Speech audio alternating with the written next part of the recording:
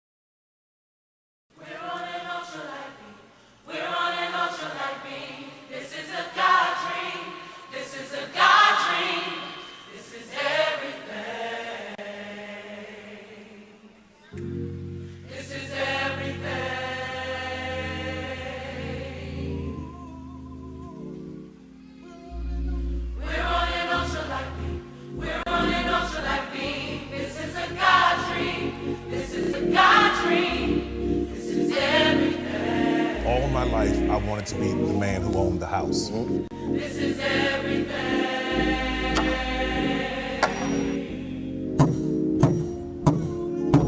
We're on an ocean like me. We're on an ocean like me. This is a God dream. This is a God dream. Please be careful. When I started the business, I knew that there were certain things that I had to do to make it work.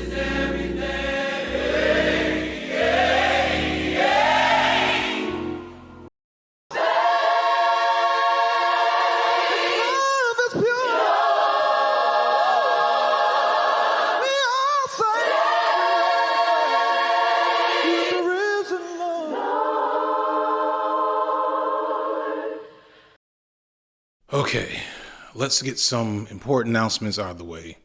Firstly, this video is obviously very long. It's possible that some of you who clicked on this can't believe that a YouTube video could be this long for any reason. Think of this as a Netflix documentary miniseries, and if you need to watch it in parts, that is perfectly fine. I figured that might be the case.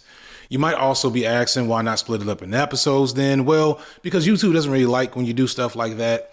Trust me, I understand it's a long story. This video is split into 3 major parts, so you can stop there for natural sections. Trust me, I am not going to waste your time.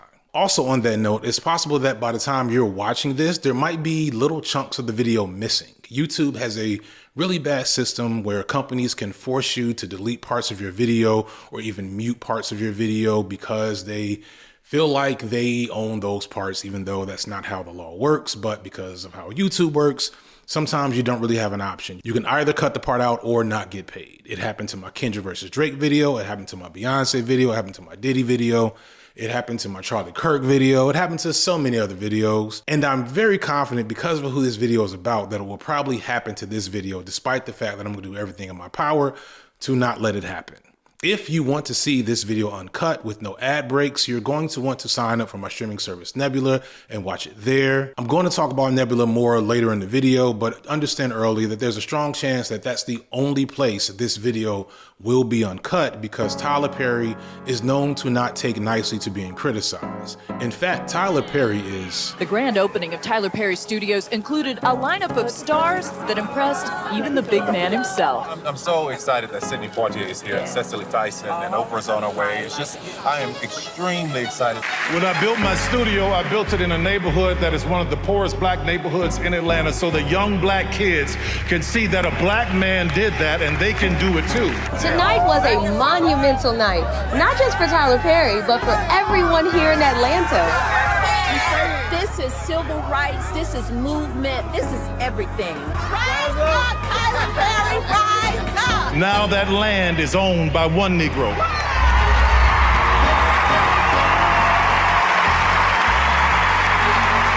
Yeah, so Tyler Perry is a lot of things. I'm here right now at the original Medea house. This is the house he bought like probably 2003, 2004, where if you saw a Tyler Perry movie within that early time frame and there was a scene with Medea at her house, it was probably done right here. I initially thought I was gonna be able to do something like this at his studios, but that was probably kind of dumb. My bad. But this is still pretty good, right? This is dope. This is emblematic of just how much power, cachet, and like success this man has had. But nothing compared to his studio and the power that his studio brings him. I'm gonna insert some B-roll right here, but what you're looking at is literally probably the biggest, most state-of-the-art movie studio in America, if not the world, here in Atlanta. Not Hollywood, not LA, not New York, not Chicago, Atlanta, Georgia. Owned by one man, one black man, as he will tell you over and over again.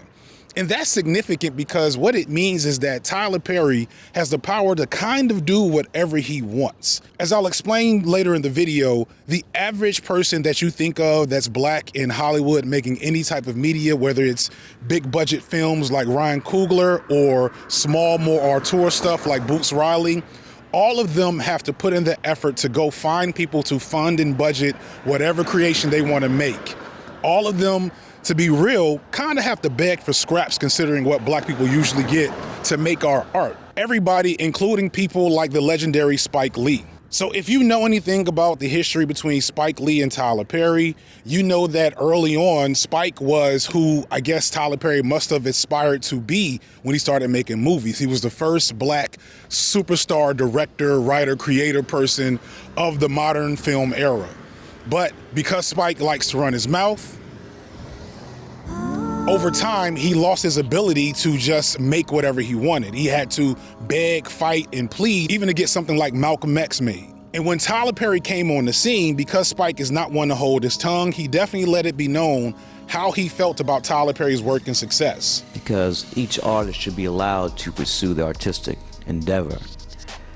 But I still think a lot of stuff that's on today is buffoonery.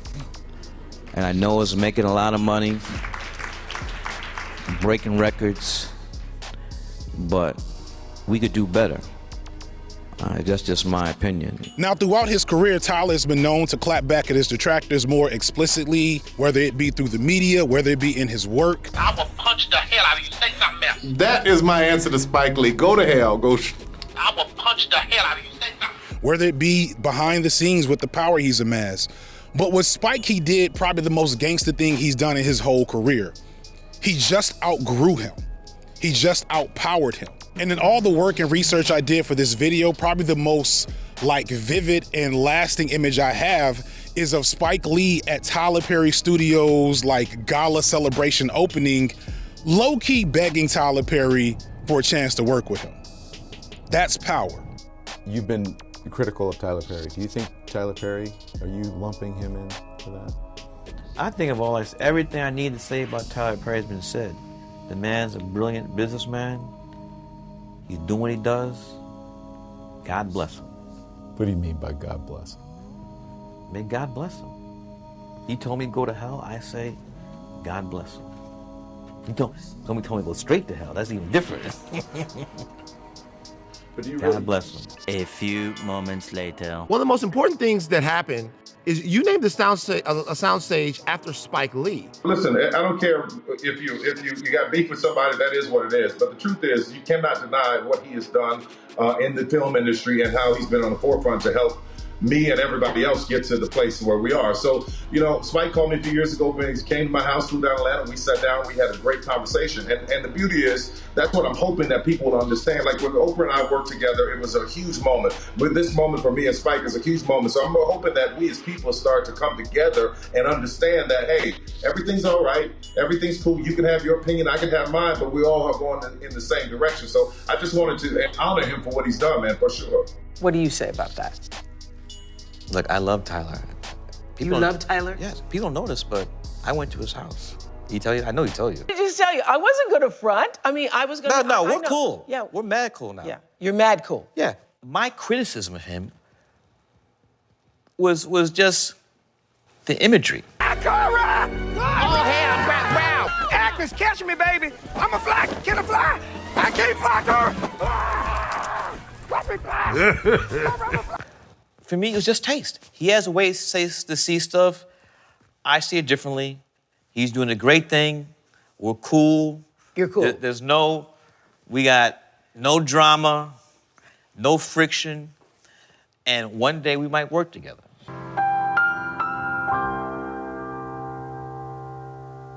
He's one of the richest, most successful, most prolific, hardest working, and most powerful directors in all of media of all time. Period, full stop. There's no joke there. There's no pithy way to undermine it. That is just the truth. And I don't mean just black director. I mean director, period. As far as I can tell, among other creators in the film industry, only George Lucas and Steven Spielberg are worth more money, and neither's making a lot of anything these days compared to Tyler Perry. Lucas is only worth so much because he sold Star Wars to Disney, and Spielberg is directly partnered with Universal under Universal, meaning they had to connect with mega corporations to get to the level that they're at, to get to Tyler Perry's level that he got to with pretty much no owners, no partners, no bosses. No one else comes close to that level of independence and autonomy. No one else owns their own private state-of-the-art backlot for which they can make their own movies. No one is close to Tyler Perry's level in all of media, except for maybe Steven Spielberg, the man that gave us E.T., Indiana Jones, Jurassic Park, and so many other classics, along with George Lucas, who gave us the Star Wars Extended Universe, and then Tyler Perry. Tyler Perry has directed 14 different films starring his original character Medea, a 6'4" caricature of a large elderly black woman loosely based on his own mother and aunts that he dresses up in drag to play. All that said, if Tyler Perry has no masters and got all this money and power on his own, shouldn't he be universally seen as a great black inspirational figure? Shouldn't he be off limits for a video like this? Those of you new to the channel might figure that I'm just going to clown Tyler Perry for how bad his movies are. The bad acting, the bad wigs, the bad plots that seem like they're not fully planned out halfway through his films. And yeah, we'll be doing a bit of that. I'm not gonna lie. You maybe even are expecting some mild misogyny and homophobia, since that tends to be where a lot of people take criticisms of Tyler Perry, considering his presentation in the media and what he's most known for, i.e. essentially a drag performance. Not to mention the recent accusations of sexual misconduct that have come from multiple other men. That's something I'll get into, but I'm gonna try to address that tactfully because my goal is not to just use low-hanging fruit to tear this man down, because I don't want to tear him down. There's black folks out there who feel like you should never talk bad about someone black and successful, regardless of the dirt they do. And I also know that someone in the comments is gonna say, how can I say anything bad about Tyler Perry considering how much he does for black people in the black community? Does he? But what really scares me is the many ways in which Tyler Perry is an exception to the rule for a lot of my political beliefs. I just finished saying Tyler Perry was a billionaire, one of the few media moguls to be one, and even fewer that are black. But it's not as simple as him just being a black billionaire. You might be mistaken to think that Tyler is an ethical billionaire. He's definitely the only billionaire to make his billions solely off the value of black people, which theoretically shouldn't even be possible. Most black American billionaires are former entertainers: Jay-Z, Kanye, Rihanna, Oprah. The rest are real estate and oil moguls across the world, maybe some in tech industry, etc. But most black American billionaires are former entertainers who flip and parlay their fame and success and money through various other ventures, and almost every time they got to that billion-dollar status because they found white investors.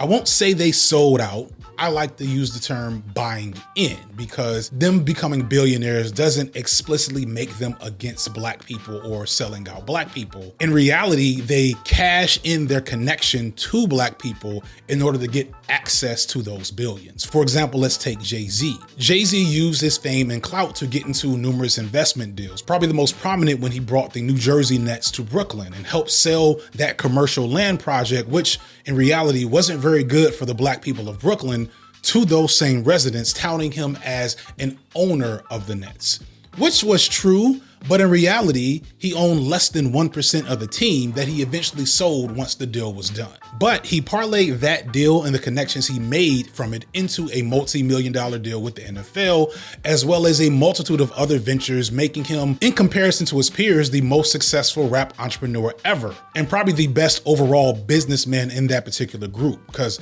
unlike, say, Kanye West or Rihanna, who basically just made one really big deal with large multinational corporations. Jay-Z did a lot to hustle and will and deal to continuously build up his money. But all of them, Jay-Z, Rihanna, LeBron James, I'm hearing, were only able to do this because they were able to sell blackness, to wager their connection to something valuable within black art and black communities to a predominantly white audience desiring to buy it. Black kids on the south side of Chicago really can't afford Yeezy's clothes or shoes. Oprah's billion-dollar empire of media was initially built off the support of white housewives that watched her in the 80s. This isn't meant to take anything away from their talent and hard work, for the most part, aside from the fact that, again, there's no ethical way to be a billionaire, but it is to point out that Tyler Perry stands alone in how he got his money.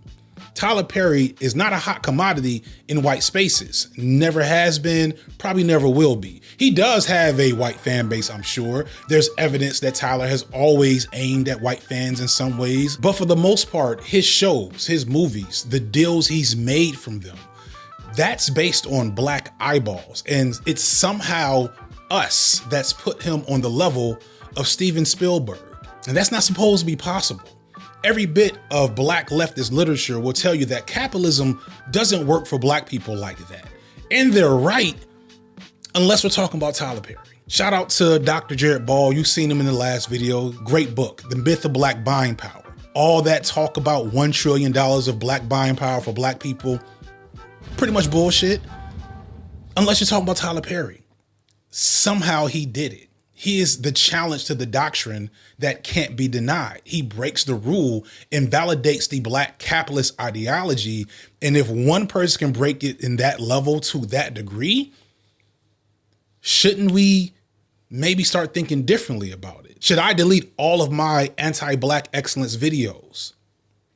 Let's revisit this in a few hours. Before we get to that, we first have to explain what Tyler Perry is and why he's important and relevant to the nature of not just black media in this country, but the black experience as a whole. Why his story is on one end inspiring and in some ways horrifying, and why you should care and why you should listen to what I have to say about it for however long this is. We're just getting started. I don't know what number is right here, but I figure it's probably a lot.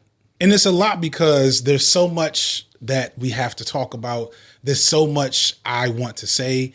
And that's because, yes, this is the Black Media Breakdown. Dragmatic.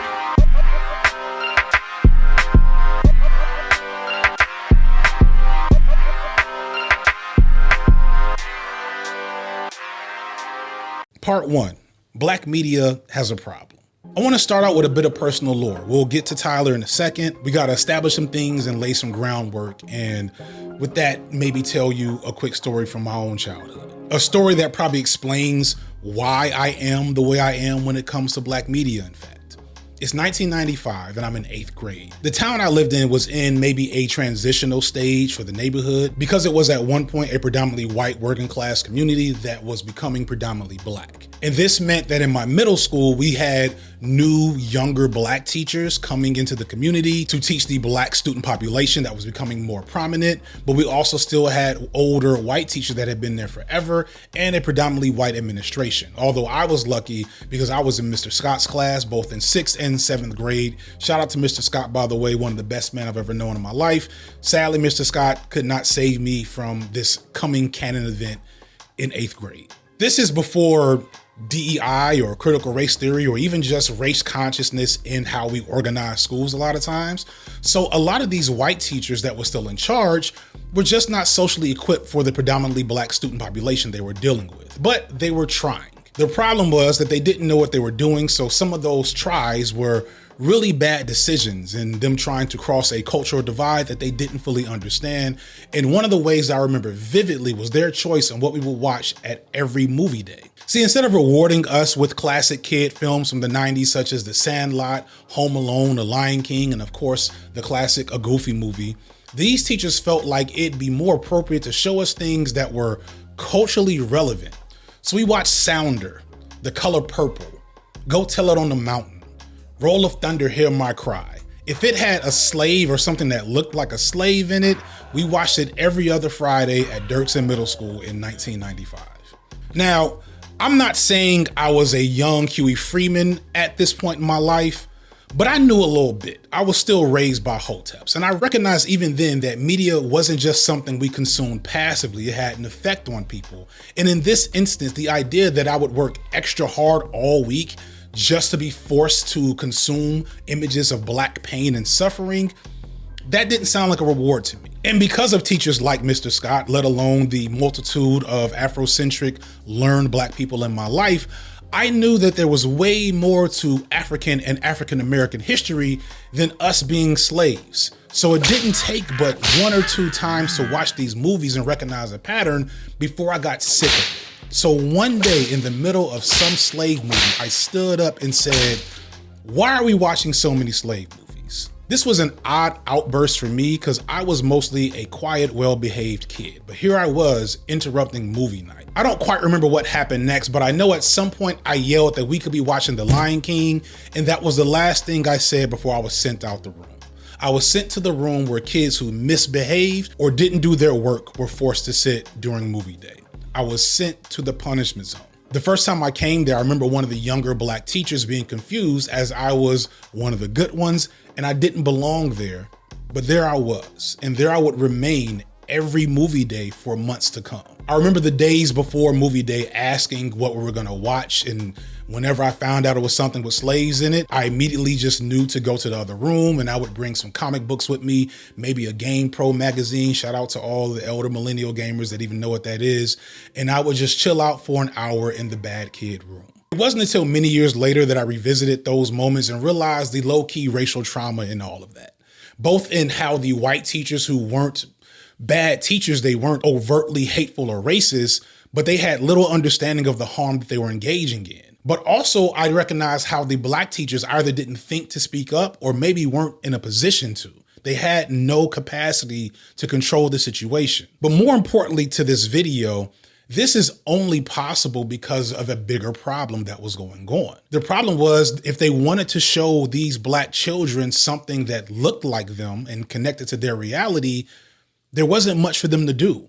On some levels, I get the plight of the teachers. For Black people at the time, there were only a few genres of film. It was either these Black struggle core movies from the 70s with lots of slaves, maybe a few other recent things like Dangerous Minds or worse than that, Lean on Me. And then there were the crime dramas, Menace to Society, Boys in the Hood, Dead Presidents, hood classics, but maybe not appropriate for 12-year-olds. For a lot of Black youth then and before then, to see yourself in media, you basically had to project onto things that weren't actually Black. Hence the aforementioned Goofy movie, a film that is looked at as a Black classic that any Black person that watched it will tell you is a Black movie, even though all the characters in the movie are technically dogs. The best we had was the classic Bebe's Kids, but again, maybe not for a bunch of 12-year-olds, right? So those white teachers knew enough to know that they should show films that were culturally relevant, but their options at the time were highly limited, as was their understanding of what cultural relevancy really meant. So they made the poor decision of drowning us in Black struggle images and punished me for daring to reject this enticing offer. Hyper-focusing on individuals for systemic issues tend to let the system off the hook and allow it to persist unencumbered. And I was failed by numerous systems, not just by people, but none more than the film and TV industry of the time. The sad truth is that Black media then was extremely limited and underdeveloped and had been for decades at that point. Today, there's tons of Black stuff to watch. If I sit my kids in front of a screen with minimal effort, I can have them veg out all day and look at mostly Black faces. There's Doc McStuffins and Craig of the Creek. There's Family Reunion and a ton of Black kid shows between Nickelodeon and Disney. There's even Black superheroes and Black Panther, Black Lightning, Spider-Man, and even Captain America now. At some point, DC is going to realize they have literally the best young Black superhero of all time collecting dust in their basement, and they will add Static Shock to the ledger. But recognize this long roster of Black-oriented media took a lot of effort and blood and sweat and tears over the last 30 plus years to build. And if you know anything about Hollywood, you also know that all of those shows were undersupported by their studios, and their actors were underpaid, and their original runs were shorter than they could have been, and all the things that we know Hollywood tends to do around Black-centered media. Historically, Black media has always been treated like Black people have always been treated in this country, second class. Or more insidiously, Black media is used to build up a media entity and then abandoned by that same entity. While the movie game wasn't so great for Black people in the 90s, TV was probably better than it's ever been. And this is because of the fact that new networks understood how desperate Black Americans were for media that reflected them in any meaningful way. Sometimes it was good classic shows like Living Single, A Different World, Martin, Fresh Prince, Moesha, Family Matters. Sometimes it wasn't so good stuff like Homeboys in Outer Space.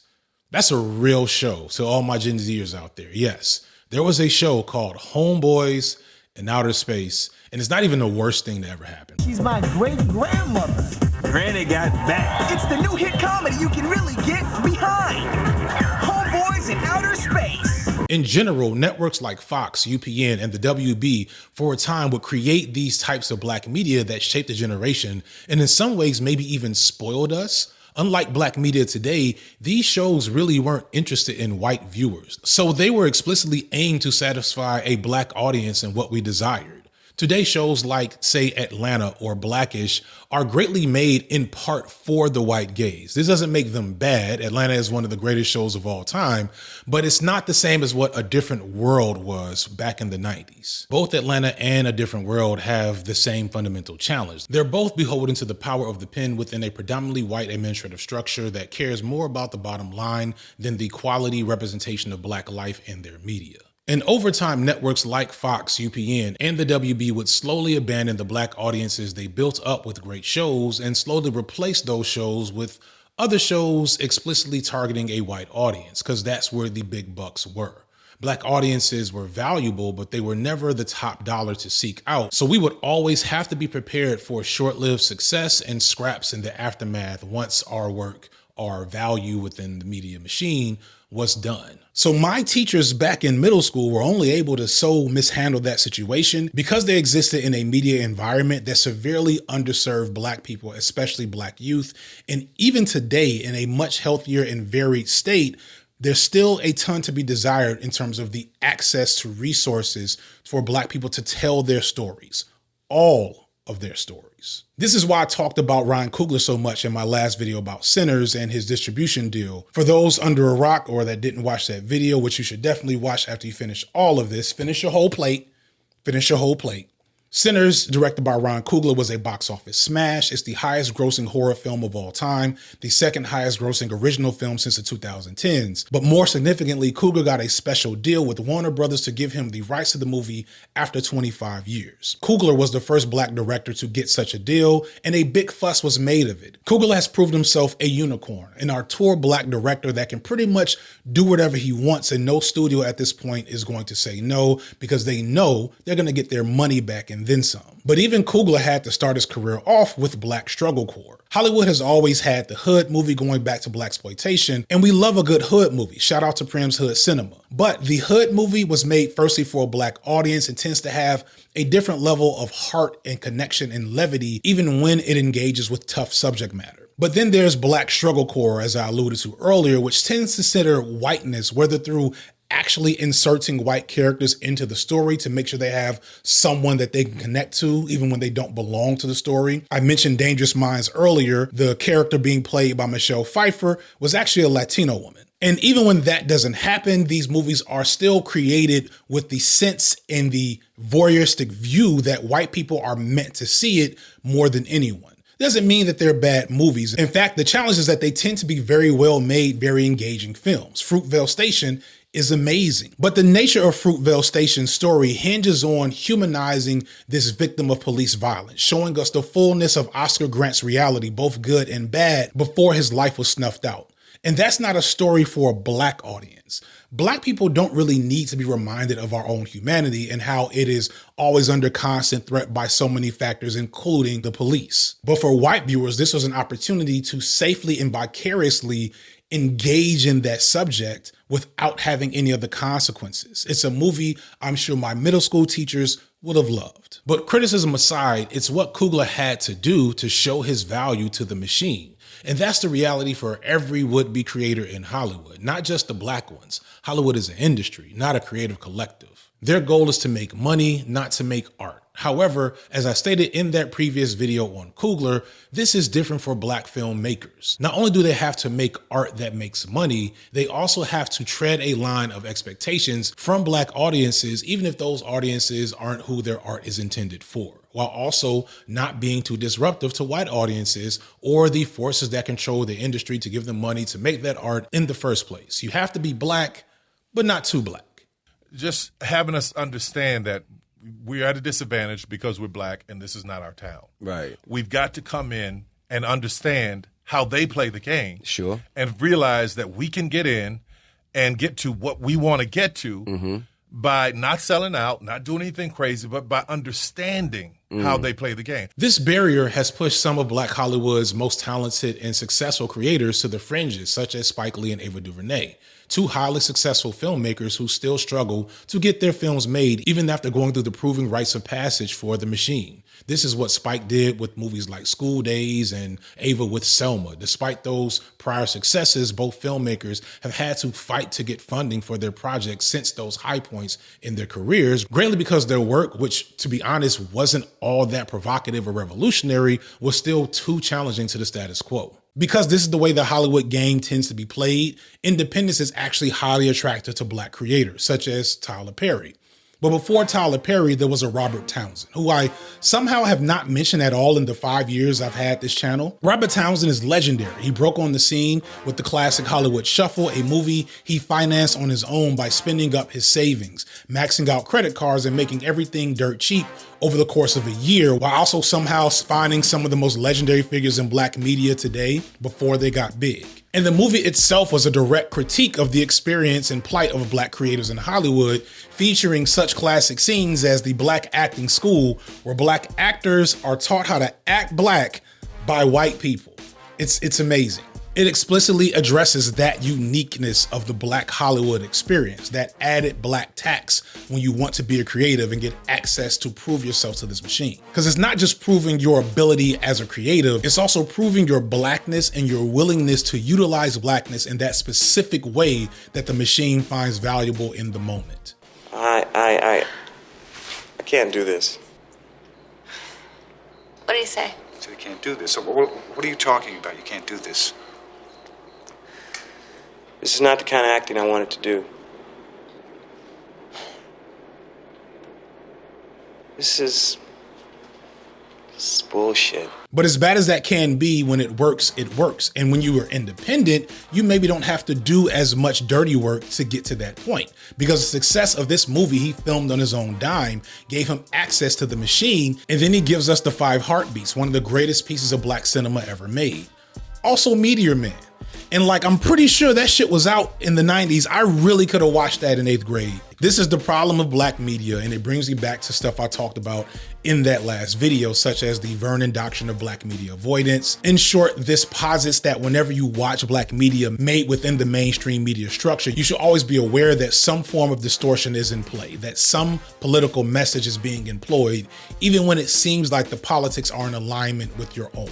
And that you should always keep in mind why you like what you like and how that is being used to alter your perception and your behavior. That is why the machine's specific image and flavor of blackness is favored in our media historically, and while some images of blackness are not. That is why Fruitvale Station had to come before Sinners, why Selma came before Origin or the 13th.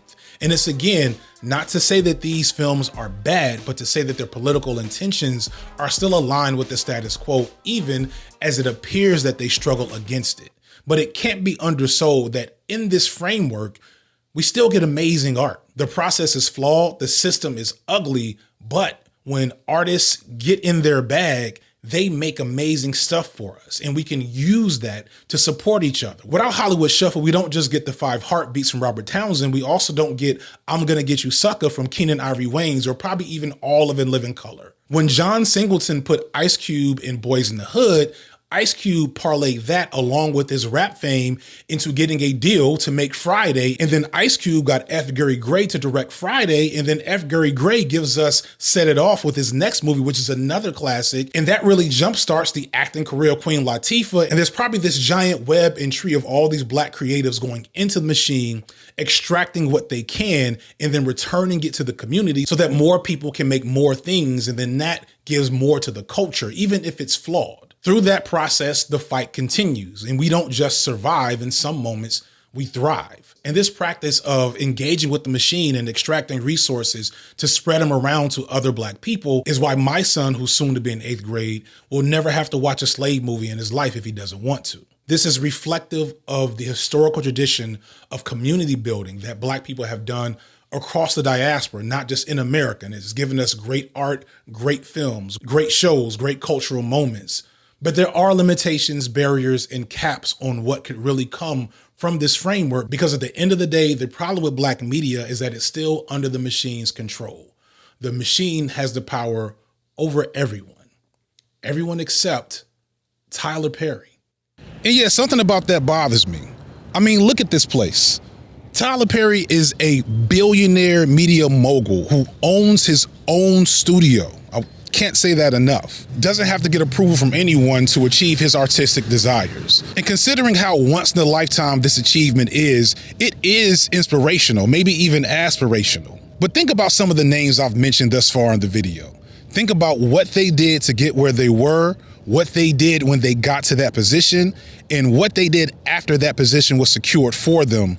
And think about how Tyler Perry's moved. Before we get there, let's talk about Tyler specifically and his unique journey to be independent of the machine and why it explains a lot, not just about the problems with his films, but the problems with him as a filmmaker.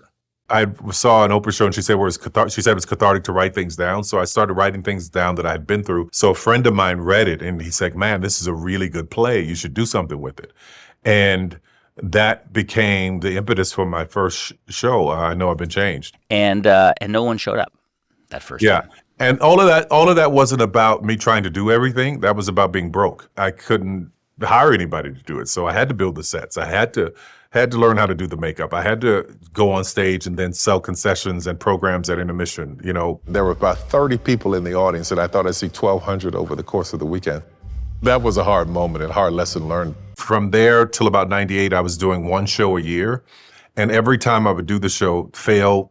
I got up to an audience of 1,200. I got up to an audience of 300. You still couldn't pay all the bills. But out of every audience, there was somebody who encouraged me to keep going and said they wanted to invest. Part 2, Lemons to Lemonade. Tyler Perry was born Emmett Perry in New Orleans, Louisiana in 1969, putting him towards the beginning of the Gen Xers, which, while I don't put a ton of weight into generational stereotypes, especially for older communities, it does track like a lot. And I think a lot of Gen Xers, especially Black Gen Xers, were raised in a harsh era saturated with trauma.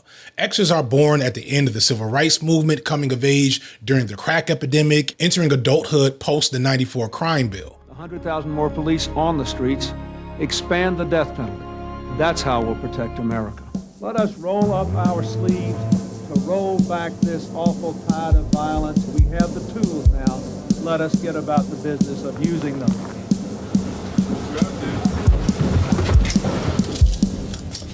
They faced a harshness that would make the average Black millennial or Gen Z curl into the fetal position. Like most other major cities, Boston has declared war on drugs. Many people don't like the police crackdown. They say some innocent people are caught up in the sweep. The start of another hard year in the Big Easy. 4 shot at Mardi Gras. Then 4 others gunned down in this house in what's being called the Ash Wednesday Massacre. Scared to come out here. What makes you afraid to come out? People getting mugged, pocketbooks get snatched, all that junk, man. You ain't coming out your house at night like that. So you're literally held captive in your own house, huh? That's right, that's right. What do you think would solve the situation here? Perry grew up impoverished and in an abusive household. And the abuse Perry survived was universal. He was physically abused. He watched his mother and his siblings suffer abuse. And he was also sexually abused by both men and women. It cannot be understated that for all the negative attributions I'm gonna hurl at Perry, he is first and foremost a survivor. And this survive mentality can be seen through his work and the moves he's made as a businessman over his career, pushing him to develop his capacity as an actor and creator to begin with. Perry says that in order to survive his trauma, he would often dissociate. He would make up stories and characters and people to engage with when the reality of his life was too overwhelming.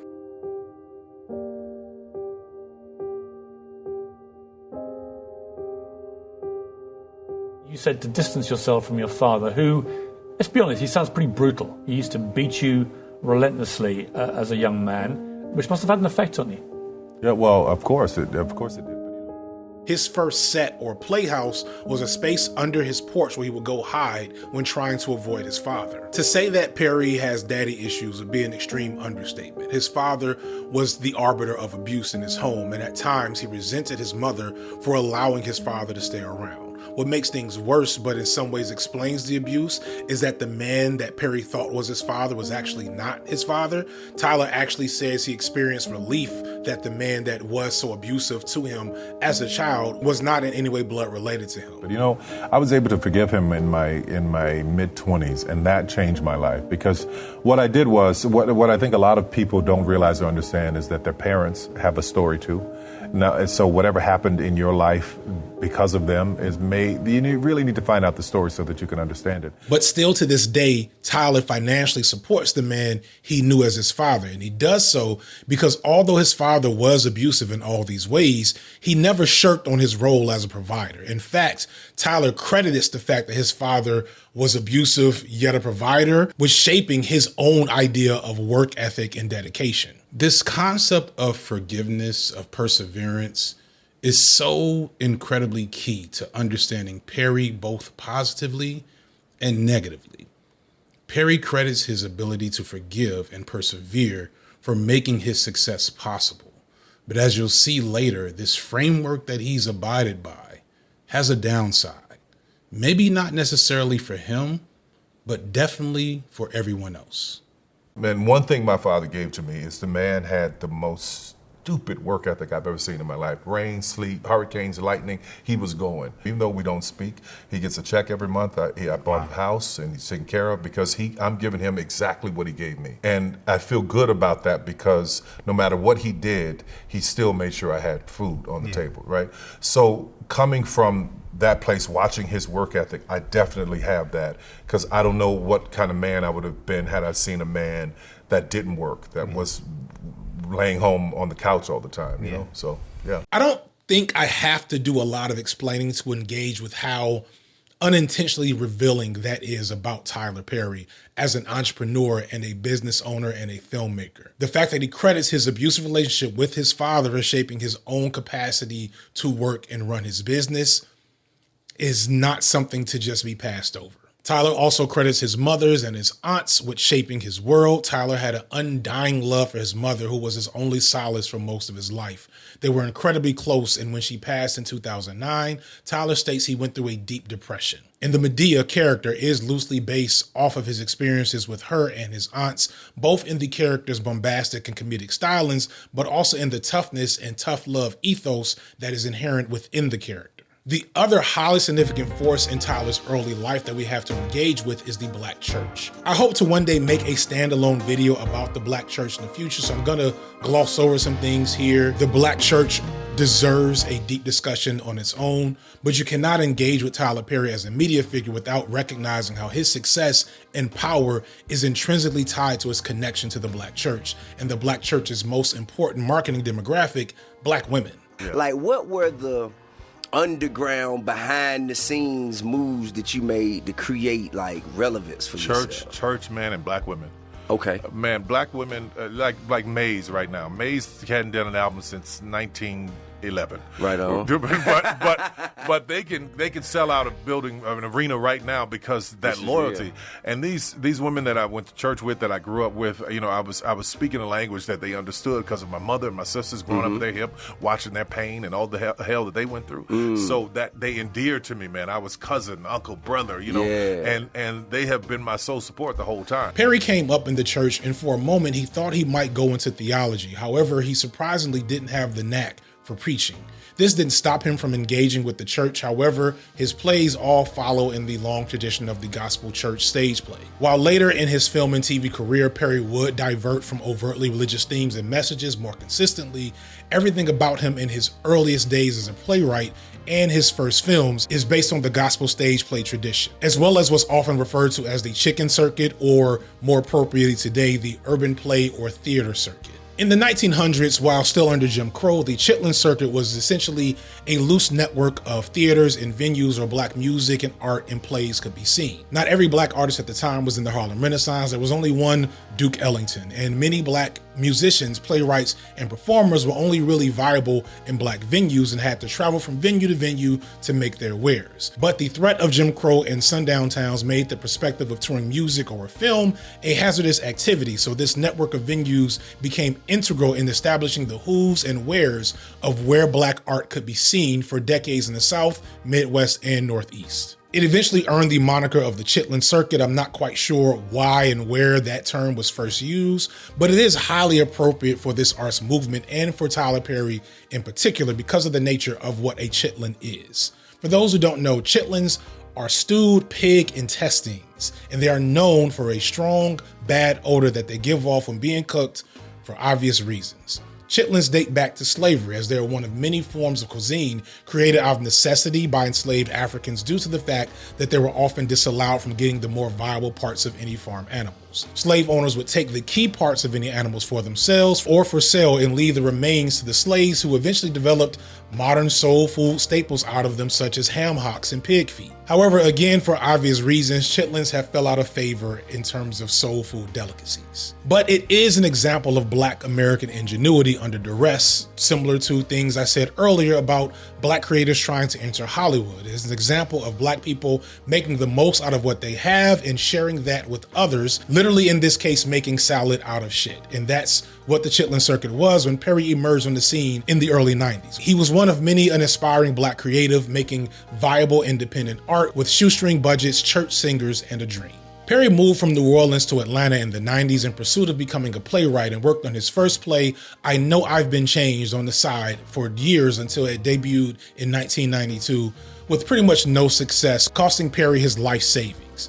I had worked selling used cars, I was a bill collector. I worked really, really hard. I did not mind working. I worked really hard, saved my income tax check, and I had saved about $12,000, and I moved to Atlanta, and I decided to put all the money into this play called I Know I've Been Changed, my first show. And I thought, I'm gonna put this play up. I know it's gonna be successful. I know it's gonna work.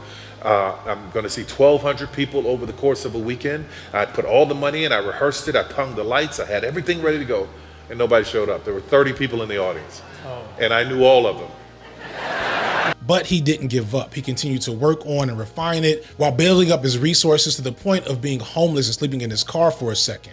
But 6 years later, he brought it back with a vengeance to sell out crowds, giving him enough resources to eventually rent out the legendary Fox Theater, which he also sold out, and gave him more resources, catapulted him to the top of the Chitlin Circuit and really beyond it. In I Know I've Been Changed, we pretty much see everything that we think of with Tyler Perry today. It's a story that focuses on issues of abuse and neglect, surviving sexual trauma, addiction, and of course, how God can solve all these things. It's a musical, which has always been a key factor in the gospel play tradition, something that never reemerged in Tyler's films until recently, from what I'm told. It stars several extremely talented, big-voiced black women who fall in that tradition of church belters, women who can bring the house down from the pulpit. Think Patti LaBelle, Fantasia, Jennifer Hudson, etc.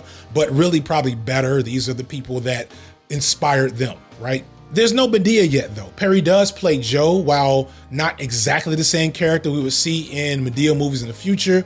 He's still very much the same character, which is something that'll come up later. But if you watch the handful of clips that are around, you can kind of see the early version of what Tyler Perry would become. His next play, as far as I can tell, seems to be an adaptation of T.D. Jakes' self-help book, Woman Thou Art Loosed. Now, the book was a piece of self-help nonfiction, but the play is a story of a black woman with a traumatic past, substance abuse, abusive partner, yada, yada, yada. At least I think it's kind of hard to verify because the original work of nonfiction has been reimagined so many different times. It has so many different spin-offs and actually 2, it seems, different movies. So I'm not going to say a lot about it here because I don't quite know exactly what this play was, but it is said to be the second play he brought to the stage and was also highly successful and probably further entrenched him in the larger community of black church play, black church in general spaces. His third play was I Can Do Bad All By Myself, and it's also where he finally introduces the character of Medea to the world.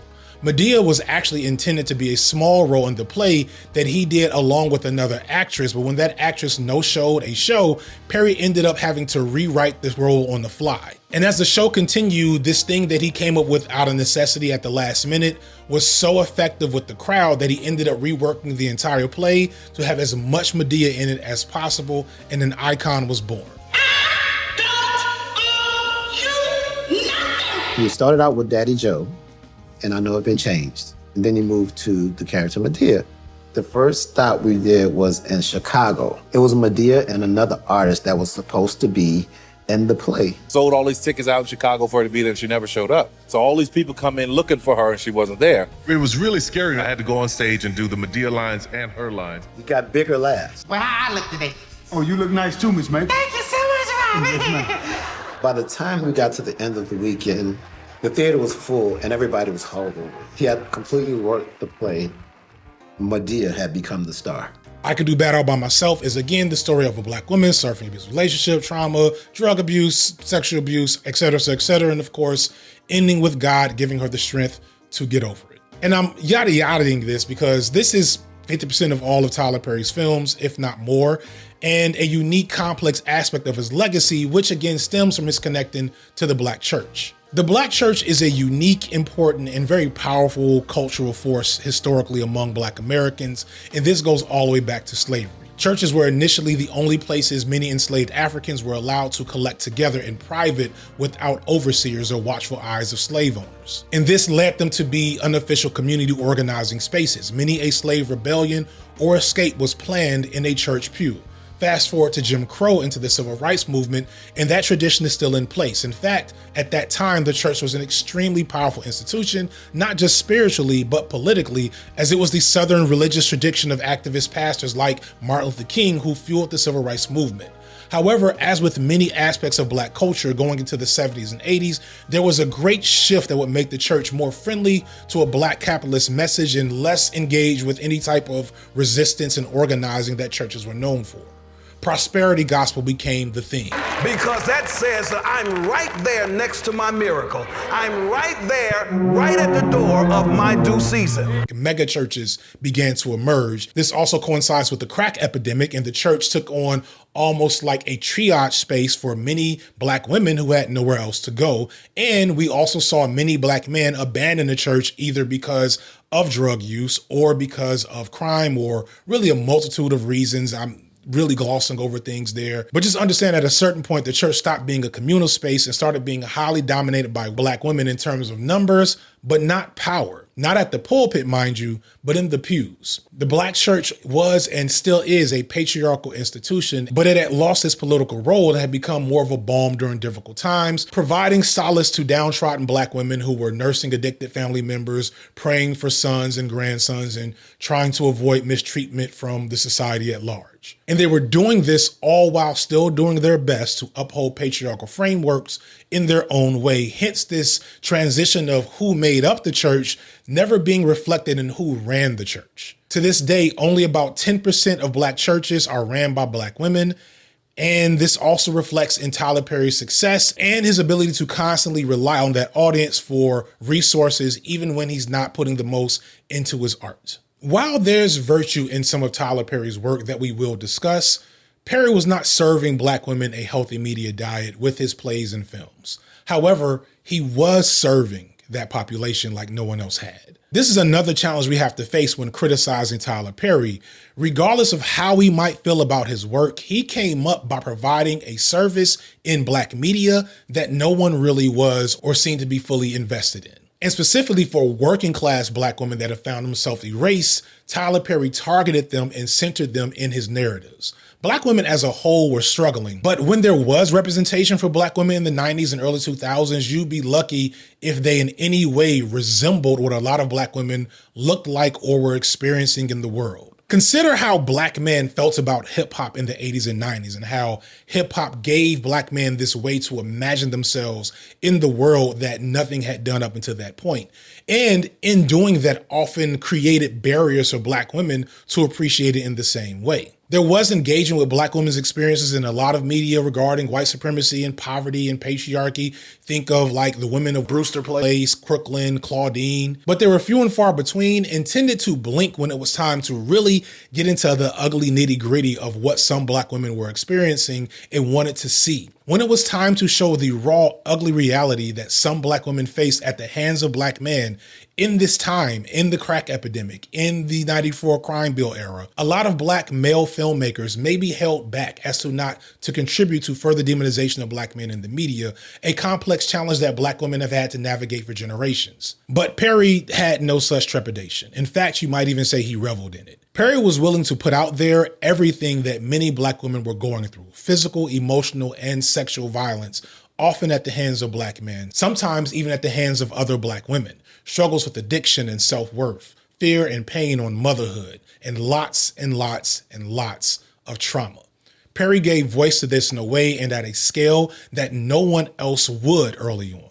And he added the Christian undertones to it, so he ended up replicating the type of emotional and physiological release that would often keep these same women coming to the congregation every Sunday for church. Further, something Perry doesn't get enough credit for is his maybe not necessarily robust, but insightful class analysis. Perry centers his films around working class and impoverished women's experiences. When we look at the greater landscape for Black women-oriented media and entertainment, it tends to skew toward a petite bourgeois image. Shows like Insecure, Girlfriends, Living Single, Being Mary Jane, etc. all focus mostly on a middle and upper middle class Black woman or something aspirationally connected to that class position. This is not a bad thing, and in many ways, it's meant to counteract much of the other ways that Black women are represented in our media. Black women on the whole are the most educated population in the country, so there's good reason to have such representation. However, this simply isn't all Black women or even the majority. Most Black women, like most Americans, do not have a 4-year college degree. Most Black women, like most Americans, have moderate to conservative beliefs, and Black women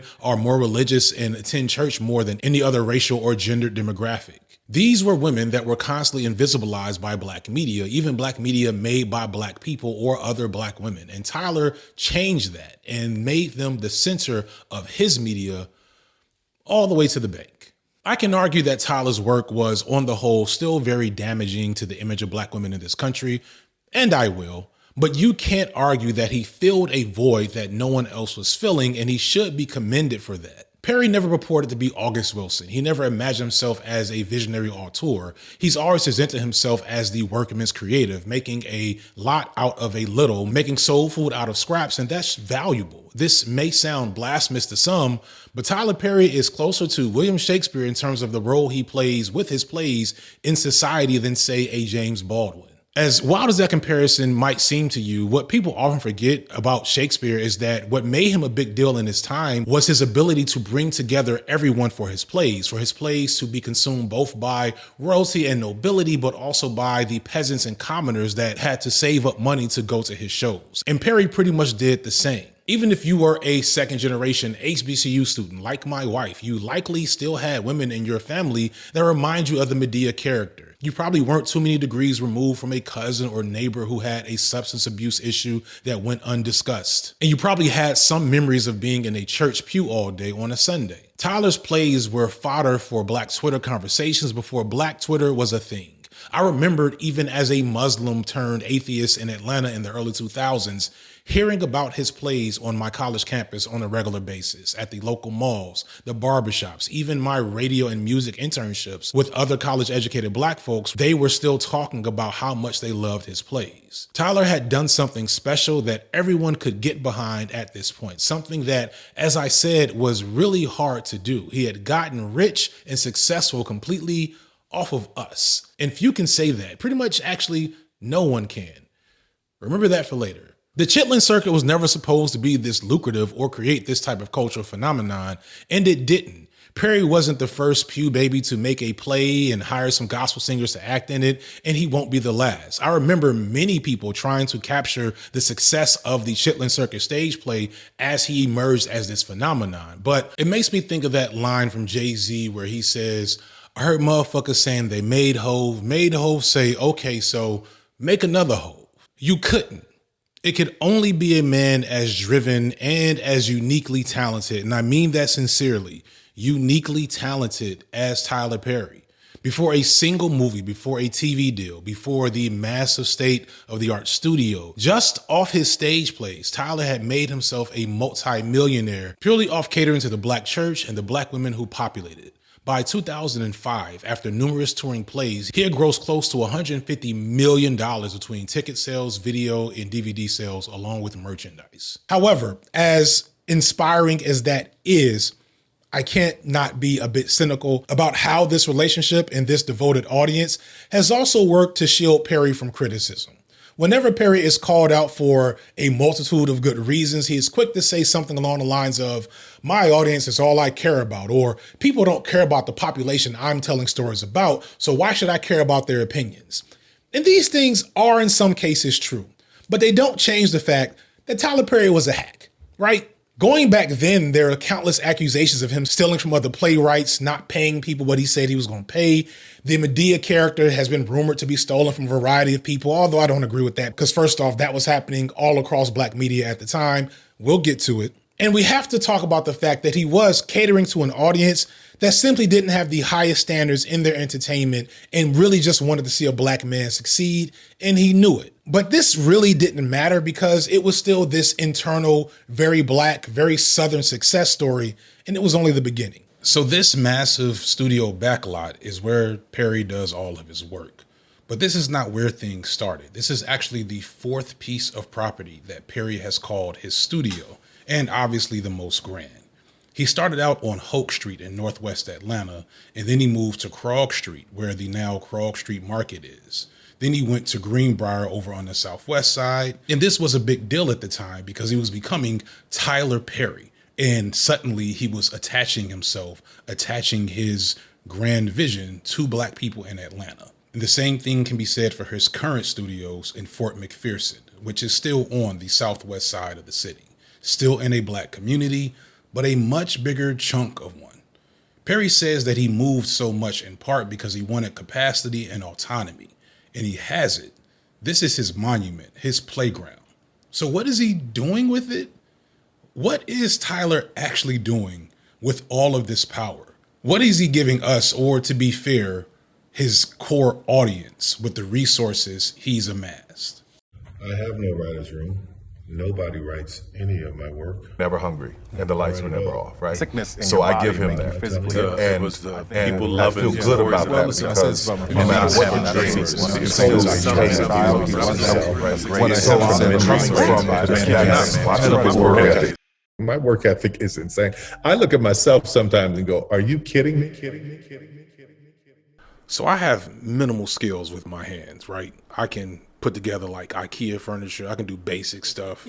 But this was my first time using a saw probably since high school. I wish I could say this is because I was too busy getting a bunch of degrees and being a smarty art Negro. But two of my homeboys here also have advanced degrees and less student loan debt. So yeah, I have no excuse. It's just something I never done. And that's actually really important. I could never do this without them. I would not be here, be in this position without community. I would not have gotten this far without all of you. Part 3, the Tyler Perry movie. So now we have to begin to discuss Tyler Perry as a filmmaker leading up to where he is now as a media mogul and cultural icon. I will not be discussing all his films in this already very long video. There will be a separate, very long video released on my side channel that is more lighthearted and will create the ultimate Tyler Perry movie tier list. I'll also not be discussing his shows much because there's just too many of them. He's directed, I think, like 2,000 episodes of television in the last 20 years. And I can't. This is long enough. We'll discuss the TV stuff a bit later for other reasons, however. Instead, I'm going to discuss what Tyler Perry is as a filmmaker and what his films have to say about him, and conversely, what it is that he wants to say to the world through his films. Earlier, I talked about the state of black media historically and how the fact that black people have always had to filter our desires for art and images that represent us through a white supremacist capitalist framework. And this framework only cares about our art as far as our art is able to make them and the system money, all while also not being too upsetting to the status quo. Even with those constraints though, we have gotten amazing film and TV from gifted black artists throughout the years, and every so often we've even gotten radical and provocative work as well. However, at a certain point, things began to shift. The media landscape has changed, not just for black people, but really for everyone. There's a lot of reasons for this. There's the Telecommunications Act, which changed who gets to own media in our country. There's changes in technology, which dictate how we consume media. There's the presidency of Barack Obama, believe it or not, which really shifted the norms of how black people are perceived in media and the ways in which people think black people should be presented in both good and bad ways. And there's just the fact that society is slowly crumbling under the failures of late stage capitalism. So everything is more exploitative, more extractive, and more crappy than it seems like it used to be.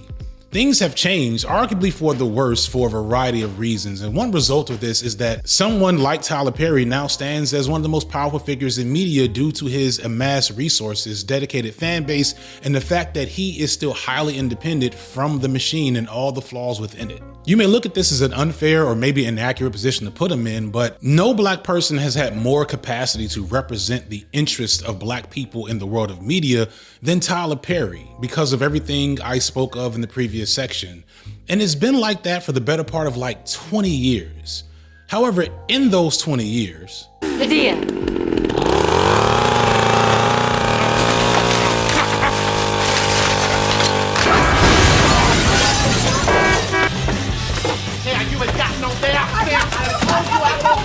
My Chinese friend died from Korea.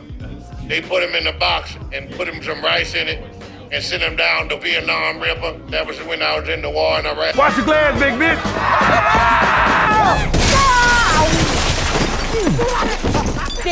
Is she okay? most of what I'm gonna say about Perry's films is gonna be focused on his thematic, symbolic, and political elements, or lack thereof. And there's a lot to say there, but first I wanna make it clear that even if Tyler Perry's films didn't feel like minstrelsy, didn't have awful political messages, and spread harmful ideas about black women, black men, and so many other things in between, he'd still be a bad filmmaker on a technical level, and I know this is a very cold take. What is interesting though is that he's always been bad, but unlike other filmmakers, he's oddly gotten worse over the years. Like the Tyler Perry movies that were distributed by Lionsgate in the mid-2000s and the 2010s are really much better, at least on a technical level, than the slop he's been putting out directly through streaming since around 2015.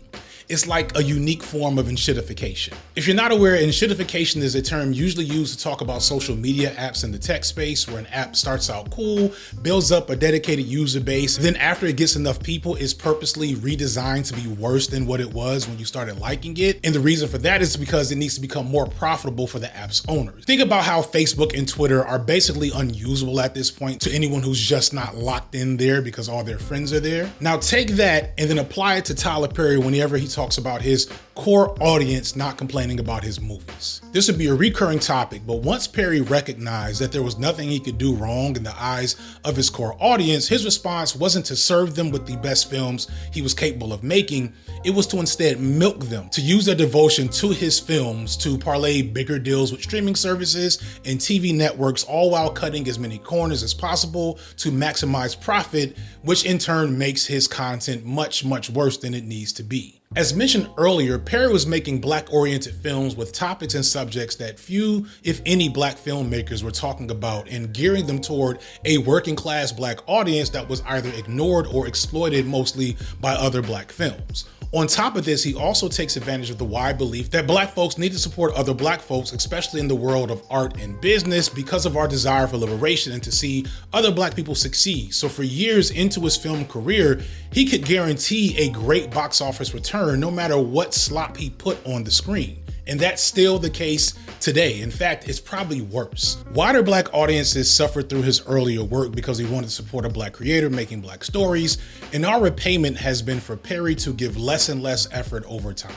Hot off his success on the Chitlin circuit and having already become a multi-millionaire in 2005, Perry signed a distribution deal with Lionsgate Films, likely already with his first film, Diary of a Mad Black Woman, finished.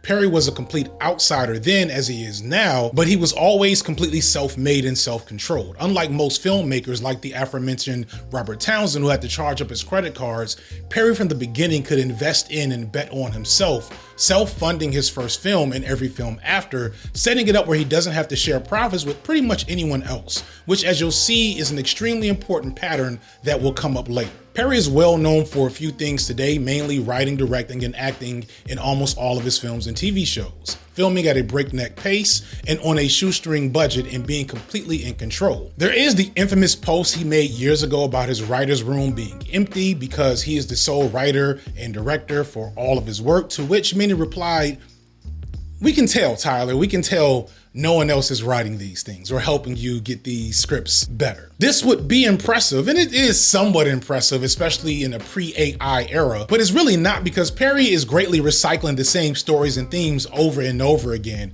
constantly leaning into tropes and cliches, as well as a lot of improv and movie plots that make little sense and feel like they've been changed on the fly. Tyler Perry movies are infamous for having bad acting, bad cinematography, nonsensical stories, and of course, the bad wigs. And he's all but said himself that this is a result of his filming schedule being more important to him than the actual quality of the films themselves. I'd love to know, how do you go into sculpting the look of these characters? We had a knockdown, drag-out argument about the wigs in one of the scenes. No, okay. In one of the scenes, it was very, very emotional for her. I am always asking for things I feel I need as a character.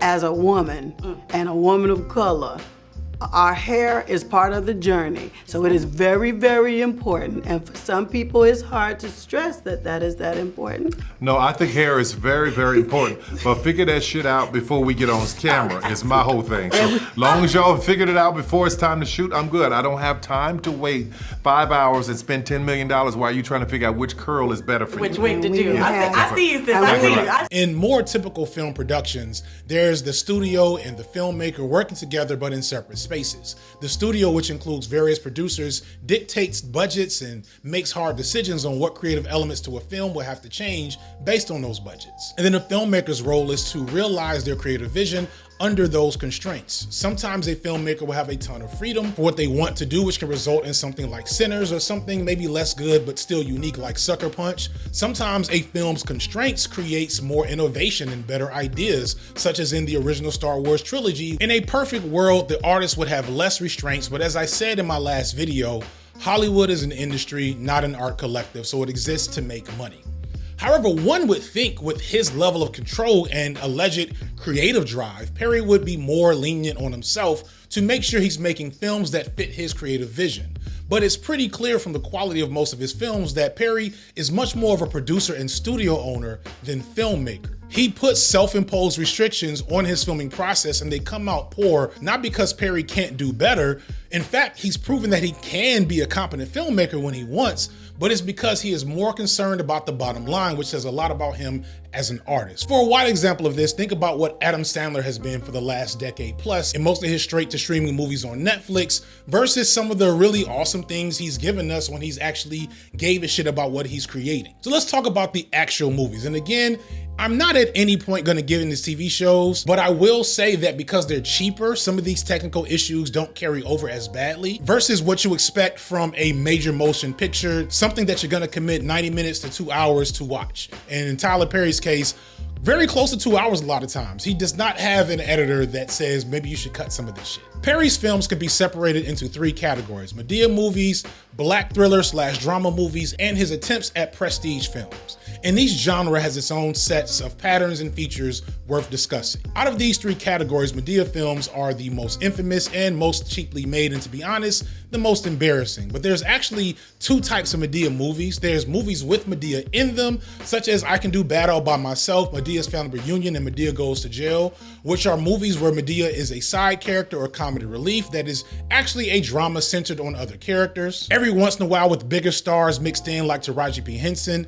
And then there's Madea movies, which are movies starring Perry as Madea, as well as 2 other characters, Medea's brother Joe and Joe's son Brian, as the focus of the films, such as in Medea's Halloween and Medea's Christmas, and almost anything starting with Madea as the film title. This distinction is important because it marks a difference in Perry's philosophy on making his films. The earliest Madea movies released by Lionsgate in theaters are much better than the later movies released mostly straight to streaming, like Medea's Homecoming and Medea's Destination Wedding, both of which are some of the laziest, cheapest efforts that Perry has ever put to film. Like, take this scene from A Destination Wedding that's supposed to be in a DMV, but it's clearly him in an office and he's using a file cabinet as a camera stand. It's one of the weirdest and most unrealistic things you'll see in any other movie, except in Perry movies, this just happens all the time. Things weren't that bad in his earlier films released under Lionsgate, and that's because under Lionsgate, while Perry was still trying to solidify himself as a filmmaker, he felt the need to be better, is the best way to put it. And by the time he gets to streaming directly to Netflix and wherever else, he's like, enjoy your slop, people. This is exactly what you deserve. Madea films all exist in the same universe with several long-standing characters and storylines, such as Brian and his family drama with his ex-wife, who's went from struggling with addiction to being married and then divorcing a millionaire. Madea has a variety of elderly and not so elderly side characters to do slapstick with, such as Medea's ex, Mr. Brown, whom she had her daughter with until it's revealed later that the daughter is not Mr. Brown's child. I think Madea has a large extended family, which is important because the members that come in and out of her life in need of support serve as the plot devices for pretty much all of these films. There's always an aunt or a cousin or a sibling with some type of dramatic something going on that Madea has to insert herself in to figure out a way to help out. However, even with all these characters, there's entire scenes of many of these movies with Perry just talking to himself as 3 different characters, Brian, Madea, and Joe. And to be fair, it's actually kind of impressive when you really think about what's happening here. It's the most technically impressive thing that Perry does consistently. And the way he does it makes you sometimes forget he's literally talking to himself. Now, these scenes do carry on for far too long most of the time, and they're incredibly indulgent, but they're still impressive. To be fair to Perry, he's actually a pretty engaging and magnetic character actor, and he has a great screen presence, whether as Madea or whatever other characters he plays that's not Brian. He was good in Gone Girl, he was fun in Ninja Turtles, Alex Cross exists. Are you making TTX? You're making TTX? I don't know what you're talking about. Are you making TTX? I don't know what you're talking about. There's an alternate universe where Perry never fully figures out his unique formula for filmmaking and is just a great black character actor like Keith David or Ving Rhames or something. And we see this in most of the Madea films whenever he's not playing himself. The other most common type of film from Tyler Perry are his drama/thrillers such as Daddy's Little Girl or The Family That Prays, those 2 being his earlier efforts that were released in theaters. And then when he got to streaming, he had more thrillers like Mea Culpa and A Fall from Grace. None of these are good, but they are more competent and effortful than his Madea movies overall. With Daddy's Little Girls and The Family That Prays specifically, these seem to have been the efforts for Perry to really have crossover traditional success. These movies starred more relevant and accomplished actors, often without Madea in order to get different audiences to come that were probably turned off by the Madea character. Something to note going forward is that none of Tyler Perry's movies have been box office juggernauts. All but one movie has made less than $60 million at the box office. So before his streaming deals and his TV deals, I figured Perry felt that he'd have to find a way to cross over his films to get to the big money. Because traditionally, black films just don't get tons of money, and they definitely don't make money overseas. An all-black audience just doesn't have the same level of value as a much larger white audience or an international audience, all of which are not interested in anything having to do with Madea. So many of his early dramas tried to tap in with that hood drama or prestige drama bag. Then there's Tyler Perry's sexy thrillers, which again are feeding an underserved audience. The sex thriller specifically is a genre that even white audiences have less of since the mid-2000s. Movies like Basic Instinct and Fatal Attraction were huge deals. There was that one movie that I feel like I watched 500 times in college, starring Harrison Ford and I think Michelle Pfeiffer.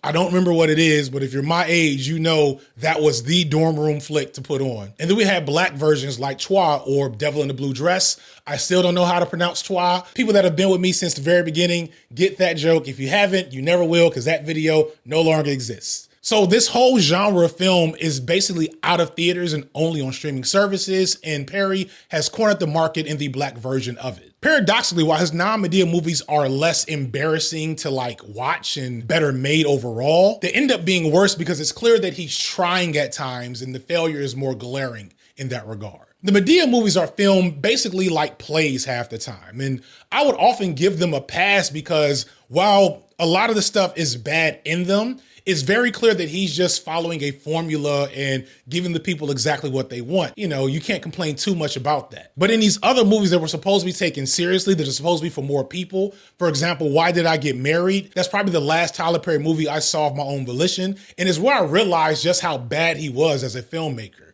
In this film, on so many occasions, especially at the beginning, actors just come into the foreground and basically explain their whole story and their characters to the audience. Scenes still feel like they go on forever because Perry doesn't know how to tell a story without the actors just sitting there and reading their plot off a page. When we were in college, did you think that we'd be doing what we said we'd be doing? I mean, look at me, pediatrician, doing well, private practice. Diane's top litigator at her firm. You, top architect. Trisha's a best-selling author, man. I'm proud of us. I think we did all right. There's this whole beach scene in this movie where none of the men are wearing shirts except Tyler Perry, of course, but also somehow they're not wet at all. They're clearly very oiled up and shiny to make sure we can see every muscle and vein on the men, a motif of Perry's that we'll talk about later. And they just explain the plot and backstory of as many characters as possible for a good 10 minutes before the movie actually starts. And it's really amateur storytelling, and it's something Perry does all the time in all of his films. And these are the films that seem like they have more effort, but they end up showing his artistic limitations. Then finally, you have his prestige films, of which I'd say there are only 4. These films only seem to happen every blue moon. Often, I'd say when Perry is working with material that's not his, or the movie is being produced by someone else where he doesn't have to foot the bill. When Perry's working outside of his personal brand, it's like he feels the need to show he has the ability to be much more competent, which is a damning indictment for all the things I've already said. His first truly out-of-character effort for Color Girls is bad on a lot of levels, especially in terms of how he mutilates the original messaging of the story, not to mention the fact that he essentially forced out the original intended director and writer of the film in Giza Stewart in order to take full control of it and, of course, take all the profit. But it is a much more competent film for him. And there's moments of genuine creative brilliance, like the back alley abortion scene with Macy Gray. Then there's the 688 starring Kerry Washington, which was done in conjunction with Mandalay Films. So this is a serious movie, and there's nothing really especially bad about it. It's competent but unremarkable, although there are some elements in it that reflect other problems we'll get to later. There's also The Jazzman's Blues, which is a film that's actually just good. It's just a good movie, and it's something he did all on his own under his production company for Netflix. The weird thing here is I had never heard of this movie. He didn't do anything to promote this movie. I've never heard anyone talk about this movie. It's like he wanted to hide it in order to hide evidence of him being a confident filmmaker, lest his audience might expect that from him all the time. And then I will also put Straw here, one of his most recent films, even though it was clearly made relatively cheaply because it was all filmed basically in one spot, and I think in like a week. But the acting is much better, and the premise, while extremely heavy-handed, is a really, really good idea for a story. These stories about someone being driven to the edge by extreme circumstances, they've been done to death, mostly with white men in films like Falling Down or Arlington Road. Denzel even got a version of it in John Q.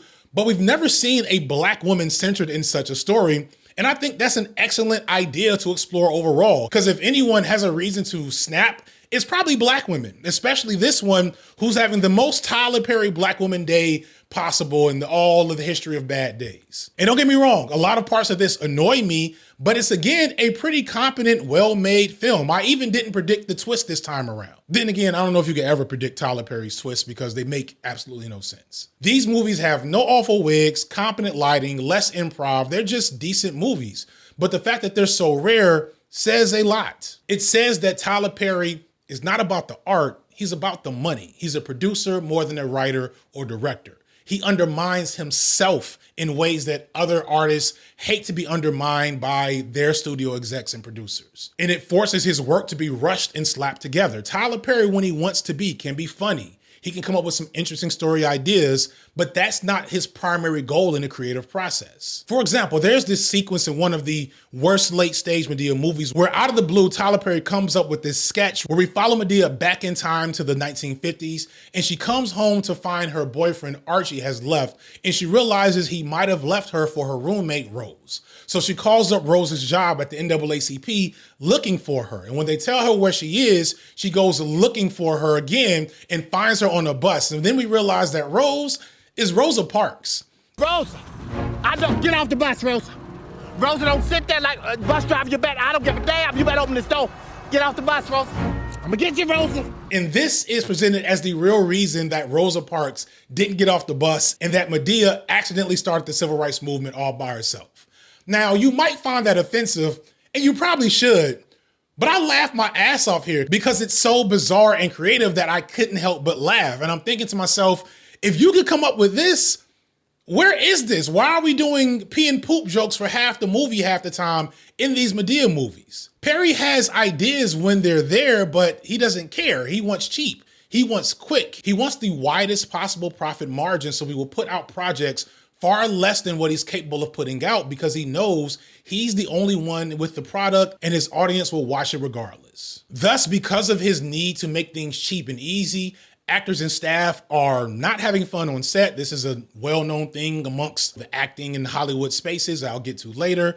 They also don't get enough time to prepare, so they have to change different emotional valences all through these long filming days, which is why the acting always seems so bad in his movies. He's also often only taking 2 or 3 takes of a scene and then moving on without proper coverage, leaning on improvisation and last-minute rewrites and editing to make the story come together to make some semblance of sense. And sometimes even that still doesn't work. For example, in the aforementioned Medea's Homecoming, the story first revolves around one of the character's sons coming home for his college graduation with a big secret to reveal. He's gay.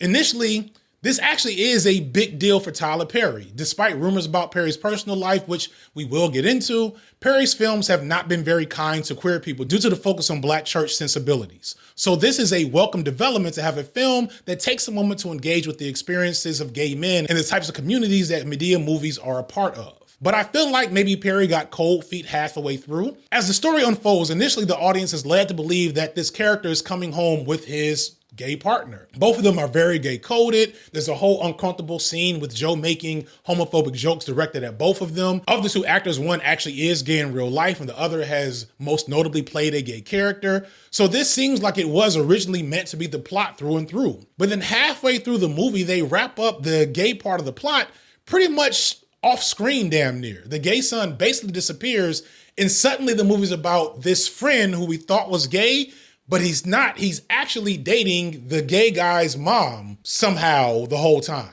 It makes no sense because they were traveling what seems like was very far away for, graduation or something. So at what point in time was this affair happening? Also now there's a deadbeat father that wasn't here, but he's here now because he's an asshole. But the deadbeat father is dating the mother of the gay son's best friend, which is also a secret. And then the gay son's assumed partner who's actually dating the mother is half Irish. So now we have an excuse to bring in, I believe her name is Miss Mabel, who is basically Irish Madea. Me and Eye Patch Wolf had this sad when doves cry Simpsons moment when we both realized that Ireland literally has its own Madea character with all of the same offensive problems. None of it makes sense, at all. But Tyler Perry knows it doesn't have to.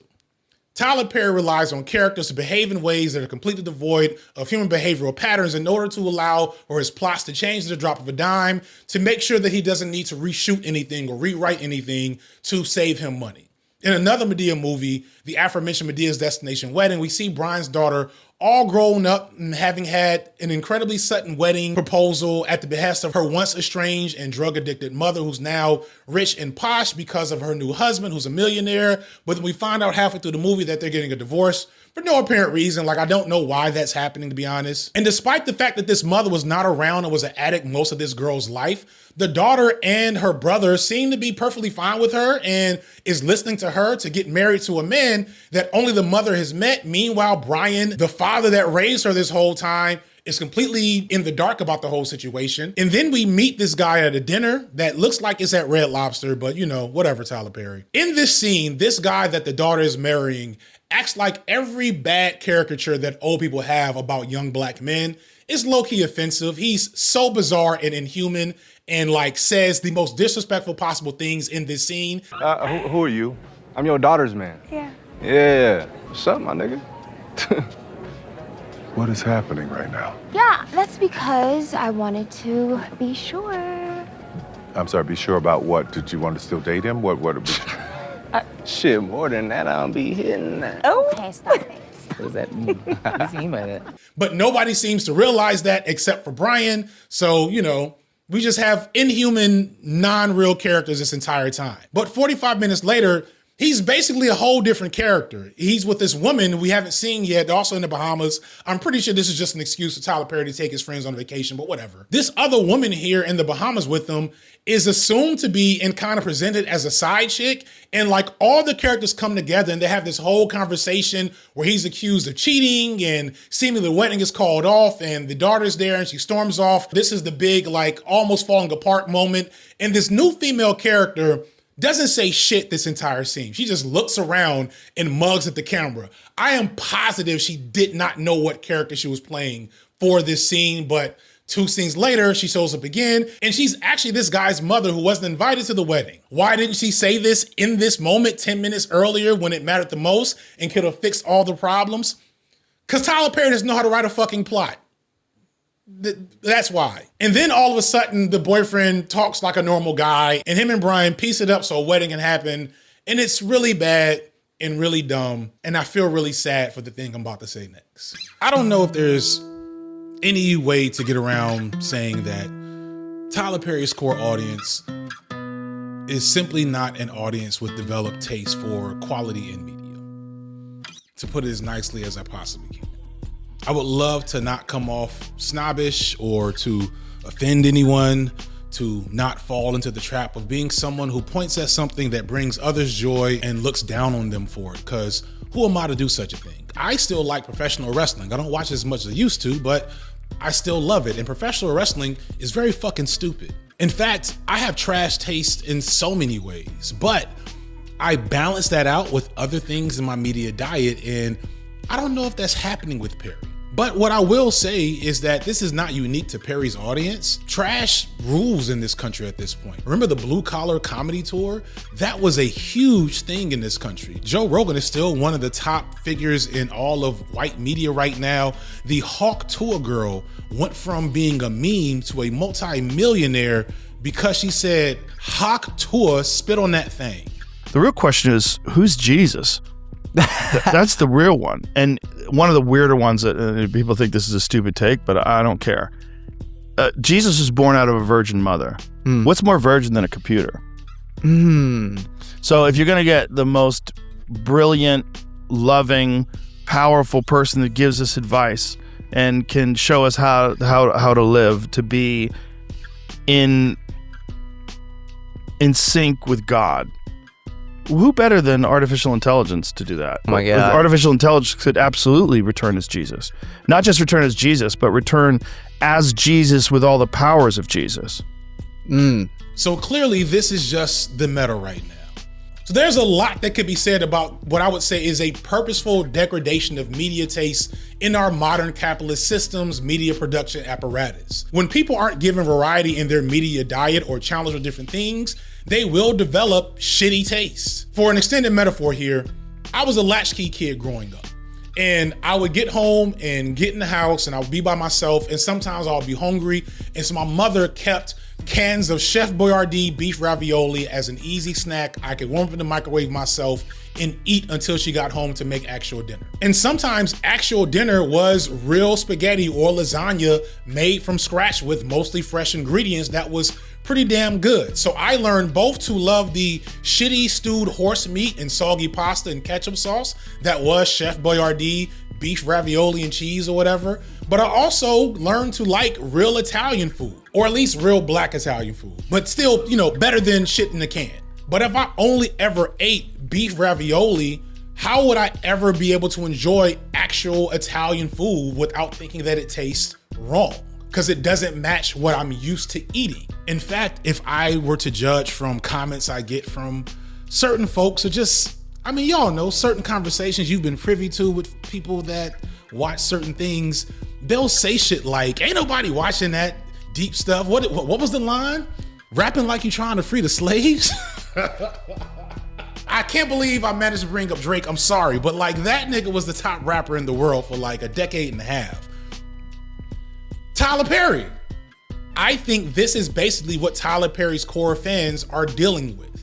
They aren't uniquely dumb or bad. They're on par with most Americans when it comes to entertainment, because American entertainment is purposely made to be cheap and low quality for the sake of profit. So in many ways, Tyler Perry is just reflecting the environment that he's built his empire in. But that's kind of the thing that pisses me off the most, because unlike every other black person in the history of Hollywood, Tyler Perry does not have to do this. That should bring me to talk about him more as a businessman, but that's the last chapter of the video, because we have to go a little bit deeper, because it's easy to point and laugh at bad wigs and inane plot holes, but it's harder and to me more important to explain why his films aren't just badly made, they're bad in their messages and intentions. When I first said I was going to make a Tyler Perry is bad and here's why video years ago, in my head at the time, it was just going to be talking about why his movies are bad in a deep level. Not just technically, but socially and politically. The quality of Perry's work is one thing, but it's another to recognize the harmful ideas they spread and normalize within black communities. To recognize Perry's lowercase c black conservatism for what it really is, and his toxic religion-based authoritarian inclinations, his under-discussed internalized anti-blackness, and to be blunt, his weird psychosexual misogyny and misandry that bleeds into so much of his work, possibly due to his repressed sexuality himself. So we gotta do all of that before I ever start to like pocket watch exactly how this man became a billionaire. If you're watching this on YouTube, it's likely you've already encountered a dozen ad breaks by now. There's also a strong chance that there's been a lot of censorship and different clips in the video being edited in weird ways, considering that Perry is known to be highly petty about criticism, which we'll get to again later. And although this should be completely legal, I doubt I'll be able to get through all of these clips without heavy censorship. I wanna again take the moment to let you know that if you want to see this video in its original form and without all these ad breaks, you can click on the link in the description to sign up for my streaming service, Nebula. I won't go into the full details now since this is the section everyone's been waiting for. But if you have $3 a month and want this and a ton of other videos, go ahead and click that link. That said, the best way to organize the topic of actually talking about the content of his movies is probably a good old-fashioned listicle, since this is maybe the possible last video I ever get to upload. So here are the worst things about Tyler Perry's movies from a thematic standpoint, in no particular order, or maybe in order for how much they piss me off. I am dark-skinned and bald, so I hate you, and I hate Jesus. Let's start with Tyler Perry's colorism. One thing Tyler Perry made embarrassingly clear in his early work was that he was blatantly colorist, only changing his ways after years of criticism. We usually focus conversations around colorism on black women, and for understandable reasons, right? But Perry is actually guilty of his colorism with men. Especially in his earlier films, aside from Idris Elba and Daddy's Little Girls, Perry almost always found a darker-skinned male actor to play a villain and a lighter-skinned male actor to play a hero. And although Daddy's Little Girls does break this trope a bit with the men, it actually still reverses it with the women, because Tasha Smith is the villain and Gabrielle Union is the heroine in that movie. We see it in Diary of a Mad Black Woman with Steve Harris and Shamar Moore, then again in Medea's Family Reunion with Blair Underwood and Boris Kodjoe, then again in Why Did I Get Married 1 with Richard Jones and Lamar Rucker, then again in Meet the Browns with Philip Edward Van Leer and Rick Fox, and then again in I Can Do Bad All By Myself, and this time it's actually a lighter-skinned black actor in Blair White, but he's going up against a Latino actor in Adam Rodriguez, so there you go. For almost all of his early films, Tyler Perry repeated this trope to the point where it's one of the most widely known aspects of his films that people tend to make fun of. Now, with Black Women, Perry has been less overt in his colorism, but it's still there. Perry tends to cast darker-skinned black women in leading roles, which is nice, especially at a time when darker-skinned black women were and are being erased from prominent media. But this also means we get constant images of these darker-skinned black women in dire struggle situations, being beaten, stalked, assaulted, or in some other form of duress.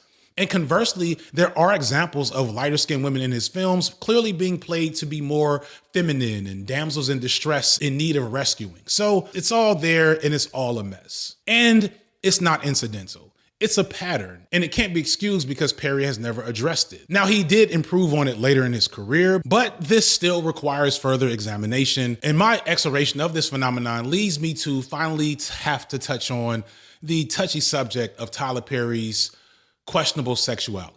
I'm going to try to not be lurid or gross about it, but it really can't be avoided if I'm going to honestly analyze and discuss Tyler Perry and his various issues as a filmmaker and his position in our social world as black people. And Perry has never publicly stated, I want to be clear about this for legal reasons, that he is gay or bi or that he has had sex with men. There is a level of transgression I'm participating in by speaking of him in this regard, but it's just kind of a line I'm gonna have to cross because you can't engage with a lot of Tyler Perry's issues without engaging with him as possibly a closeted gay man. And if Tyler Perry were gay but in the closet, you would really understand it because of the fact that the black church has been his core audience this entire time. And the black church has a paradoxical don't ask, don't tell type relationship with gay people, especially gay men, who are very prominent in the black church. As I stated earlier in the video, the black church is paradoxically an institution driven by black women, but still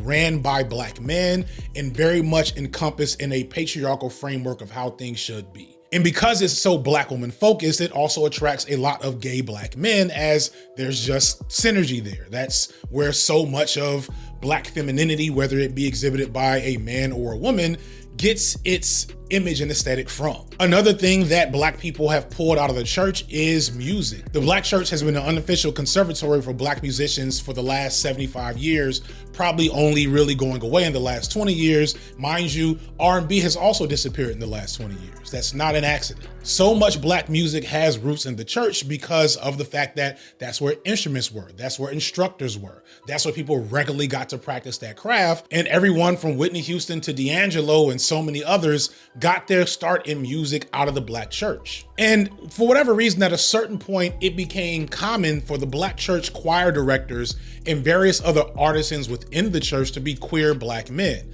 Sometimes the pastor himself would also be closeted, which wasn't as common but still existed. And this would be an open secret in many churches that the choir director was definitely gay, and not just like a butch closeted guy, like pretty flamboyant and obviously effeminate, and everybody was okay with it as long as it was kept private. Again, a don't ask, don't tell policy. And if these text messages that were published by Forbes magazine about Tyler Perry are valid, then Tyler Perry also is adhering to this don't ask, don't tell policy. And this is, again, understandable because if he were to be openly gay, he would risk alienating a significant portion of his most dedicated fan base. There's more to dive in there around queer black men's experiences, but I don't have enough cachet to speak of it with confidence. Also, you can check out Urbi Revelis, Prince Shakur, Philosopher Noir, Over Me to get those stories.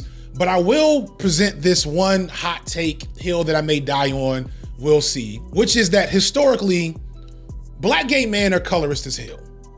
No shade intended, just calling it as I see it. And this is because black men historically have been colorist as hell. This is not unique to them. It's just that we don't really get to engage with that aspect of black gay male culture because it's a culture that does not get spotlighted from the outside world. But if you are in community with gay black men in any form or fashion and just pay attention, you know that that is a thing they deal with. Colorism is not something black people invented out of the blue. It was a response to the effects of white supremacy, and white supremacy affects everything in the black community. So it makes sense that everyone would have distorted beliefs and opinions about what the amount of melanin in your skin meant about you as a person and how you should be valued. And that's for all black people, straight, gay, male, female, and everything in between. I think one of the reasons why we had so many light-skinned men early in Tyler Perry's movies, and if you've seen many of his stage plays, that is a tradition that carried on from his stage plays, is because we're actually dealing with Tyler Perry giving us his ideal type. And if we venture to analyze the presentation of men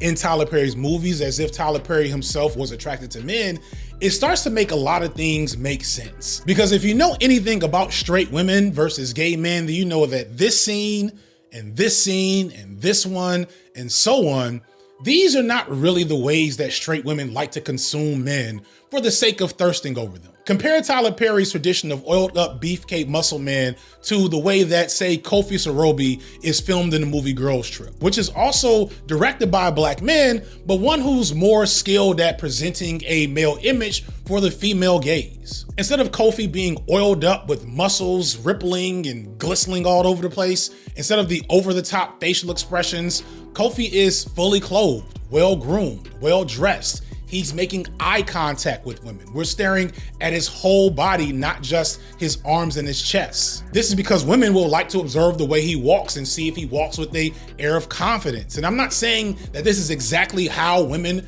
tend to thirst for men in media, but I do know it's usually not oiled up muscle guys with veins popping out looking like they're coming straight out of a gay porn. You know, I remember when I sat down to write my first play. I asked Jesus, will you co-write with me? And he said yes. And I told Jesus, I want to write plays for women. What do women want to see? And Jesus said, sexy men. I talk about this in my male desirability video, but that's just not the ideal male physique to attract women. I don't even think this is really for a lot of gay men, to be honest. This is really just for spectacle and for Tyler Perry's preferences. Tyler Perry, who, by the way, took a lot of his male models from his play days and would make calendars to take around to his traveling theaters and sell as a part of his merchandise. I remember seeing these calendars and they were very much semi-pornographic. There's no evidence that they exist right now, but I know I saw them because I was here in Atlanta.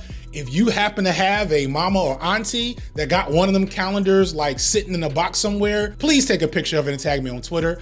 I need to make sure that other people know that this exists. So at least as it pertains to the men, what we're really dealing with the colorism in Tyler Perry's movies is him putting his preferences out there. And to me, the most clear proof of this, that the fact that these light-skinned men are for Tyler Perry and not the core audience of black women that he caters to, is recognizing that, no shade, black women have for the longest time preferred darker skinned black men. Light skinned men have barely been holding on by a thread for the last like 40 years. Shout out to the one light skinned, light eyed dude that's in this new Boaz movie that Tyler Perry helped make. Like, he's holding it down for light skinned brothers everywhere. But other than that, it's rough on y'all. Oh, new Green Lantern dude. Those two light-skinned dudes are holding it down for the culture right now. Shout out to them. But they're working against the tide of dark-skinned black men that have always been the ideal towards black women. So if you're saying to yourself, these images are for black women, Tyler Perry should know that that's not what they're really looking for in that regard. And Perry wouldn't be the only creator to do this. Tim Burton always puts his type of woman in his videos. Hideo Kojima, who made the Metal Gear Solid games, did the same thing. Of all the things I'm gonna take issue with Tyler Perry about, him letting his Gooner brain take over his casting decisions early in his career is one of the least harmful things in his films, to be honest. But don't worry, we're just cracking at the surface. How can you do this to me? Get out. I'm gonna marry this white hussy because you are too virtuous and strong and might make me a better man. Next, let's dig into Tyler Perry and his depictions of black men. Perry has a lot of other issues with black men outside of colorism. Overall, it's just clear he has a low opinion on black men and is not overly interested in showing black men in a meaningful sense the same way he does black women. Now, I'm not really complaining about this. I actually think it's dodging a bullet to have Tyler Perry really engage with masculinity in his films. It's probably better for everyone involved. It's something to notice in a movie like The 688, where this historical story of these black women military figures, that like the main female character is somehow spurned into wanting to join the army because of this white dream boy that she had a crush on from high school. In the army, in real life and in the movie, she meets a black man that she eventually marries. And this black man she stays married to for the next 50 or 60 years. But the movie acts like this nigga is like a second thought, like it's who she settled for, despite the fact that this is who she spent her entire life with, and this one white dude that she has freaking hallucinations of is staying on her mind. That's like the surface level of how Tyler Perry thinks about black men. Perry has a lot of other issues with the black men outside of colorism. Perry's penchant for flat one-note characters and cartoonishly evil villains tends to land more roughly with his shallow and almost exploitative depictions of black men, and it's awful, but we do have to recognize that to parts of his audience, the villains depicted in his films are not so unrealistic. It's reflective of their life's experience. I've often seen some black male intellectuals complain about Perry's movies or movies like The Color Purple depicting black men as villains and abusive and patriarchal, and we should be critical of those depictions and their prevalence in our media, but not to the extent that we act like this isn't the experiences of some black women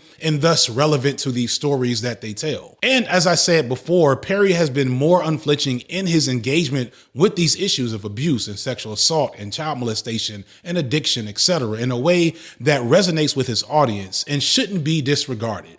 We can't act like those images aren't still needed when we also have chunks of black folks proclaiming the innocence of R. Kelly, Bill Cosby, Tory Lanez, and probably eventually Tyler Perry. Further, Perry has also been a pioneer in showing how patriarchy is often perpetuated and made possible by black women. He doesn't get enough credit for showing how many black women align with abusive patriarchal practices within black communities and protect abusers and silence their victims.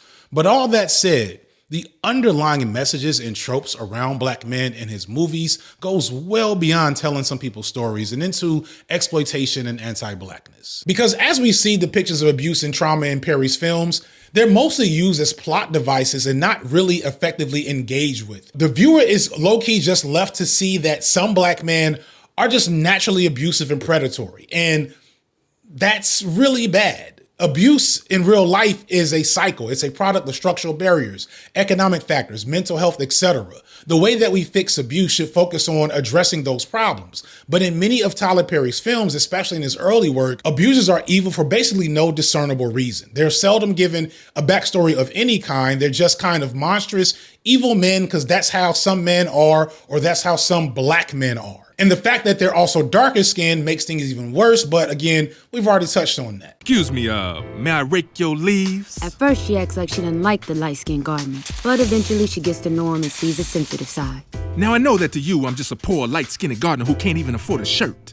But I love me some Jesus, and I love me some you. Oh, Lord, thank you, Jesus. I never thought I'd ever be with a man so loving and light-skinned. In those few moments where villainous women exist, they still at least get some type of backstory, some type of explanation for how they came to be cruel and abusive, often presented as a response to abuse they experienced from a man. But the black men in his movies get no explanation of that sort. No dramatic monologue, no backstory. Perry seems disinterested in engaging with how and why patriarchy actually works and manifests in the black community. And there's a reason for that, but again, we'll get to that later. And I can't not consider this a reflection of Tyler Perry's own experiences with abuse and trauma, especially when we look at the most overlooked but worst example of his depictions of black men, Tyler Perry himself playing Uncle Joe. For all the criticism Tyler Perry rightfully gets for pretty much everything, but especially the character Medea, it is a bit telling that the greater media critic community has not said much about the character Joe. Because in all the ways that Medea is an awful character that plays on black women stereotypes, so is Joe for black men, if not low-key worse, because at least Medea, while being bad, still has elements of quality and virtue to her character. She takes care of people. She's the matriarch of her domain. She gives the tough love speeches at the end of the movies,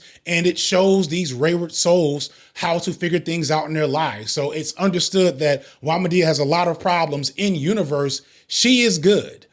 But Joe is just irredeemably awful. He's just an awful, ugly, horrible human being who's just there and serves only as comic relief, negativity, and mischief. Now, you might have an uncle like that.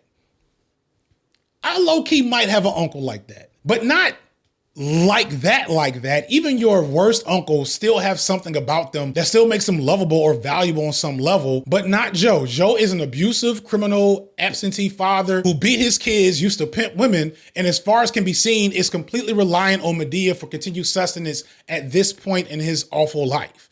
Joe is everything awful that the world believes about black men. He's lazy, homophobic, criminally inclined, and predatory. He's all these things but played for laughs, so you don't really engage with it critically and think about, why is he here? And I remember early on feeling like that in Tyler Perry's second movie, Medea's Family Reunion. There's this scene where Joe is sitting at a table playing cards with a bunch of other older black men, which goes to show that clearly this is a universal problem. And this gorgeous girl walks past him. And I remember this because this girl went to Clark Atlanta University with me. I don't remember her name, but I vividly remember seeing her on campus because, I mean, look at her. Amazing. So I'm in theater all excited seeing this former classmate in the movie, but then I realized she has no lines. She's just there to be uncomfortably ogled at by these older black men who within the story she's related to. So Joe asked her to reach in and get him a soda from the cooler so that he and the rest of these older black men whom she is related to can ogle her without her knowing. And it's the grossest thing in the movie and one of the grossest things in any of his movies ever. I can't for the life of me understand why this scene wasn't quietly cut after all these years. It's up there with that scene from Two Can Play That Game that I keep bringing up, and I'll bring it up again because that shit's awful too. Why must Mexican and black people cause so much ruckus in the white man's apartment building? So Tyler has all these movies where abuse, including familial sexual assault, is at the core for his characters, and we're supposed to be serious about that topic at times. And he's collected this audience of predominantly black women who relate to this experience and are watching him because they want to see this issue be addressed seriously in media. But here he is taking that same predatory abusive dynamic and putting it on display for laughs. This scene, again, is at a family reunion. So this is their great niece or grandniece or whatever. This is someone's daughter probably at the reunion in the moment, and they're just staring at her ass. And it's supposed to be funny. And I remember in the movie theater, nobody was laughing because it was just weird. And because Medea movies exist in their own pocket universe, if you care enough to care about the continuity, you realize that Joe is always around little girls in these movies, and this is not the only time he's done low-key creepy shit in the films.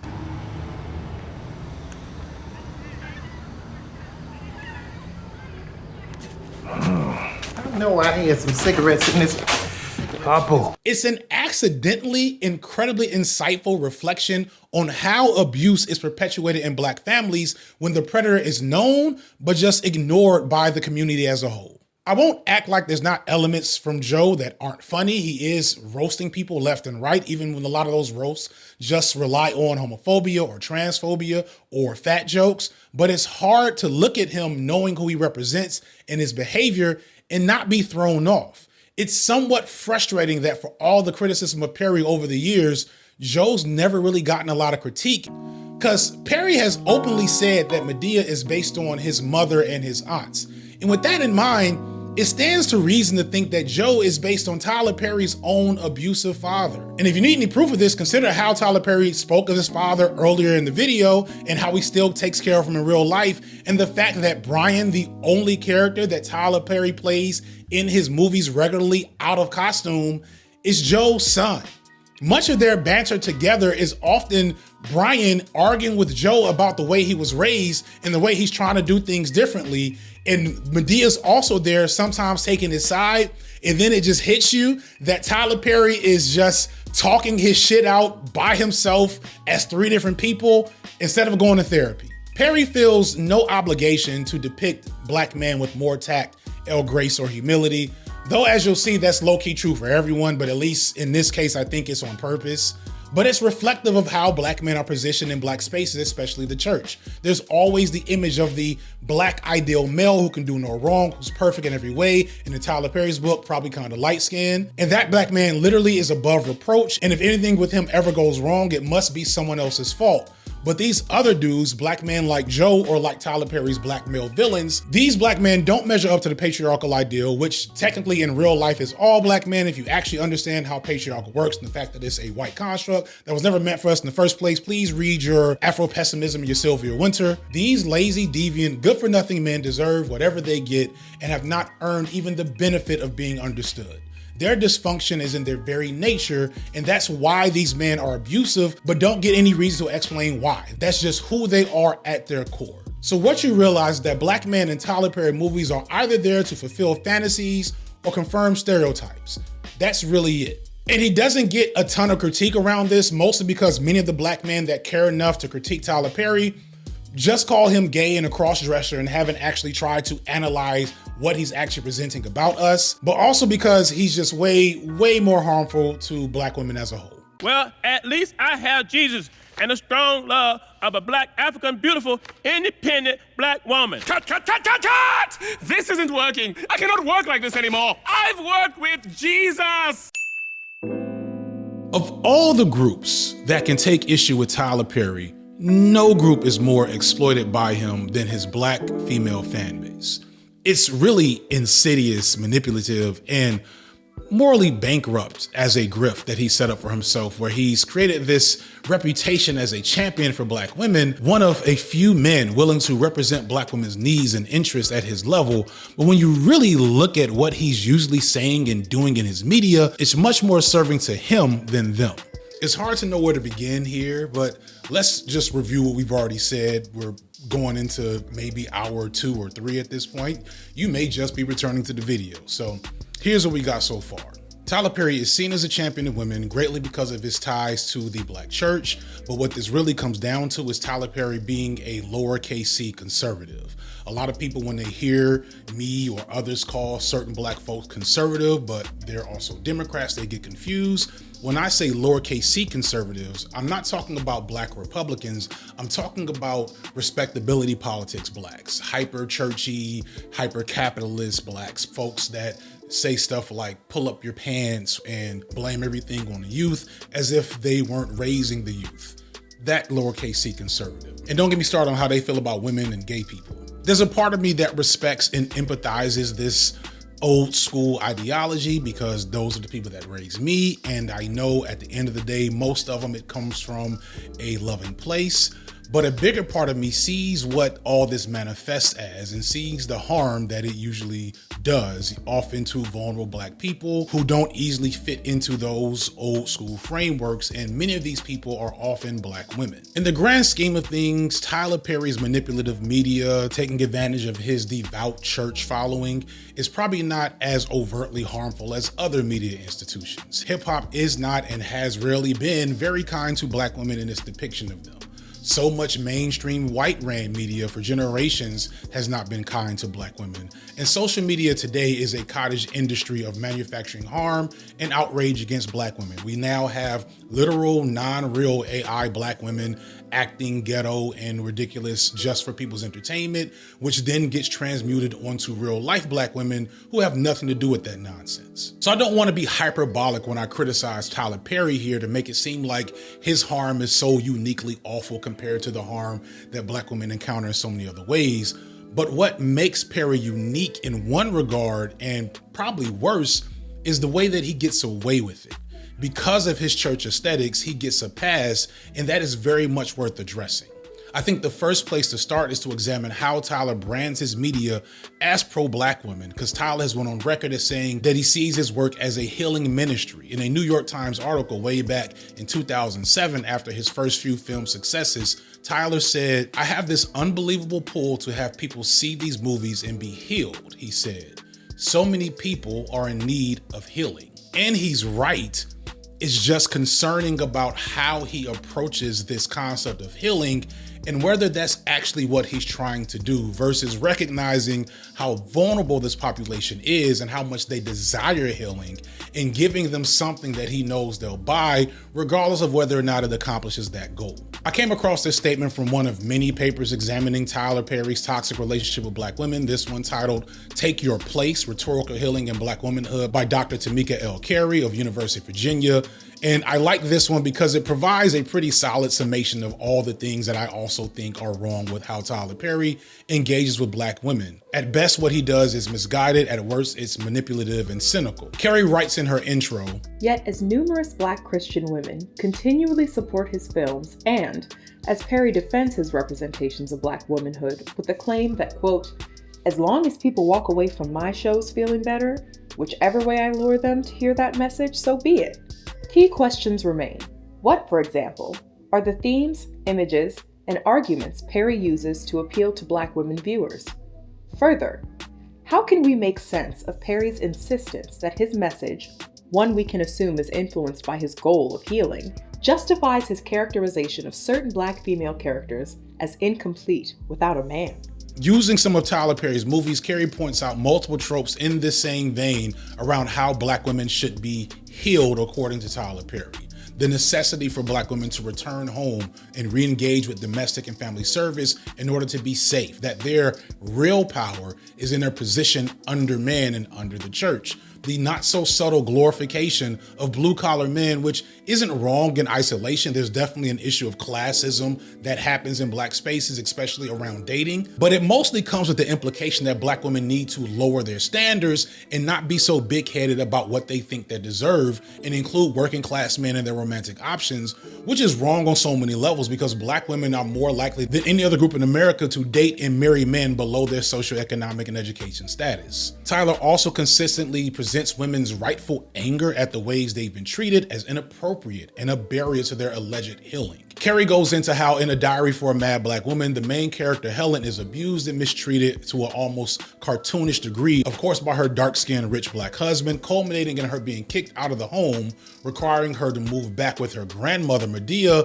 and in the process she meets the legendary light-skinned man with cornrows, excuse me, may I rake your leaves? Who must now brace against all of her misplaced anger and bitterness in order to get the opportunity for him to heal her with his love, abs, and cornrows. Carey goes on to state, what makes this attempt to identify with Black female viewers through the Helen character problematic is that it teaches viewers to see women's assertive behavior as a potential justification for intervention, and to measure women's behavior according to a code that privileges heterosexual Christian men.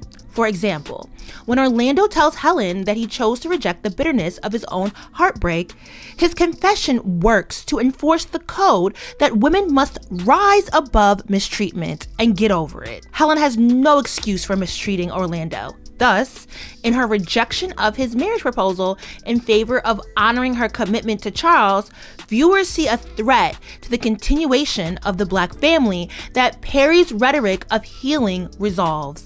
When women like Helen are unable to see love, honor, or choose the good Christian men in front of them, families suffer and communities regress. The message is clear here. Fulfillment and healing for Black women is almost always an external thing.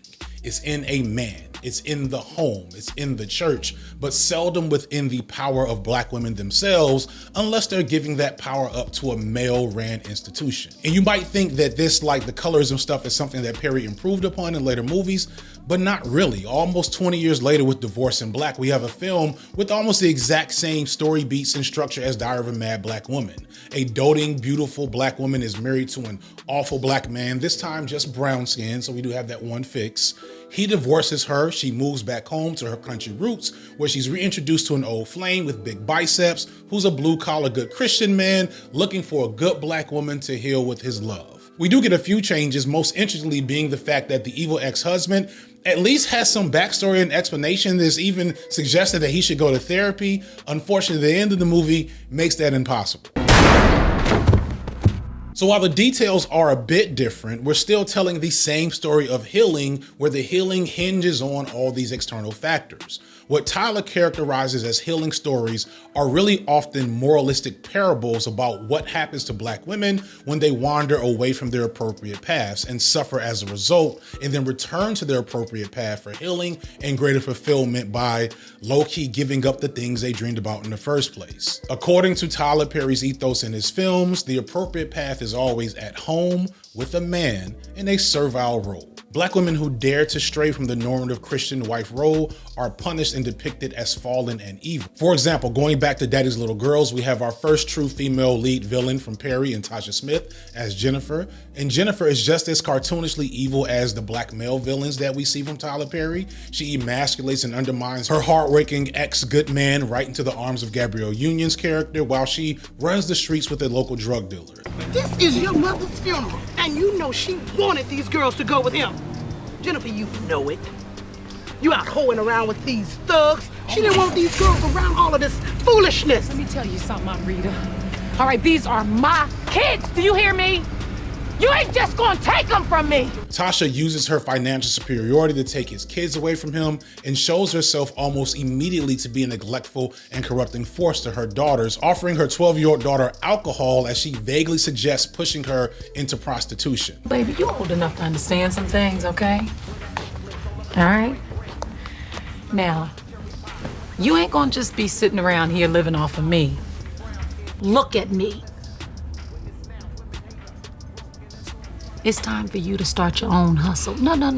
The film, of course, ends with her and her drug dealer husband heading to prison. While heavy-handed, you could reason that Jennifer is deserving of her fate, but it still implies that her corruption is due to the deviation she made from the ordained path of Black women, and she's not the only one in these types of character roles. In The Family That Prays, Tyler's other attempt at crossover prestige drama, Sanaa Lathan plays Andrea, a toxic, self-serving, ungrateful, and disrespectful woman. She makes the grievous mistake of being both emasculating and adulterous to her God-fearing working-class Black man, and at the height of their conflict, when she reveals that she has been unfaithful to him, he backhand slaps her with enough force to send her flying over the table. While seen as a dramatic and intense moment and not necessarily played for laughs, it is definitely meant to be something cathartic for the audience who would have come to hate her up to this point for her actions.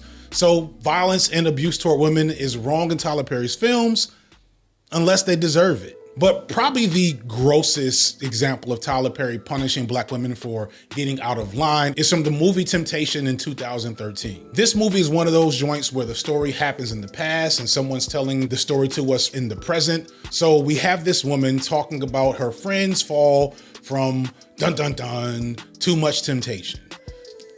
Sit down, you're in for a treat. We have Journey Smollett playing the character Judith, and unlike most of Tyler Perry's characters, probably because she's light-skinned, she's already found her good, simple man, and he's even dark-skinned, and he's not even blue-collar since he's a pharmacist and they live in DC. So maybe we're breaking away from some things, except while this should be any Black woman's dream, especially according to Tyler Perry, Bryce, her husband, is lame and kind of takes her for granted and is really just an awful dude on a lot of levels. Part of me feels bad for him because of what he goes through. Part of me is like, you are dumb and stupid and deserve everything you get, and possibly we're into this thing the whole time, but I'm getting ahead of myself. For once in your life, Judith, damn, come on. It's not that easy, okay? Where is he right now? It's watching the game. Touchdown! Yes!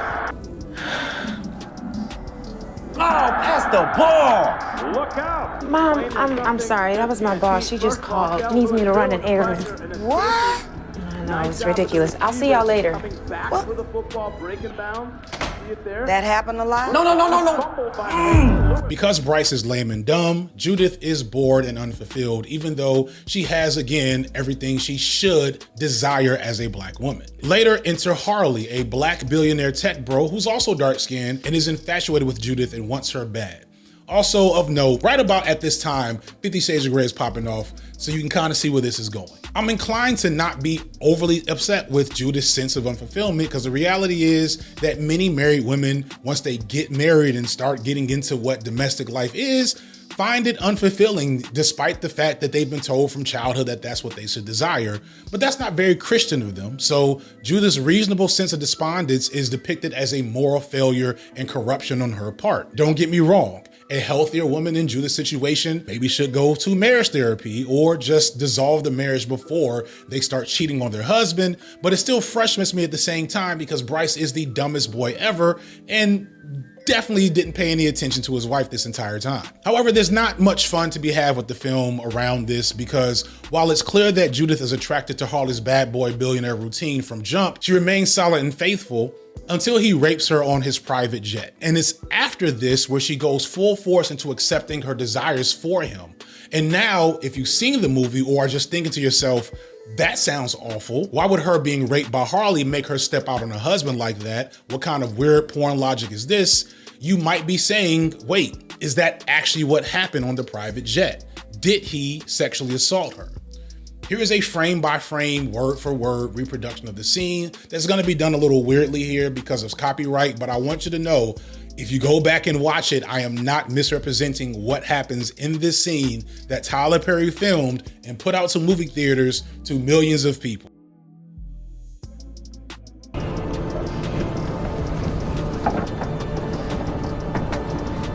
What are you doing? Harley, stop it. I don't want to. Please stop it. Please, Harley. Please stop. Get off of me. Get off of me. Stop. Stop. You stop. Stop it. Now you can say you resisted. Even in the aftermath, the drive back to her home is tense. She is wanting to create distance from Harley and everyone else. Her hair is disheveled and like Bryce is like, hey baby, what's going on? He's talking to his mother. The mother is like this kind of awful caricature of like an overly Christian black woman. We see Judith giving this pensive stare in the mirror, but as she does this, looking like a woman that's just been through something horrible, she's actually having flashbacks to this sexual encounter in a pleasurable and fantasy nature. So she liked it. Great. We're coached by the film to see that maybe she didn't technically consent after telling this nigga no multiple times and trying to fight him off, but deep down, she really wanted it. So again, Perry being very careless with assault and predatory behavior. Over the next 30 minutes or so, we have a montage of sorts of Judith falling for Harley and essentially discovering that she prefers a toxic, dysfunctional love affair on some Cardi B shit versus a stable, predictable relationship that Bryce might have offered. And even that doesn't in and of itself bother me, if not for the fact that it started with this dubious consent element that most people didn't catch in the theater. Eventually, Bryce finally realizes that maybe his wife shouldn't be spending all this time with the billionaire playboy for whatever work reason she was making up, and comes to get Judith at a nightclub, which is clearly meant to symbolize hell. Get it? Temptation? The last temptation of Christ or something? I don't know, maybe. I'm not Christian, y'all. I'm sorry. Perry gives us the first and probably only time we've seen a gay intimate act in his films at this club scene, which is not an accident because again, this is hell and that's where gay people go. Nice one, Tyler. The end breakup scene between Bryce and Judith is ugly, but I mean, it's a real thing when people are mismatched and grow apart. Judith doesn't want Bryce, and at least she's finally honest about their problems and that they no longer match. But because Harley is the devil, later on in the movie, she ends up fighting him and he beats her, and then Bryce finds her and then gets his lick back on him and then runs off with Brandy. Oh yeah, Brandy's in the movie. Brandy's in the movie because she's the character that we've been being told about, we think, or something from the beginning of the movie, who we also find out is Harley's ex, who was also abused. But then you start to realize, oh wait, Bryce has been giving her HIV medicine this entire time, and oh no. So now we cut back to the present and we see that it's actually Judith that's been telling the story the whole time. She was being played by a different actress, and she goes to Bryce, of all people, to keep her T-cell count up because she's also living with HIV. That's right, y'all. Everybody got AIDS and shit, except Bryce. Bryce, being the good man he is, he doesn't have any problems. Just Brandy and Judith for making the foolish decision of sleeping with Harley, consent be down. By the way, this isn't even how HIV works, but Tyler don't care. He just had to make sure the message was clear. Black women who don't respect their men and their marriages get AIDS. But hey, both men are dark-skinned, progress. And this is the man who champions black women and thinks they need a lot of healing, who's built his career off their money and devotion. We have to engage with the fact that in his own specific way, Tyler Perry is a misogynist. Not the typical Kevin Samuels manosphere way that we think of misogyny. Kevin Samuels being the now deceased former king of the black manosphere who, had a lot going on. But Tyler, in a way, is more insidious and maybe more dangerous because Tyler Perry is a lot like Kevin Samuels. For those who aren't aware, Kevin Samuels was once the king of the black manosphere. I have a long video about it. I won't go into further detail about it, but the short version is the black manosphere is really bad and really hateful toward black women in an explicitly overt sense. And Samuels exploded on the black manosphere scene back in 2020 after going viral for publicly berating a black woman who was looking for dating advice. This moment and several others like it had his platform balloon to well over 1 million subs in around a year. And it's mostly because he kept clowning people calling into his show for dating advice, mostly clowning black women, calling them linebackers, saying they needed to be humbled and that black women are the least desirable women, and if they didn't get their act right, they would die alone. And then suddenly he died of a heart attack in 2022. Despite only being relevant on social media for a few years, his legacy looms large, and he has a ton of clones that try to carry on that legacy, both male and female. And I point out the female clones on purpose because one misconception about Kevin Samuels is that his blow up was the product of only musty black incel types who appreciated his propensity for tearing down black women in his content. But that's not an accurate depiction of Samuels' rise to fame in the early 2020s. What people don't realize about Samuels is that the only reason he blew up the way he did was because at a certain point he pivoted from only giving advice to men and started targeting the exact same vulnerable population of socially conservative black women that Perry targets in his films. Black women made up a huge amount of Kevin Samuels' core audience. I've had black women fans of Kevin Samuels tell me that it was his socially conservative leanings and presentation and appearance almost as a church pastor, though unlike Perry, Samuels was a lifelong Republican and an uppercase C conservative. They said that his direct and harsh advice was what they needed, even if it came with overt abuse and beratement, and the fact that actually his advice wasn't very good most of the time. Now, there was a strong backlash from black women towards Samuels for obvious reasons, especially from black feminists. But at the end of the day, he and Perry offered the same thing, a conservative, anti-feminist, submission-based framework for how black women should solve their problems. They both said to black women, you are unhappy and will remain unhappy until you find a man to submit to and get in line with your natural state of being. And in recognizing this, we do have to engage with the harsh reality that a whole lot of black women, maybe even the majority, are much more amenable to this type of message and this type of energy than we like to believe, especially here on the internet, where everyone's had their black feminist reading list but acts like they don't know these women that exist in the real world. Samuels was more extreme and offensive, but at the end of the day, they're both telling black women to stay in their place. And they're both doing this because they both believe in a specific societal structure of lowercase c conservatism, or more insidiously, they're doing it because they know a lot of black women are vulnerable to these types of messages and will follow and enrich them if they play into that reality. They know that society tells black women that if they don't succeed within this conservative structure, then they aren't real women, they aren't worthy, and they should never be happy. So men like Perry and Samuels sell that dream back to them all the way to the bank. But the difference is that Perry is just more slick. It's vinegar versus honey in terms of how he gets across his message. And because he doesn't openly spout disrespectful misogyny and doesn't really have a male fan base, what he does goes relatively unnoticed and unchallenged outside of black progressive spaces. And one of the reasons he's able to get away with it is due to his most iconic creation. Let's end by talking about Medea. Explaining all the problems of the Medea character is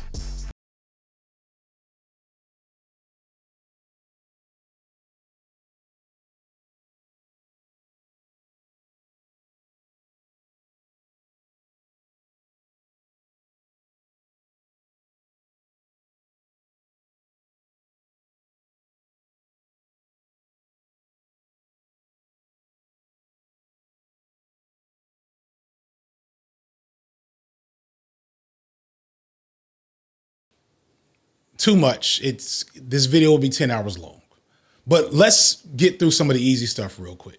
The black man in the dress discourse that's often following the Medea character that has been popularized by quasi-manosphere Hotep figures like Umar Johnson and Boyce Watkins. They promote this myth that there's a concerted effort to effeminize black men through images like Medea, but it's really stupid. I feel like I've talked about this 100 times, and it's kind of old news to engage with this nonsense. However, there still are a lot of people where that's where their analysis of Tyler Perry begins and ends. Let me just make it clear. No, this isn't a thing. Boyce Watkins even one time was the most hilarious repudiation of this nonsensical argument.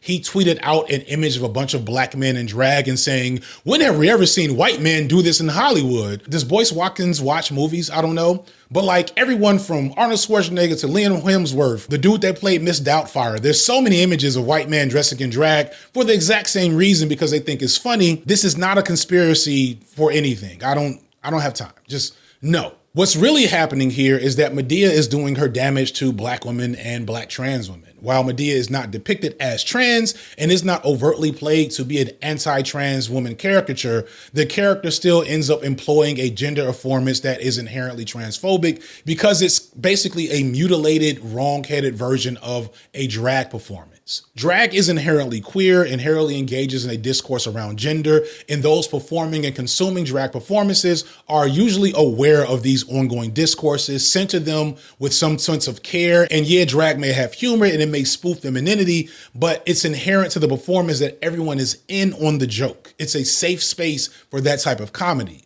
But Perry's movies are not. You know for a fact that most of the people watching Perry's movies do not have a high opinion on queer people or trans people. So when Perry's doing some of the same routines with Medea, it's much closer to minstrelsy than a drag show. More often than not, the performance of Medea is to be mocked and not celebrated, and that turns the entirety of the character on its head in a negative way. And this is a shame because I think Tyler Perry would probably be a dope drag performer, low-key. Like, Tyler, again, is a good character actor, and after watching so much of his movies in the last couple of years at this point, I think he's more himself as Medea than he is as himself as Brian or any other character he's played. It's like how, you know, Batman is the real person and Bruce Wayne is the alter ego. I think that's Tyler Perry and Medea. And considering Tyler Perry's questionable sexuality, there may have been space for some interesting queer performance art here, but it never becomes that because the Medea character is not meant to celebrate drag, queerness, or even women in any way. Instead, Medea mostly serves as a vessel for Perry to subterfuge his own social and political beliefs into his art while deflecting from the scrutiny that one should have whenever a cis black man offers guidance to black women the way Tyler Perry or Kevin Samuels has always done. The first thing to understand is that in the universe of these movies, Medea is a woman. She's not a man in drag. She's not a trans woman. She's a cis woman. She's bared children and has no questions about her gender. However, her size and overtly manly features are also canon within the story. We are meant to see Medea both as a woman, but also see her as overtly masculinized by her size and physical presence. Understand, Perry is a big dude. He's around 6'5", probably pushing 250 to 275 pounds, making him bigger than all-pro NFL edge rusher Micah Parsons. That's a big guy. Thus, other characters, especially Joe, also played by Tyler Perry, constantly hurled inherently transphobic insults around her, her weight, her height, the size of her hands, even outright calling her a man at times. And at random times, for no apparent reason, Perry would just break character as Medea and talk in his naturally much deeper voice for comedic value. Man, you just got saved, Miss Medea. Sometimes getting saved like a bad perm, Reverend. It just don't take. Now, wedding boys. If she don't come back, I just want y'all to know. That's a dude. So the whole performance ends up serving as a mockery of the trans woman's experience in the drag tradition it pulls from and echoes ways of which black women have been stripped of being seen as feminine throughout history. It's important to note that transphobia has always affected cis black women in general, as the womanhood and femininity of cis black women is constantly under attack in a white supremacist society. This is why it has never made much sense to me to engage in transphobia as a black woman, because at the end of the day, all you're doing is contributing to a problem that will inevitably be weaponized against you.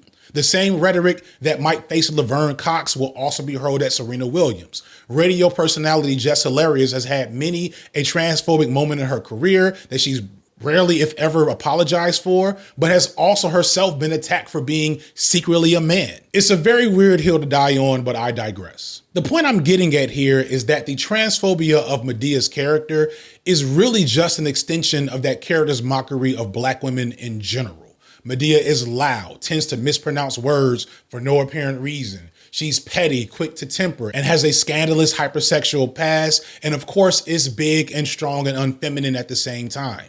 Medea is very much a sapphire stereotype, and while this trope has often been embodied by Black women in media for maybe less harmful reasons, at the time of Medea's origins, it was a highly common trope for Black male comedians. Eddie Murphy, Jamie Foxx, and Martin Lawrence also participated a lot in this comedic tradition. While, again, the nature of drag and gender bending has room for humor and fun, the overabundance of this trope for a time betrays the fact that Black women, especially fat Black women, are easy and effective targets for mockery, which is doubly tragic because the traits and strength and sassiness that goes into this performance of archetypal Black femininity, of the Big Mama image, is the same thing that makes Big Mama in Black communities in the first place. These are pillars of our communities a lot of times, but these women are mocked and disrespected for the same things that make them so needed and valuable in Black culture. Perry has often characterized Medea as a tribute, and in some ways this is fair. As stated earlier, it's based on his experiences with elder Black women in his life, specifically his mother and aunts.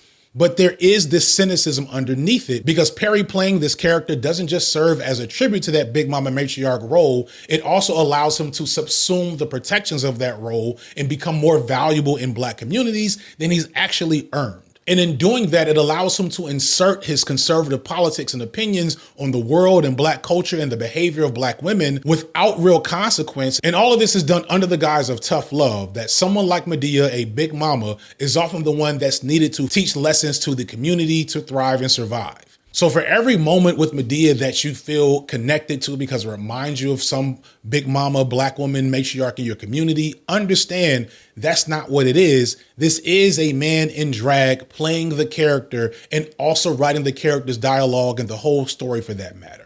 This isn't a real Big Mama's advice coming across the screen. This is the advice and wisdom of a middle-aged Black man, much of the advice tinted with a patriarchal perspective that had Perry not been in drag, the audience might say to themselves, it's kind of weird that this dude is telling these Black women what to do with their bodies, their trauma, their husbands, their children, with no sense of hesitancy. Medea is somewhat subdued in her first on-screen appearance in Diary of a Mad Black Woman, only offering stern advice and guidance as a side character this time. Think about the goodness of Jesus and all that he has done for me. But by Medea's family reunion a year later, she's got her own subplot, which has her assaulting children left and right. Medea's propensity for violence is always played for humor, even when it's against children, even when the children in reality are highly vulnerable and the last thing they need is somebody beating them, as in the case of Keke Palmer's character in Medea's family reunion. This is a child who's been neglected and needs a foster home, which ends up being Medea's home.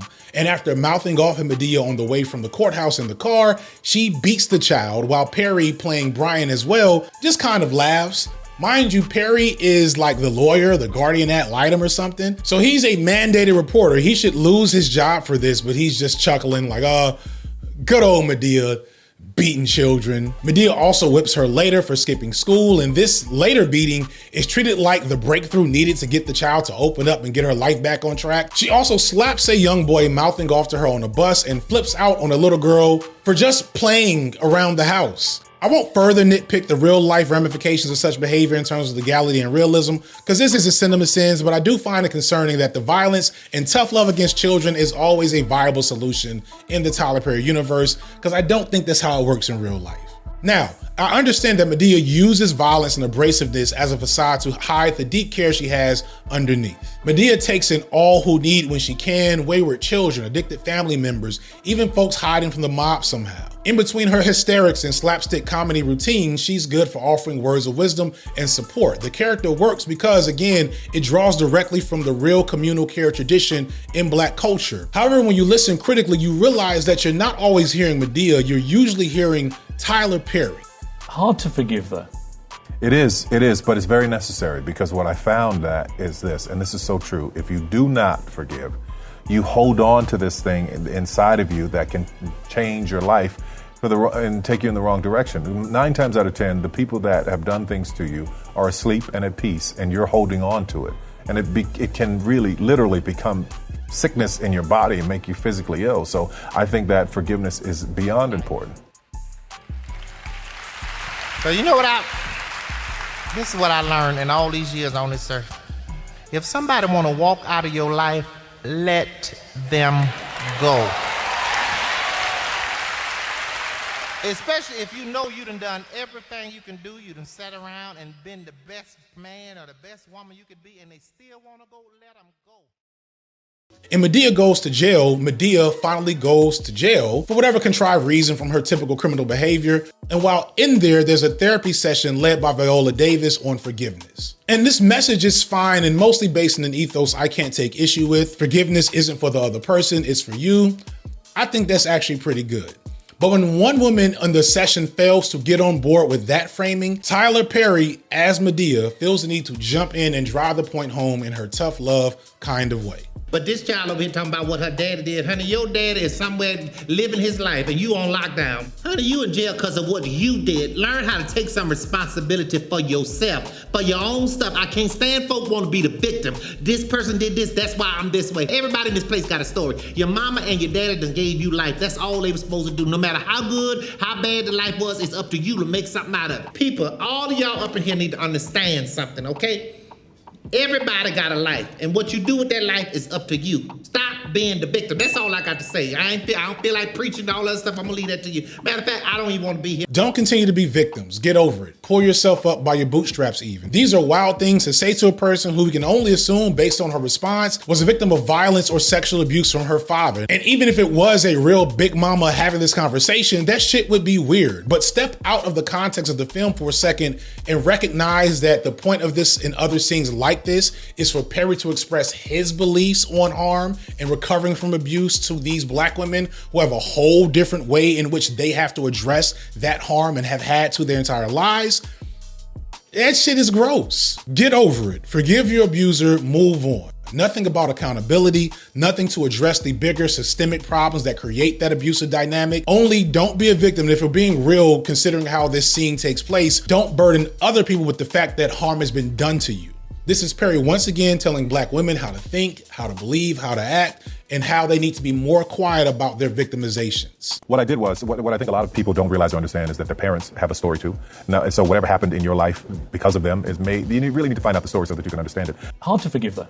It is, but it's very necessary, because what I found that is this, and this is so true. If you do not forgive, you hold on to this thing inside of you that can change your life and take you in the wrong direction. 9 times out of 10, the people that have done things to you are asleep and at peace, and you're holding on to it. And it can really, literally become sickness in your body and make you physically ill. So I think that forgiveness is beyond important. This is Tyler Perry's ideology, his brand, if we want to be honest. Because he's been saying things like this in interview after interview since he grew in popularity, that it's his ability to persevere and be resilient in the face of not just adversity, but outright trauma and abuse, specifically at the hands of his father, that actually led him to his success.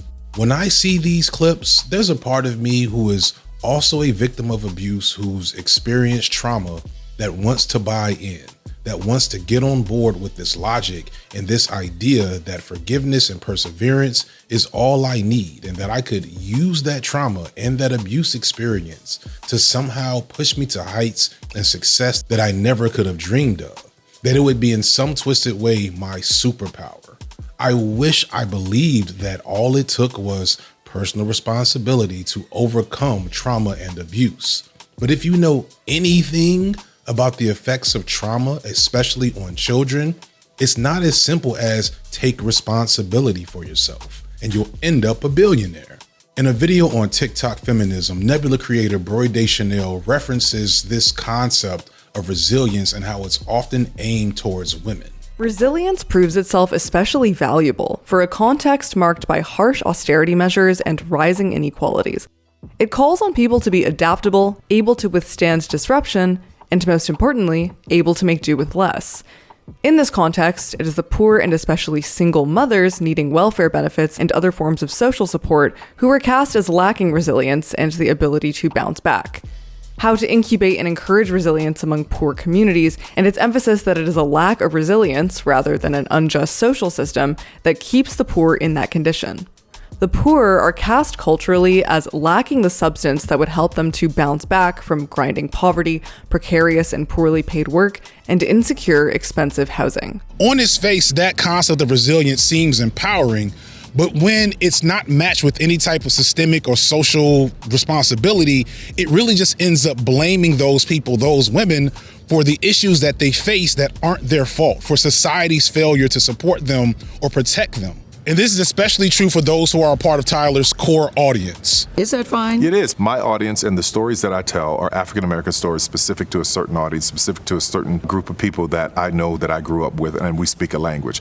Hollywood doesn't necessarily speak the language. A lot of critics don't speak that language. So to them, it's like, what is this? But I know what I do is important. I know what I do touches millions of people around the world. And don't get me wrong, there's value in this perspective on forgiveness, but when you leave out that aspect of accountability and then you take in the totality of what Tyler Perry has built his image, his empire, his brand on, it comes across at best as irresponsible and at worst, incredibly cynical. To never want the people, the same people you say you care about so much, to critically engage with the environment and those in power who are responsible for their victimizations. Forgiveness without accountability is just a cycle of abuse. Now, there's an outside chance that you think maybe I'm exaggerating as I explain all of this awfulness. And to show you that I'm not, to prove a point, we're going to watch probably Tyler Perry's worst Madea movie, Madea's Big Happy Family. Sabrina, Byron. That's for Byron. Listen, hey. Be quiet, listen. What is that? That's the baby mama from hell. Madea's Big Happy Family has pretty much everything I've complained about in his films thus far. Random cheap jokes about Madea actually being a man, check. Madea is a former sex worker, and isn't that funny, check. Madea beats a child, check. Characters act ridiculous for no basic reason, check. The only thing that is missing is the evil black male characters. Instead, it's evil black female characters. Hey, shut the hell up, sound like a siren. But Uncle Joe is still here, so we can check that box too. And it's the same melodramatic plot of most of his movies. There's some wayward souls that have come under Madea's watch, and it's up to her to use her unique powers of tough love and abuse to take care of them. As I said in this movie, the black men are the innocent put upon angels who do no wrong, while black women are bizarre, evil caricatures of dysfunction and unresolved trauma. However, as stated before, it's not exactly the same because unlike with his male villain characters, these black women at least have a backstory, horrible ones, but we'll come back to that later. We start out with this meta moment that illustrates the real problem with Madea as a character and a concept. We have the character Shirley being played by Loretta Devine being a legendary black film actress over the last 50 plus years. Her and Cheryl Lee Ralph probably had your uncles on lock as the Dream Girls back in the 70s and early 80s, and since then she's been an excellent character actress, often playing a variety of black mamas in a variety of films that all she's good in. Word to Prim, she an all-star. So if anyone should be a big mama in this movie, it should be Loretta Devine, right? Wrong. Her character has cancer and her family's in shambles, so she has to go get Madea. Again, a man in drag playing a big mama in a way that she, being a real big mama, can't. So we already have this displacement of a black woman for her own story to be played by black men in drag, a pattern for Perry at this point. Shirley has only a few weeks to live and she is hiding this from everyone, but she wants Madea to help her get her family on the right path before she passes. Her family includes her eldest daughter, Kimberly, who is our one-dimensional, stuck-up, angry, bougie black woman who berates her husband and is low-key abusive to their infant son. Then the middle child is Tammy, who's married to the hapless Harold, the rare non-ubermensch blue-collar man because he's dark-skinned and fat and not light-skinned and with muscles, so I get it. Tammy also berates and belittles her husband, but also has two boys who are the worst, most disrespectful children in the history of black children in real life and on film. Her oldest son calls her Tammy, which confused me so much that I was like, oh, is she the stepmother? But no, this is his real mother. And it's like, all right, Tyler, can we just try to make realistic characters this one time? Any one time? And then there's Byron, the youngest, played by Lil Bow Wow, who does a good job of acting in this role. Until later, but I think that's more the writing and directing problem than anything, but you get it. Byron is having baby mama issues with Tiana Taylor, who's pretty bad, and his current girlfriend is played by Lauren London, who is also bad, just in a different way.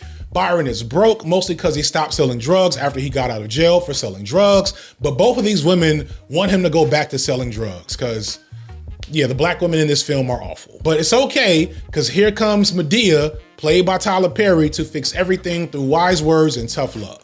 First, Madea visits Tammy, her put-upon husband, and the disrespectful children. Madea fixes the children's behavior in an instant through, I'll give you one guess. Perry, as Madea, gives this ridiculous speech about the disrespectful behavior of young people cursing at bus stations in front of elders, and it's awful, but I can like hear old, out-of-touch niggas in the crowd clapping as she's saying this completely nonsensical shit that isn't real, but because people really hate young black people, especially young black boys that don't act right, we're supposed to not recognize how ridiculous the scenario is. Never in Tyler Perry's "the youth are going the wrong way" conversations does he do anything with structural violence against them, talk about how their parents are reproducing the same dysfunction in the home.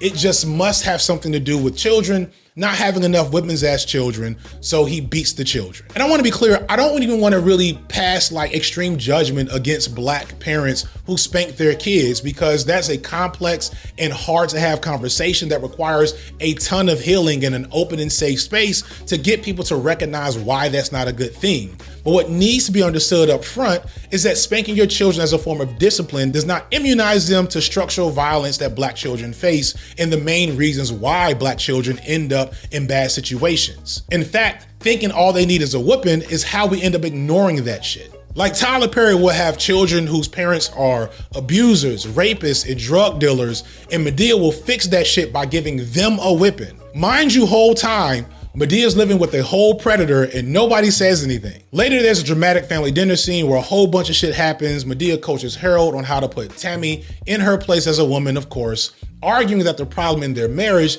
is that she doesn't respect him or submit to him properly. So we have this scene of Harold buffoonishly yelling at her while being coached by Madea in the background. This magically is all Tammy needed to stop being emasculating to him. Look at that. But more significantly in this scene, it's revealed that despite being so stuck up and hoity-toity, Kimberly got pregnant at 13. And Byron, who everybody thinks is her brother, is actually her son, but he was adopted and raised by Shirley at an early age. And that's not all, but we have some more bullshit to save for later. This causes a huge blow up in the family for understandable reasons, but for less understandable reasons, this makes Byron say, you know what, I will sell drugs actually. But because Tyler Perry probably didn't want to pay for appropriate lighting, him selling drugs has somehow turned Atlanta into Gotham City. It's hilarious. Shirley then dies, everybody cries, and nothing is solved until after the funeral. In one final scene in like the last 3 minutes, Madea gives one last tough love speech to get everyone fixed and on their way for happily ever after, I guess. She tells Byron's baby mama to stop being so mean. She tells Tammy and them to get their lives together. But the big reveal is that Kimberly is so mad and stuck up and angry all the time because she was actually molested by her uncle at 12, and that's how she got pregnant. So yes, Madea reveals to everyone in this very public moment that Byron is a rape incest baby. There's a phrase I wasn't expecting when I started thinking about making this video. And of course, Medea's solution for Kimberly is for her to get over it, forgive her abuser, no accountability. We don't even see this dude. We don't know his status.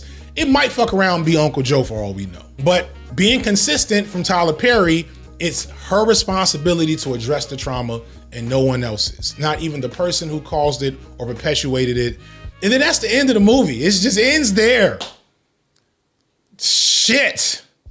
I feel like this is Tyler Perry's Atlas Shrugged. It's his thesis on the problems in the black community. Black children need more discipline and more beatings. Black women need to respect and follow their black men. Black men need to make better decisions despite the fact that they're in situations that make good decisions impossible. And abusers need to be forgiven for the health of the community with no discussion of accountability, all from the mouth of a black man in drag, literally displacing the actual Big Mama in the process. I know I've said this multiple times at this point, but this is gross. Sometimes I see Tyler Perry as Madea as kind of this Norman Bates psychosexual type of thing.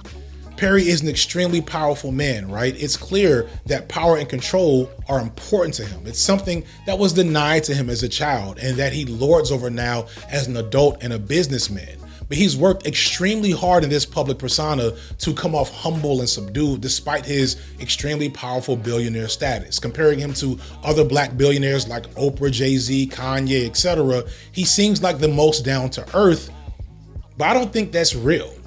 I think Madea is the real spirit of Tyler Perry. That's who shows up when he wants to get an episode of the Boondocks taken off the air or clap back at his critics in the media. While he, as Tyler Perry, offers words of wisdom and inspiration on the value of hard work and supporting each other, Madea gets to proselytize about the plight of black people being low-key their own fault and telling black women how to follow and get their men. And whether this is a purposeful or unconscious separation, it's smart because while Tyler Perry gets flack for a lot of things, he doesn't get a lot of scrutiny for the politics in his films. And he is shielded from that criticism because, I mean, how do you tell Big Mama anything? Big Mama, by nature of her survival in a world that has been seeking her destruction for generations at this point, has earned a level of respect and impunity in black spaces. A lot of us have and know a Big Mama, and some Big Mamas ain't that great. Some Big Mamas are just as judgmental, abusive, toxic, and clueless as Madea is. But we don't say nothing because that's Big Mama. She's earned that respect and that privilege through years of sacrifice and service to black communities. But Tyler Perry hasn't. Tyler Perry isn't Madea, even though I think Madea is very much Tyler Perry, if you get my point. He has went through a lot and done a lot to earn a lot. Billions if we're counting, but that doesn't put him above critique for some of the awful things he's put in his media. He doesn't actually hold the sacred position of Big Mama in any black community, even if he cosplays as one. And I'm sure some of y'all are thinking to yourselves, while Tyler Perry isn't Big Mama, he's still been a huge force for black people in this country, giving away millions over the years to a variety of black folks in need. And there's so many examples of this, and he does deserve credit for that. That is true, but different. Because see, unlike Madea or any Big Mama, Tyler Perry's service to black people isn't selfless. It's barely even a sacrifice considering how much he's made. In fact, his service ends up being highly self-serving, and considering all that black people have given to him, I feel like he should really give a whole lot more. In fact, as we get to the last section, we're gonna peel back and look at just how Tyler Perry has made his billions. And once we do that, it becomes clear how exploitative he's actually been to black people, black culture, and black art as a whole. So YouTube is not Hollywood. Not yet, at least. There's no billions being made here, at least not by most YouTubers. But what we do here is important, as it's now the most watched streaming service in the world. And for a long time, if you were black on YouTube and you weren't doing a specific black thing, you were basically invisible. I recognized this firsthand spending a year in small channel purgatory, trying to figure out a way to break through. And it only happened because another black creator gave me a shout out. And they understood to do that because they got a shout out themselves from another black creator. And from there, I took off. But I never forget that experience. So I've tried my best to share knowledge and resources with everyone I can find about YouTube. Because I know that work ethic can only take anyone, especially black people, so far, especially in a system that isn't designed for marginalized voices to be heard. Collaboration and community can create movement that one individual hard worker can never think to replicate. Part 4, Tyler Perry and his table. All right, we're getting into the last part. And if you can't tell from who's on my shirt, we're gonna go a little left starting here. So bear with me. This is E. Franklin Frazier, And he is a Black American sociologist who lived and wrote in the early 19th century. He had a significant career studying and writing and agitating for Black liberation, while also himself achieving significant status as a thinker on Black issues. And his name, while less known, should be up there with the likes of Du Bois, Garvey, and Booker T. Washington regarding his work during this time. But sadly, outside of getting an advanced degrees in Black studies, you're unlikely to hear his name much in these days, and I think I know why. Despite the fact that Frazier wasn't an overt leftist like, say, Du Bois or Hubert Harrison, nor was he as radical and bombastic as Garvey, Frazier's work and ideology is still highly transgressive to the ways in which Black people orient their politics and values in modern America. And it's for one clear reason. Frazier didn't fuck with bougie Negroes, like at all, as is made clear in his most notable book, The Black Bourgeoisie, first published in 1957. According to an article from the Black Agenda Report, the publication of Black Bourgeoisie in 1957 was shocking for its polemical, at times vicious portrait of the Black middle classes, with their inbred and elitist culture, their slavish fealty to white organizations, and their cold disdain for, if not disgust of, the Black masses. Frazier tore the veil off the closely guarded social secrets of the hinsty world of Negro gentry. For some, the book was embarrassing, and Frazier became the subject of whispered epitaphs. Frazier, like Du Bois, had witnessed the struggle for Black liberation start to disintegrate due to a combination of white terrorism, structural resistance, a lack of institutional support, etc. But also he came to recognize that this failure was made easier because many of the Black elite are often self-appointed Black leaders. Those who Du Bois at one time might have identified as the talented 10th were more focused on celebrating, flaunting, or faking their own progress and success and wealth than putting in the actual work needed to further the Black struggle. For that section of the Black bourgeoisie which devotes itself to society, life has become a succession of carnivals. In cities all over the country, Negro society has inaugurated debutante balls or cotillions, which provide an opportunity every year for the so-called rich Negroes to indulge in lavish expenditures and create a world of fantasy to satisfy their longing for recognition. Very often, these rich Negroes mortgage their homes in order to maintain the fiction that they are able to indulge in these vast spectacles of make-believe. As I hear this quote, I can't help but think of mine and Tyler Perry's home right now, Atlanta, Georgia. Hookah lounges, trap yoga. It sounds like PPP scams, LLC, and hashtag entrepreneur in the bio. It sounds like the Obama era, white parties featuring pedophiles and sex criminals. Atlanta is a city that's had Black mayors for 50 plus years, and in that time has seen the wealth of the city increase steadily, often with Black people being some of the main ones who benefit. However, not all Black people, as Atlanta has one of the worst wealth gaps for any major city in the country. And this was written not in 2025 or 2026, but in 1957. But that doesn't ruin the veneer of what Atlanta is in Black culture, does it? Because Atlanta represents the aspirational possibility of Black excellence. And way back then, while Frazier may not have understood what Atlanta will become, he did understand that Black excellence was a thing that may be a problem. He recognized that the spectacle and the image of Black elitism, often tinged with the white aesthetics, gives the Black excellence brunch crowd, as I like to call them, shout out to Think Peace Tribe, that is a term that he made up from his short film, The Black Excellence Brunch. Make sure I give credit to that. But the Black Excellence Brunch crowd has a vice grip on the hearts of Black, poor, and working class people. They use the veneer of their success, whether real or not, to pantomime a better life that the regular Black folks aspire to, and then use that desire that they have for liberation and freedom and success to sell a dream back to them. Often, sadly, in conjunction with white power brokers, this dream never comes true. This quote, however, shows both the timelessness genius of this book, but also its limitations. To be fair, Frazier has maybe a little too much smoke in parts of the book, bordering on anti-Blackness at times. He denigrates the idea of Black entrepreneurship almost in a way that implies that Black people are not capable of such success in the world of business. And this is probably the most enduring shortcoming of this work. While Frazier still did accurately clock that the Black bourgeoisie exploit and mislead the Black masses, what he did not foresee is just how successful some Black people would become through this strategy, and how that success and power would eventually become the dominant framework through which Blackness was meant to be seen in America. Frazier predicted Black excellence as a concept, but he didn't predict that Black excellence would win. I've talked a lot about the mythology of Black excellence in my content. This is because it is a concept that hits close to home. As an elder millennial, the child of 2 college-educated Black folks in Chicago, I was one of many patient zeros for the brainwashing process that instilled this idea of Black excellence deep into the heart of my generation. I was in my early 20s when Barack Obama crystallized that Black excellence imagery into my imagination. I had gotten my HBCU degree before then, my advanced degree not long after. I met my Black excellence wife there, and we had 2 chubby Black excellence babies, and we're in some ways living proof of that concept, all before I ever posted a YouTube video or read any Franz Fanon.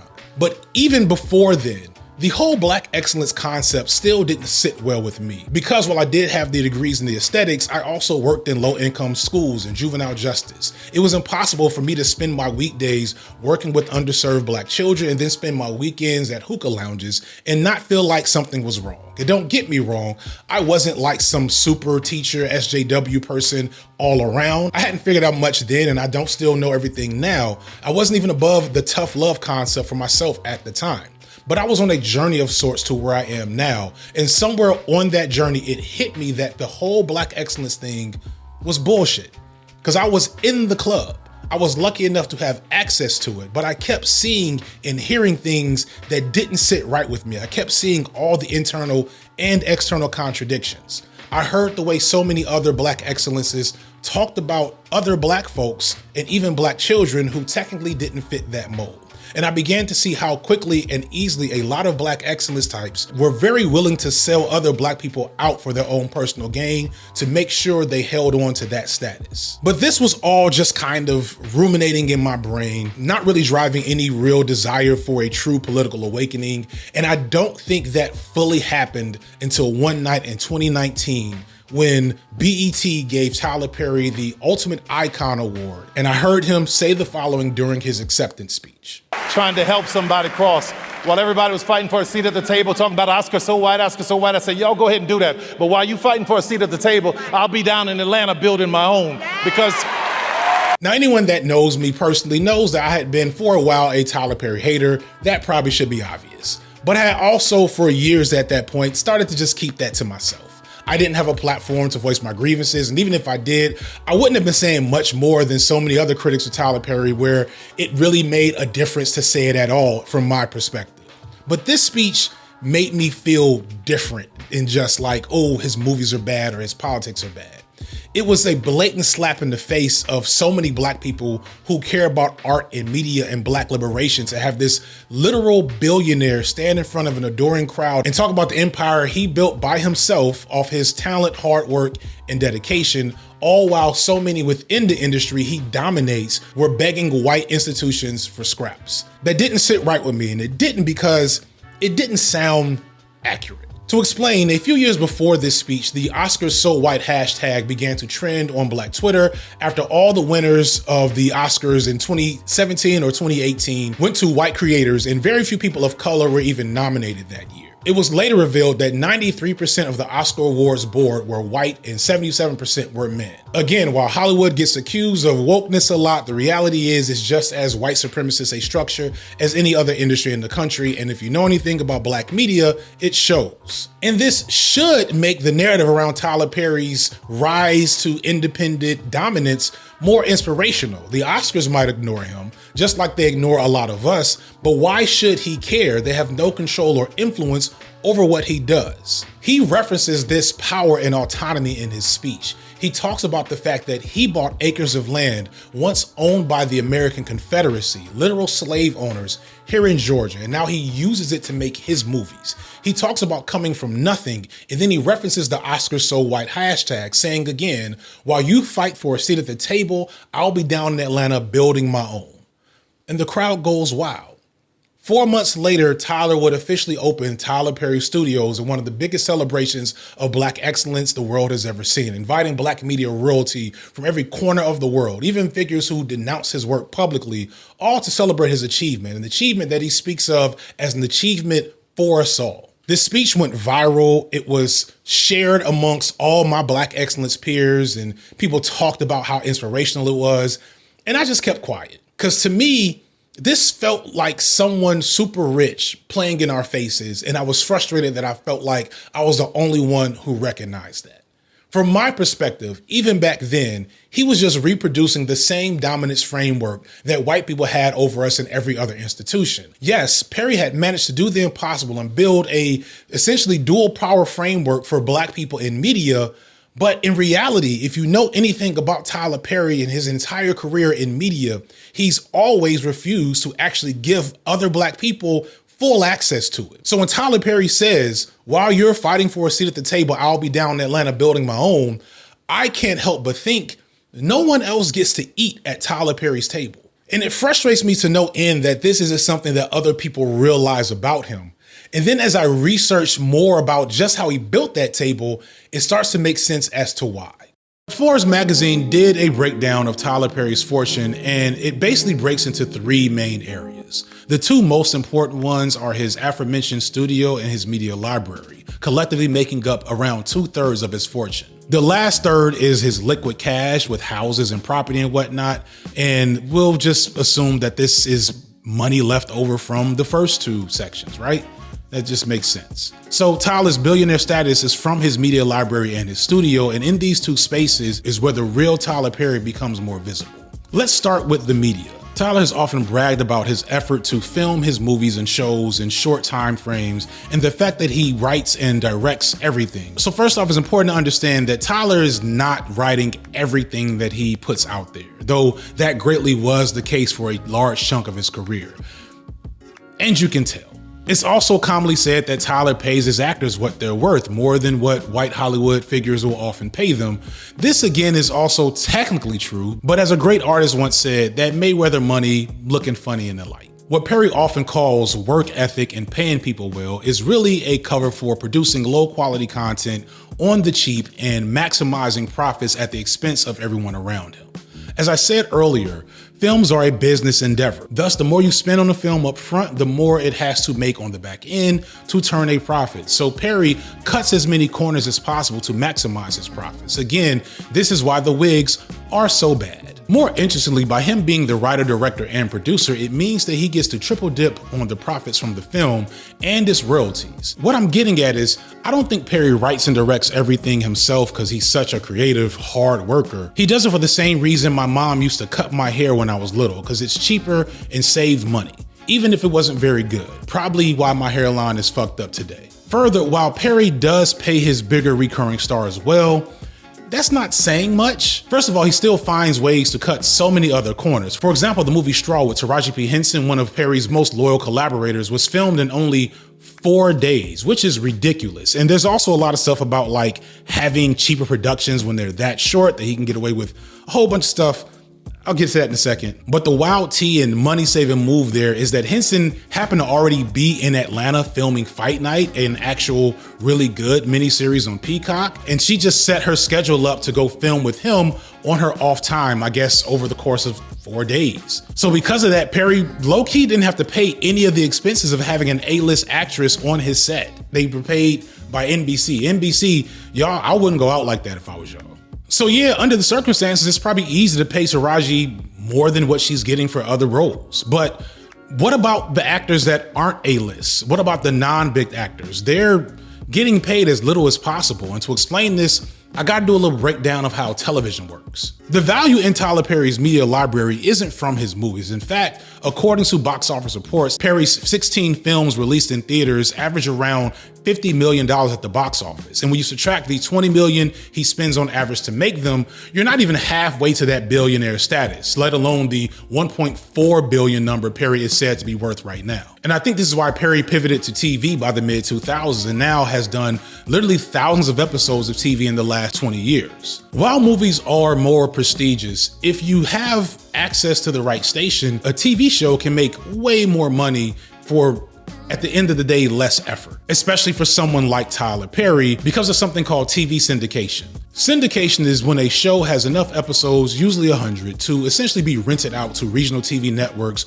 or in modern times, streaming services like Netflix and Hulu, aka reruns. This is why when I was growing up, I could watch reruns of Different Strokes or Cheers or 227 on a variety of different channels over the years, or why today you can find numerous shows on numerous streaming platforms. Something like Seinfeld, for example, first aired on NBC in 1989 and then went on for nearly 10 years, but the show was so popular that it went into syndication in 1995, 4 years before it fully ended. Since then, Seinfeld has been everywhere and on multiple streaming services, netting billions of dollars for its creators, writers, producers, and the actor. And it's because of how lucrative that success is that Tyler Perry helped pioneer the concept of the 1090 syndication model for his own shows. I, again, come back to Hollywood, some conversations with the agent, and they say, well, you know, this is how it's done. You do a pilot. I'm like, no, I don't want to do a pilot. I don't want to do one show. I'm like, what do you mean you don't want to do one show? That's how it's done. I was like, no. To me, I'm going, you need to put at least 10 of these things on the air to see how they're going to run, which is this 1090 model that a lot of people are taking credit for who really didn't create. Find somebody to do 90 episodes. That's how I'll do it. Give me 90 episodes. Give me 100 episodes. I want immediate syndication.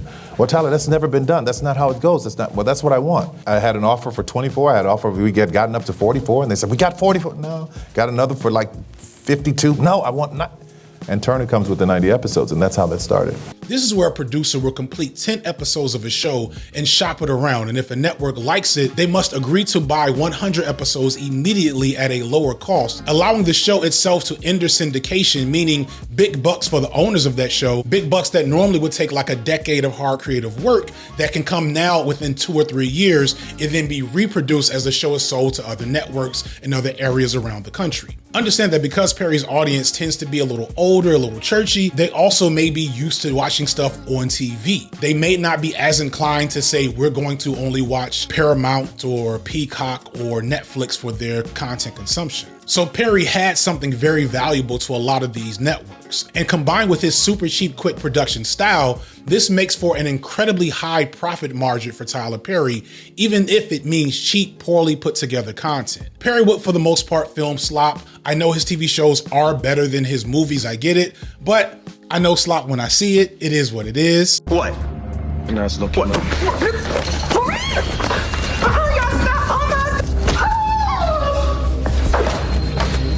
And I know it's slop because he would film it on an extremely short time frame with minimal effort put into making sure their productions were done well. But the benefit is that suddenly now he has immediate syndication, not a body of artistic work, not a show that people have built a relationship with over the years, but plenty of content to sell to whoever wants it. And even that wouldn't be so bad until you realize the insidiousness of how this process inherently cheats the core workers out of the value of their labor that are involved with this show. In the old style of TV sitcoms and shows, when seasons were bought one at a time, this allowed the cast and crew to regularly renegotiate their fees. This wasn't always an easy process, as actors and studios didn't always agree on what their worth was, but at least it was renegotiated, giving the actors a chance. But in this method, actors locked themselves into the bulk of their labor at whatever rate they're willing to take up front, possibly 100 whole episodes, which severely limits their ability to make more money from their work over the course of the show's lifespan. Perry has a clear history of anti-worker behavior,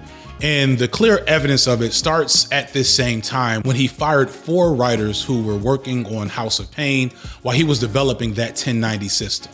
Perry says that he fired them because their writing wasn't good enough, that it didn't speak to his audience, which I doubt. But it was also revealed that it was them joining a writers union that triggered him to fire them, because he states he couldn't afford to do normal union fees on his shows. Now, I'm not in the Hollywood game. I don't know how the numbers or of any of this work, but I find it hard to believe that Perry, who was allegedly worth hundreds of millions of dollars at this point, couldn't figure out a way to pay quality black talent properly if he wanted to. But at the end of the day, unionized writers not only cost more, they also, as I mentioned earlier, get residuals and royalties, which is where the real money resides. The same goes for ununionized actors. It's not abnormal for new shows to have ununionized actors because it takes a certain amount of work to eventually qualify for a union. But the 1090 model complicates that. In the old style of TV shows, actors and everyone else working on the show could regularly renegotiate fees, allowing them more power and money in the exploitation of their labor. For example, for the classic show Martin Lawrence got paid $75K an episode in the first season. But by the end of the series, this had increased increased to an alleged $200,000 per episode. Martin had 132 episodes, and his income theoretically went up every 10 to 15 episodes. That's generational wealth for him, and because he's unionized, he gets the royalties from that work from day one of his syndication.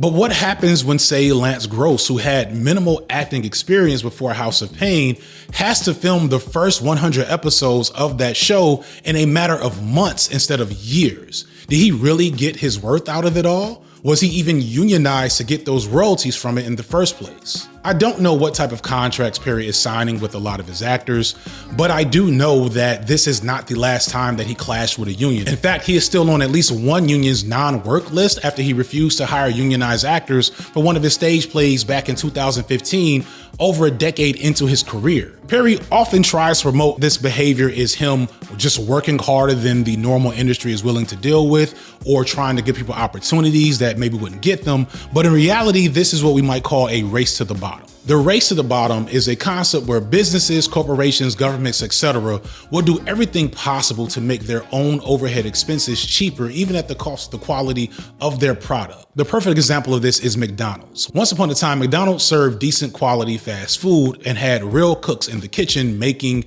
real burgers made of real beef. But eventually they realized that being faster and cheaper and making burgers out of some type of pink slime was more profitable. So they degraded the labor of how they made it along with the materials it was made from, so we can get ingredients that would make a burger at 99 cents still be profitable, even if it tastes like trash or just basically salt. And now the people who work at McDonald's are super expendable. So they're low paid and can be treated like trash because anyone can do their labor because they can be easily replaced. The end result is that the consumer and the worker are both getting short ends of the stick while the owner gets the maximum profit possible. This is what Perry does in his media. This is what he does with our energy. This is what he does to Black people. Perry purposely targets hungry, cheap Black actors who aren't getting opportunities elsewhere, knowing that they won't have many other options. And even if they happen to be talented, his sloppy style of writing and directing will diminish their value. There's a reason why the bigger stars that Perry has worked with in the past never returned to work with him again. You have not seen Idris Elba or Viola Davis in any Tyler Perry movies lately, have you? Meanwhile, House of Pain alone was sold for $200 million on its original run. And furthermore, he can resell it over and over and over as much as he wants without ever having to pay royalties to some of the actors, while quadruple dipping as the writer, director, creator, and producer over most of those episodes. So yeah, some folks like Taraji swear by Tyler, and that's fine, but her sentiments aren't universal. And I guess now's a good time as any to get into the sordid stuff that's been surrounding Tyler regarding his relationships with people that have worked with him or worked under him. Let's get into some of the ugly shit. Up until recently, Tyler Perry's most well-known conflict in the industry is related to the blackballing of Monique. For those who don't know, Monique was a stand-up comedian who made the transition to TV in the late 90s, with her first breakout role being on the show The Parkers. Monique was very much in the camp of famous to Black people and was doing fine, but suddenly an opportunity came for her to play the horrifyingly wicked, broken character Mary in the critically acclaimed and award-winning film Precious. I talked about her role in this film in my Black Villains video, so I won't spend much time on it, but her performance was so good that she won an Academy Award for it. But this was a bet on herself because she took the role knowing what it might be for only $50,000. However, when she started getting Oscar buzz, Tyler, who was a producer on the film, along with Oprah and others, started to urge her to go out there and do more work to promote the film and promote herself as a person to win that award, and she refused. What happened was, Kevin, I said no. And because I said no to Oprah Winfrey, Tyler Perry, Lee Daniels, and Lionsgate, that's when the firestorm came, because it was that, how dare you say no to us? Well, I had no contractual obligation to you. I was done with my contract. I was done with my contractual obligation. And when y'all say, well, do us a favor. Well, here's my question. Could I call Lionsgate and say, do me a favor? Let me hold $1 million.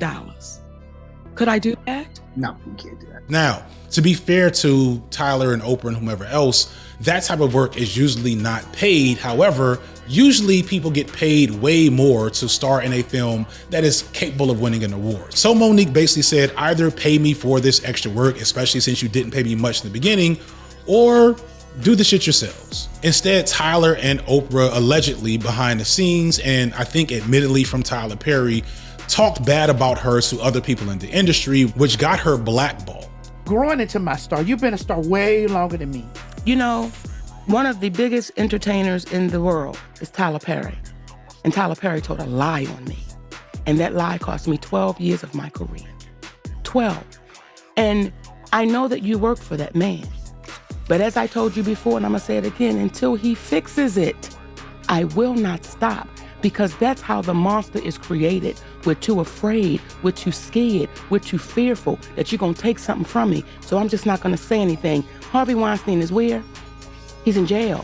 And that's been going on for decades. But everybody said, let it go. Don't say nothing, which allowed that man to do more damage to women over the decades. As long as I can help it, I'm saying, Tyler Perry, you will not do this to another, as long as I can help it, because you told a lie. And you feel like you have the God complex, so I ain't gotta fix it. Because the community is saying, wait a minute, y'all. Hold up. We don't know this sister to be no bullshit. We know she a loud mouth. We know she'll say some shit off the wall. But what we know about it is she true to her word. And all I would ask you is two questions. The first question is, did you not just say it was wrong? Tyler. Did you not just say it was wrong, Tyler? To say she was difficult for not doing something that she was not contractually obligated to do? Did you not say that you would feel that that was wrong? Or am I missing something? I absolutely said that, yes. You want a public apology and you want restitution. Yes. And I say that unapologetically. You are on tape saying what you did to me was wrong. You are on tape. That's your voice, Tyler Perry. You called us. We didn't call you. You said what he did to me was wrong, and he was gonna fix it when his movie Boo came out. When did Boo come out? 2016. We are now in 2025, and you've not fixed that. Some might say her own behavior got her blackballed, and to again be fair, Monique over the years has not seemed like a woman that is easy to work with, but it doesn't make any sense that she literally won an Academy Award for this role and has been in maybe one movie in the last 10 years since. To this day, Monique refuses to get off their necks about this and still wants retribution for what she sees as over 10 years of her career being completely derailed. And again, while this can't be proven in a court of law, I do believe her. One reason I believe her is because one thing we do know is that that wasn't the first or only time that Tyler Perry used his power and influence to hurt other black folks in the industry, which brings us to the infamous episode of the Boondocks that I've probably brought up a few times by now. Winston Jerome is a closeted cross-dressing cult leader whose love of the Christian faith is a mask for his true sexuality.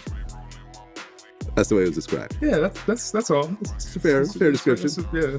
From what I understand, Tyler Perry was furious over this. Furious. Yeah. Have you ever run into Tyler Perry in any capacity?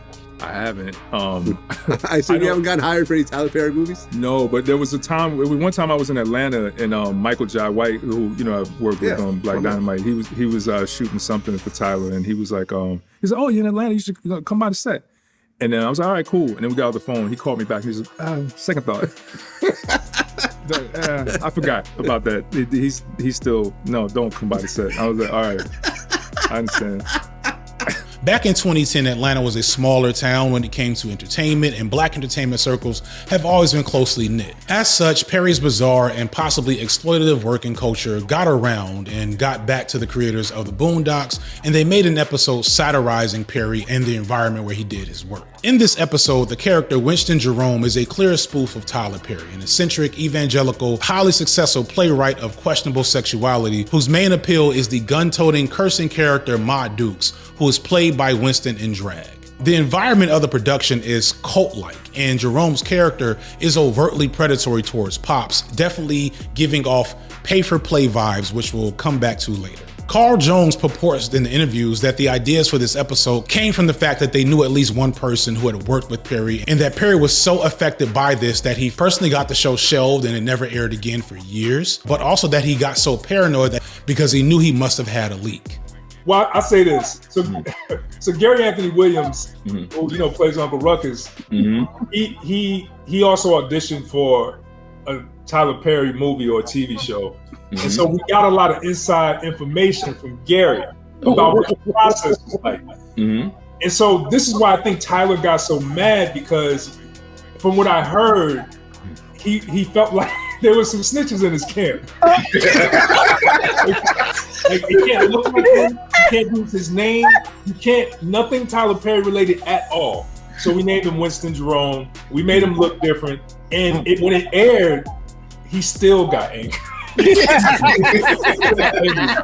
And he literally called the network himself. And he said, if that ever airs again, it's going to be a problem. Because mind you, our parent company is Turner. Right? And he's doing a Meet the Browns. And, you know what I'm saying? And he owned Turner at that point.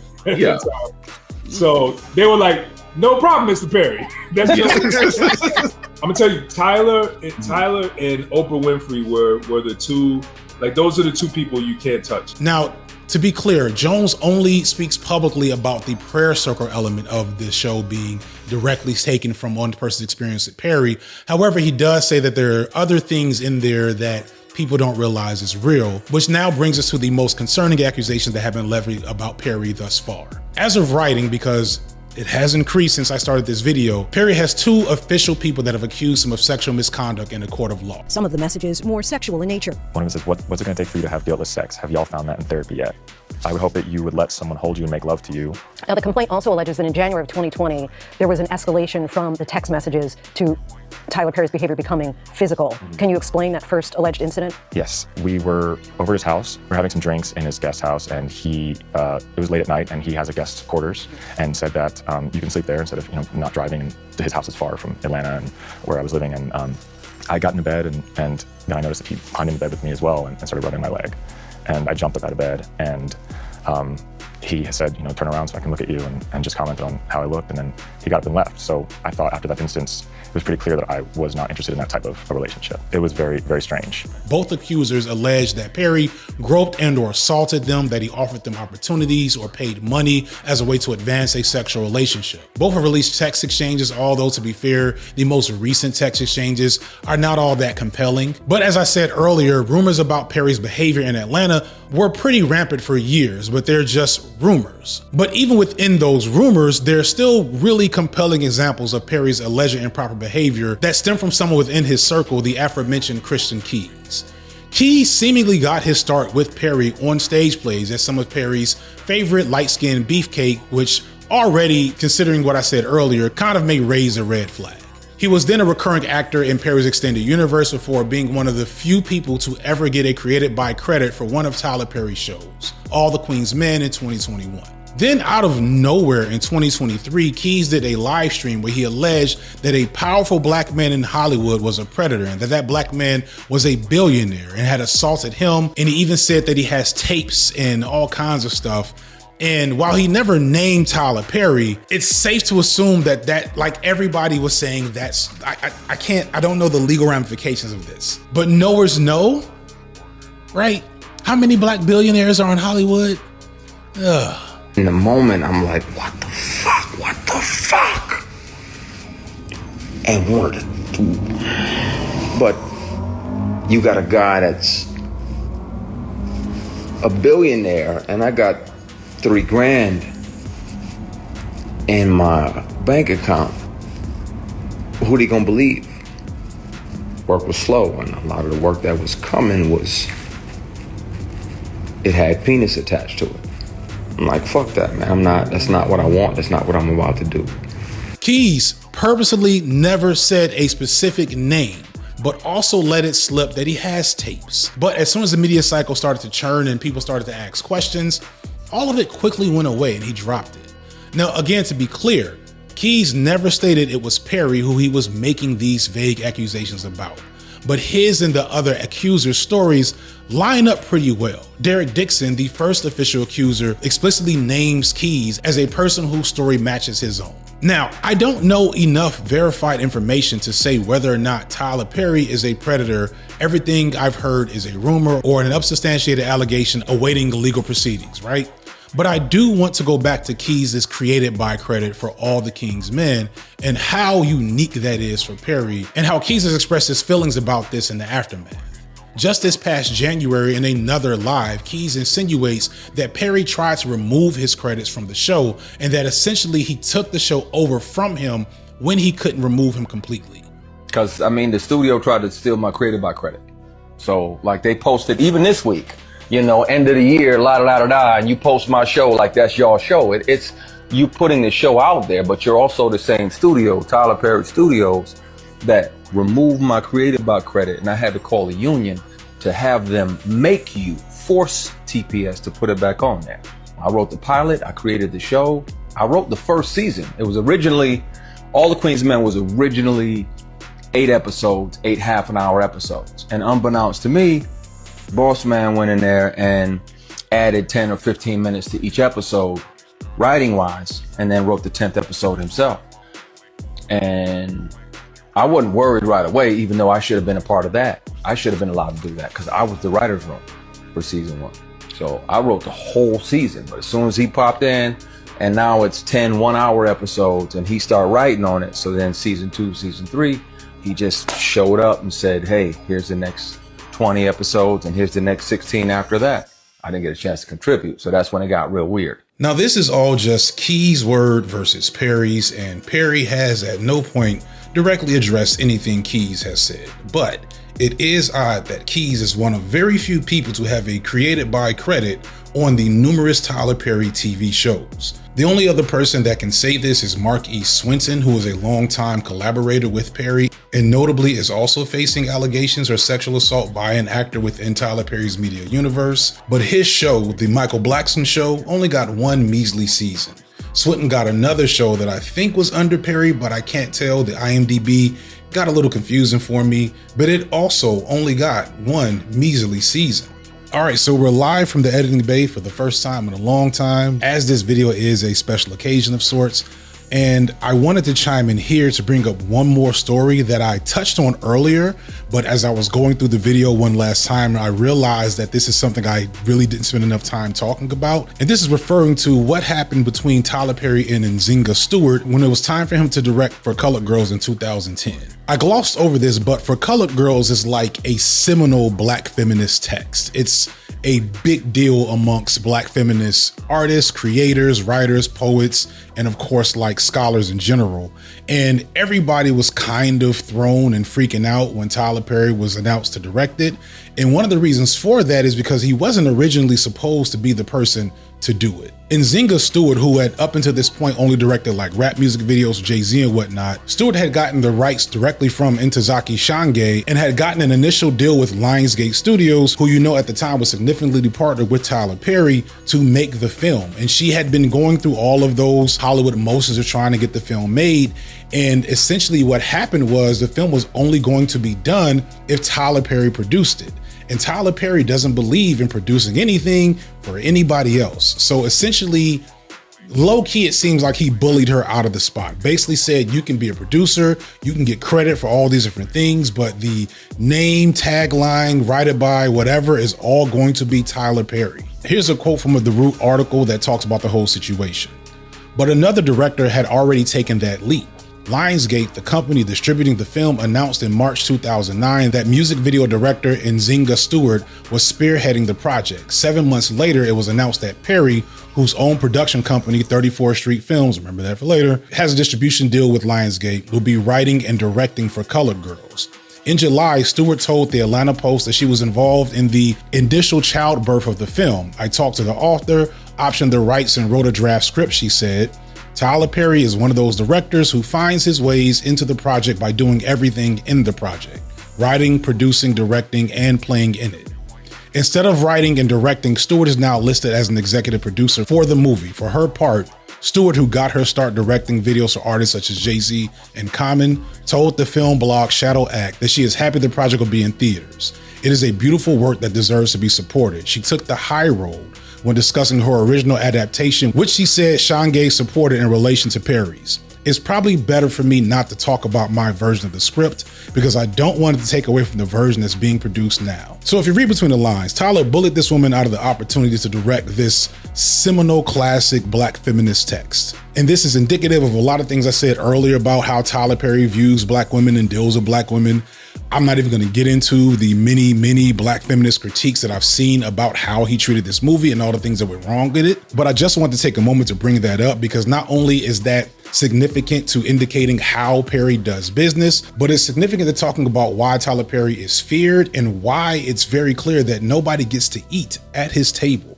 And again, Keys is one of only like 3 people in the now 30 plus years of Tyler Perry's media empire that have ever made anything with Tyler Perry's resources. For this entire time, Tyler Perry Studios and the table that Tyler Perry has built has only served Tyler Perry. And I don't think anything I've said thus far is a bigger indictment of him as a man, as a black man, than that fact. So again, according to Forbes, Perry's studio is the other major key in his wealth. And it's a major key in reframing how we should see him, in my opinion.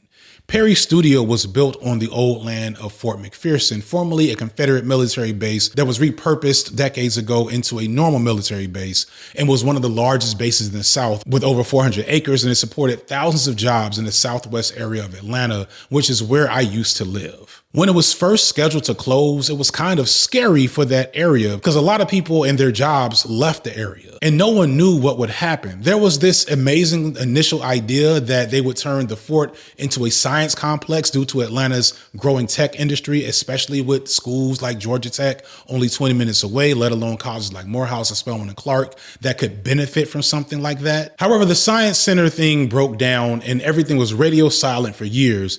And then suddenly in 2014, it was just announced out of the blue that Perry had bought the land and it would become the home for his studios. He had somehow quietly bought 330 of the 400 plus acres for only $30 million. I don't know a lot about real estate, but part of me thinks that even in 2014, $1 million per 10 acres of developed manicured land, complete with houses and other infrastructure already built, sounds like a really sweetheart deal for Tyler Perry. To put this in perspective, the city initially paid $30 million to start the Cop City project for only 85 acres of underdeveloped land that was essentially a forest, and that happened a couple of years ago. This land sale elicited lawsuits claiming that the sale was unfair, but these lawsuits were thrown out due to issues of court authority, not necessarily regarding whether or not it was legal or fair. But because it was the iconic Tyler Perry, because it was a black man that would be one of our own, we were okay with him getting the deal.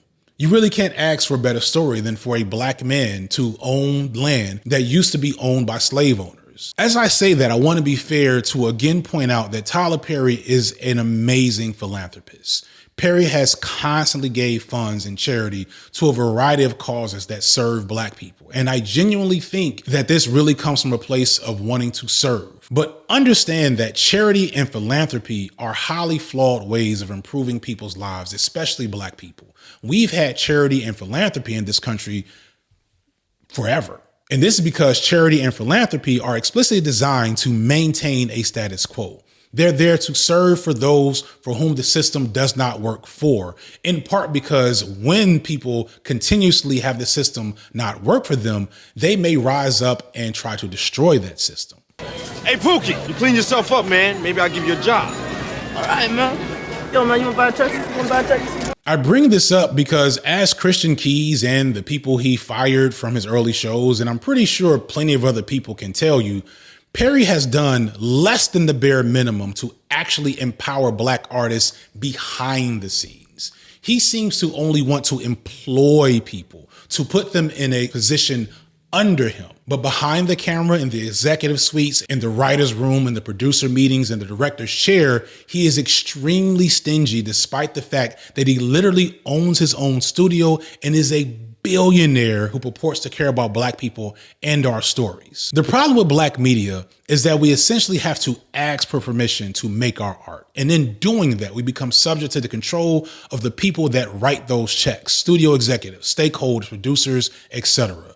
There are so few black directors, writers, and producers and executives behind the scenes. And the same is the case with Tyler Perry Studios. videos. Again, the behind the scenes details are sparse, but hilariously, we do have the one account that one director from Meet the Browns was Alfonso Ribeiro, aka Carlton from The Fresh Prince of Bel-Air, and the experience is so bad that Ribeiro has indicated that he never wants to work for Tyler Perry again. And so you might be saying, well, what about Precious? And yes, Perry technically produced Precious, but that wasn't a part of his production empire. He was actually brought in the aftermath of that film to give it more celebrity hype amongst black people so that they would go see it. And he did this along with Oprah. So it's not the same. The only real example of this is the very recent Ruth and Boaz, which is basically a Tyler Perry movie not made by Tyler Perry, and 2013's Peoples, the first and last major theater release that was only produced by Perry with his studio backing. And it bombed, which seems to be one of the reasons why Perry never tried that again.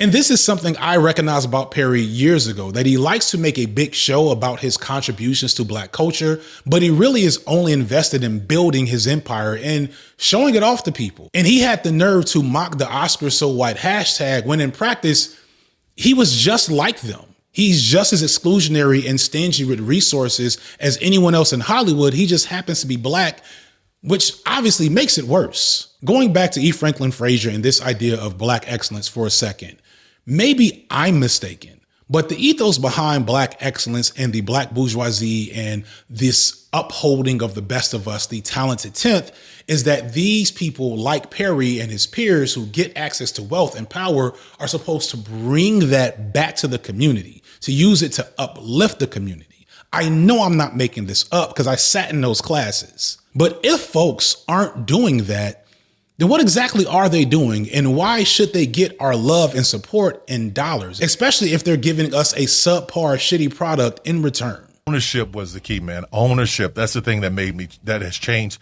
everything in my life. I own every play, every movie, every character, every TV show. It's all owned by me. And that is what has set the difference of me being able to say, I'm going to set a path where I can open the door for everybody else. Absolutely. Or waiting for somebody to give me a job. Who gets it? Numbers don't matter to me as much as who gets it. If I can get one person to get it, take this moment, run and jump and create their own, then I've done what I'm supposed to do. Now, some of you with the bootlicking gene are probably saying, well, it's not Tyler Perry's responsibility to push forward a black agenda. So whatever he's done, even if it wasn't much, it's good enough because he got that all on his own. He gives back. It's not required that he needs to be some type of great leader within black culture and black media if that's not what he wants to do. And you're entitled to your own bad opinion in this regard. But before you settle in that opinion, let's also look at how other people with much less power and much less money have done much more than him with much fewer opportunities to do so. Earlier in the video, I mentioned Robert Townsend for a reason, because he helped put Keenen Ivory Wayans on the map, co-writing Hollywood Shuffle with him way back then, as well as Eddie Murphy's Raw. Townsend's breakthrough with Hollywood Shuffle was key at allowing Wayans to cut his teeth and build up his resume behind the camera, which allows him to eventually make I'm Gonna Get You Sucker, a hood classic, and eventually gives us In Living Color, the first and only black sketch comedy show of that 90s era, which birthed a multitude of legends in the game, including the likes of David Alan Grier, Jim Carrey, Jamie Foxx, but also his younger brothers, Sean and Marlon Wayans, who then got to go on to their own distinct film and TV careers. Marlon Wayans, while not perfect in a multitude of ways, has given us a ton of independent black media that has served black niche interests in a way that Hollywood never has. You can even throw Jennifer Lopez on top of that list. Like, that's how planting a seed and building a tree works. You never know where it's gonna go.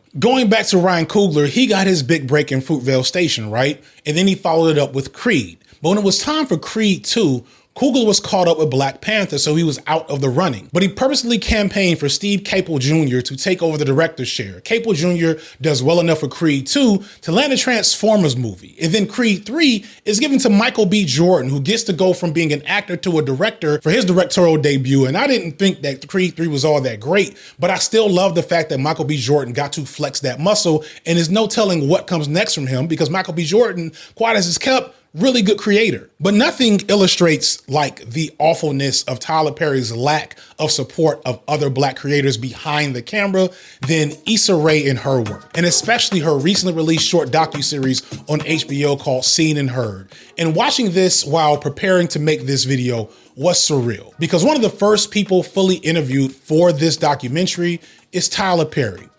And I couldn't help wonder why.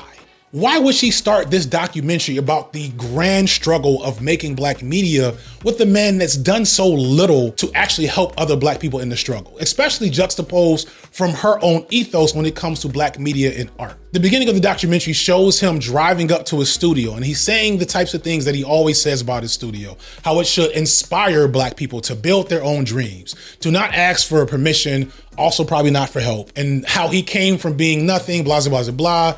And by the end of the 2-episode miniseries, I started to wonder if this actually wasn't on purpose, is that maybe Issa Rae feels a little bit like me. I'm not gonna put that on her. Issa, I'm not gonna put that on you. I'm just saying. Cause see, early in Issa Rae's career, before she became the juggernaut she is, Issa coined the famous quote, "I'm rooting for everybody black." And she clearly means this, because Issa herself didn't have access to the Hollywood machine initially. And like Perry, she did make her own thing starting on YouTube. But unlike Perry, she was eventually connected with Larry Wilmore, and he helped her develop Insecure with HBO. And this documentary shows how important that type of structure has been for black people to be both in front and behind the camera when it comes to our media. And the documentary quickly moves from Tyler to Oprah to Debbie Allen to Mara Brock Akil to Stan Lathan to Swizz Beatz. It goes all over the map, all over black media and film history in the last like 60, 70 years. And one clear motif of the series is showing how almost all of these black people, all of these black shows and movies are part of one big grand tree, a network of artists and creators behind the scenes working to open doors for each other and to share resources they've been able to extract from the system. It's meant to show how learning and mentorship is a key ingredient to developing things. Debbie Allen, for example, for better or worse, got her start from Bill Cosby, and she got to helm A Different World. And in A Different World, she had an intern named Mara Brock Akil, and then Mara Brock Akil was mentored by Ralph Farquhar on the short-lived South Central, and then she managed to create Girlfriends in the Game. When she was there, she mentored Lena Waithe, and then Lena Waithe landed the job on The Chi, and then Lena Waithe got to do things on her own that gave her an opportunity to bring other directors and writers and other black names into the background, behind the camera, and so on. And what you recognize from this documentary is that a great variety of black media and art only exists because people with power and resources shared them with other people to create pathways for other black artists. And this goes on for 2 whole episodes, and it's a beautiful thing to witness. And then at the very end, they come back to Tyler Perry, and he's showing off his studio. Welcome to the Dream Building. This is Medea's house. Here we have the Georgian side of the mansion. If you want to be in a hotel hallway, like to say the Ritz-Carlton or something, then all of a sudden you're in a hotel hallway. Welcome to the White House. This is the 80% replica of the actual White House in Washington, D.C. Then if you get sick and need to go to the hospital, turn this corner and you're in the hospital. Iconic window here. President's bedroom. Obama, my man. And I may be reading too much into it, right? But it feels clear that he's not like them, because Tyler Perry cannot say the things that these other creators are saying. He cannot point to anybody he's mentored, supported, or put on to do anything significant within the media field other than to act in other people's movies. It's very, very clear, at least from this documentary, that there's no one that is a part of his tree because he's planted no seeds. The only resources from his tree went into building his table. And then a few minutes later, in the last scene of the documentary, Issa gives a short speech. And it's basically the same speech I gave at the end of my Cinders video when I previewed that I was gonna talk about Tyler Perry. I think I just thrive off of community, and I'm really come from a place of building what I want to see, building what I want to be a part of, building what I want to take part in, collaborating with others who think the same. In a way, we're all just trying to navigate the system. So, you know, hopefully 5 to 10 years from now, we have our own shit. Hopefully sooner. Hearing Issa say here, maybe in 5 or 6 years, we'll have our own. And then I juxtapose it to how the docuseries starts with Tyler Perry showing off his own studio, him showing off his own, doing it without a metaphorical black seed or tree in sight. I don't know, I feel like that was intentional. The message to me is clear. We as black people still don't have our own. That state-of-the-art studio in East Point, Atlanta, that's not ours. That's not the people. That's his. That's Tyler Perry's. Because unlike Issa Rae, Tyler Perry isn't rooting for everybody black. He's only rooting for himself. And I need y'all to think about how inconceivably awful that is from a Black-centered standpoint. To me, the idea that a Black man could be in possession of the levers of power for an entire institution of media and not use it to benefit Black people materially, to not just employ and pay people for their services, but to give them those major keys, to put them in positions to expand the possibilities of Black art, or just help them make their own Black art with the resources that you've amassed from Black people, unlike how Hollywood does. Each one teach one. Brother's keeper, opening up doors, all that shit. That's the stuff Tyler Perry's never been about. And mind you, Perry through 34th Street Studios has been more than happy to take dollars from Disney or Universal or whomever to allow them to film on his studios as long as they pay him. It's not a matter of never wanting others to use his toys. It's also not a matter of him losing money. In fact, it could be way more money in helping other Black artists make good art at the end of the day. Ryan Coogler is a $1 billion filmmaker. Insecure was a huge hit on HBO. Abbott Elementary is a huge hit for network television. There is no shortage of desire for Black media today, just like there wasn't 20, 30 years ago with Fox and UPN and the WB. So no, I don't think this is about simple greed, at least not in the terms of pure dollars. Instead, I think this is Tyler Perry hiding again, like he hid when he was a child. I don't think this is really about money, and it's not quite about power. More, it's really about Tyler and control. What started for me is I didn't have the wherewithal, I didn't have anybody to teach me how to do business, how to own the house. But my father did in reverse. My father was there, but he was a horrible person. But the thing that solidified it for me was he was working, building houses for these white men. And he'd be so happy. He'd get his $800. He'd come home. I made my $800, but then I watched the white man sell the house for $80,000. Wow. So all my life, I wanted to be the man who owned the house. So that's when I entered this business, when I started doing these plays, when I started doing movies. Giving up ownership was not an option. I had to own everything. How did you know that's like, how did you apply? There's a blessing in being underestimated, because what happened is every time I made a deal, they didn't, oh, this just some, these folks in Hollywood, oh, it's just some play or just something Black people doing. They thought Diary of a Mad Black Woman would do $5 million total. It opened at 20. Wow. So when you're underestimated, you can make the best deals, right? So that's why I tell people, don't go in a room giving your resume trying to impress anybody. See what deal you can make. Go under first. To be specific, I think it's Tyler hiding again, like he did when he was a child. Tyler intrinsically knows he's not like all these other creative and talented Black artists. He knows on some level he doesn't belong here. Have you ever felt like the underdog, like early? Are you kidding me? Even now, still the underdog. Are you kidding me?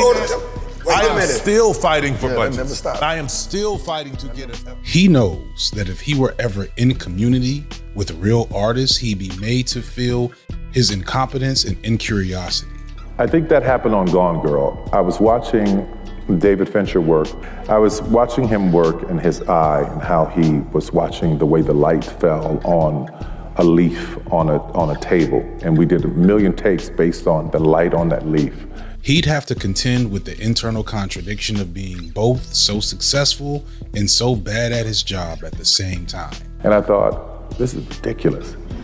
But then I realized the brilliance of what he was doing and the way he sees, like the picture has to be the exact way he sees it in his mind. So listening to him and Ben Affleck talk about lenses and cameras and new technology, it opened me up to be more curious. I can't help but think that maybe Tyler Perry is suffering from the most acute case of imposter syndrome imaginable. And who could blame him considering his films? I got a lot of flack. I was just leaving it flack. Because people were just like, oh, the quality of work. And it's always Black folk that make me go, just shut your mouth, because you don't understand what you're saying. The quality of the work based on the amount of money I was able to get is phenomenal. I don't think Perry's lack of investment in Black artists and Black culture in a meaningful and transformative way that only he's capable of is pure selfishness. I think it's mostly self-preservation, because surely he knows what most of his peers think about his art. So what would happen to him if they were allowed to use his resources to make their own? My question is that how do you deal also with this issue of bossology and family? It's because I think that the struggle that I've always trying to see is that how do you keep at bay everyone that was there from the beginning that watched you struggle and suffer, but then there's this automatic tension of what do I owe? How much do I owe back? Who do I have to bring along? How do I have to let some go? It's like bossology and family. How do y'all struggle with that tension? I fired my aunt. I feel it. At the end of the day, I think the most telling thing about who Tyler Perry is came at the beginning of the video when we talked about his father and how his abusive father is who he gets his work ethic from. Because you want me to hand you the money, but you don't want to work for it. See, that doesn't work for me. And it's the same way with my son. Like, he's 10 years old. Like, there's certain things that he wants. He has to do chores and work for it. Right. I don't believe in giving us things that are just going to handicap us. That is the worst thing you can do. And I've had family members that I've done that to because my mother has asked me to. And when she passed away in 2009, I sent all of them letters saying, listen, you got 60 days to become gainfully employed because I'm not going to keep supporting you like this. Are you serious? 100%. They all got jobs. Tyler is always talking about work ethic, but when you peel things back, we see there is a whole lot that is unethical about Tyler's work. When you consider that he sees his father as an example of that work ethic, it all kind of makes sense to me. What I think a lot of people don't realize or understand is that their parents have a story too. Now, so whatever happened in your life because of them you really need to find out the story so that you can understand it. And what I found about he and his sister and his brother, they were all found by a white man in rural Louisiana in a ditch. He was 2 years old at the time. He was brought to a 14-year-old woman named May to raise. And everything that she knew to do to get these children to behave was to beat them. She told me about it, and other people in the town, small town in Louisiana where he grew up, they told me about the story. So it helped me to understand a lot of who he is, which made it easier for me to let go and forgive him. Tyler says himself that his father never provided any type of healing or apology or accountability, so he had to make peace with it on his own. Much like many of his characters, he was never able to hold his father accountable. No one did, not even when he was a child. And to this day, out of obligation, he still takes care of his father, just like his father, out of obligation, took care of Tyler as a child, even though he wasn't really his son. But in exchange for that work ethic and the power that it gave him, he abused Tyler. And it's the same way that Tyler has been abusing Black art since the beginning of his career. I bring this up not as some gotcha, but to actually follow Tyler Perry's words and his methodology when trying to understand someone that you think is doing harm, to empathize with him. Tyler is a man who was never protected by anyone, not his parents, not his community. Society as a whole failed him in his youth, and he came from absolutely nothing, from less than nothing, and no one gave him anything he didn't earn or, to be honest, take. He went from hiding under a house to escape abuse to filming his first movie at his own house that he earned from the Chitlin circuit. So in that way, I get why Tyler has this belief in his head that it's all about work ethic, but it's not. For every story of resilience from trauma, for every Tyler Perry or Oprah or Jay-Z or insert Black excellence billionaire here, there are millions of us who never make it, who aren't uniquely talented or driven or cutthroat enough to take advantage of their own trauma. And it shouldn't require this for Black people to live decent lives. And to me, people like Tyler shouldn't just be positive examples. They should be catalysts for change. But Tyler seems to think that all he owes us is a lesson in work ethic. Tyler sees this scene from Hollywood Shuffle and says, but wouldn't it be better if I were in the director's chair? He ignores the greater ramifications of the abuse he had to survive, and he's given up on accountability, even for his own fictional characters. And to me, at least, that just doesn't work. I don't want just a studio tour. I don't find it inspiring to see Tyler Perry eat by himself at his table. to present the Icon Award to the one and only, the hardest working man that I know. And I just can't fathom being like that. Tyler Perry.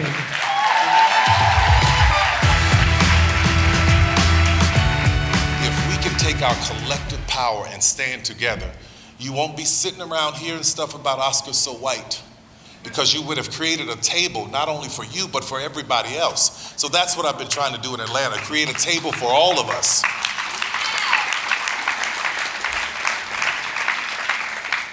So with that said,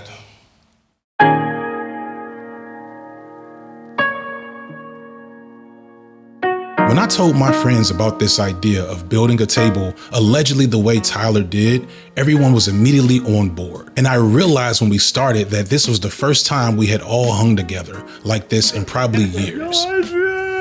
It was amazing hearing my friend explain to me not just how to build this table, but how he even came to possess this knowledge. I grew up doing a lot of this stuff. So like, we built deer stands, you know, y'all saw the bookshelf.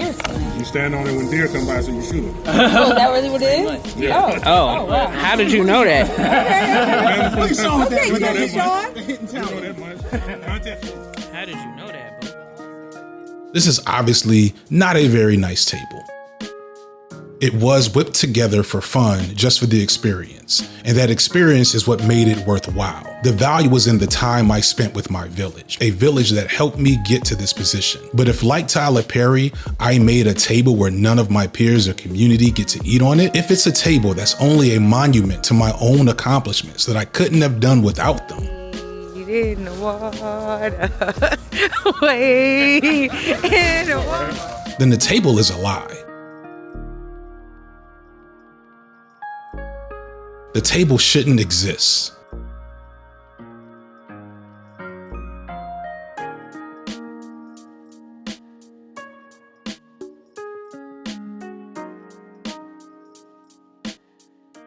If you still like Tyler Perry's films and shows at the end of this, that's fine. Great even.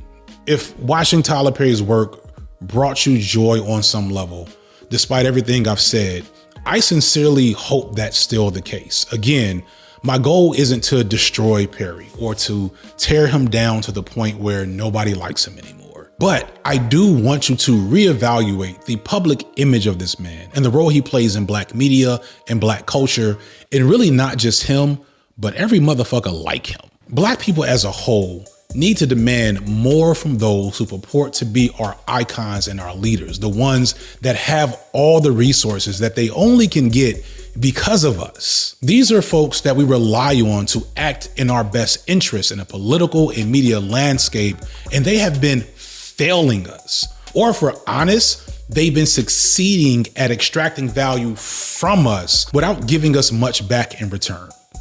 Often they do this for the sole purpose of selling that connection to us back to the same white institutions they swear they're fighting against on our behalf.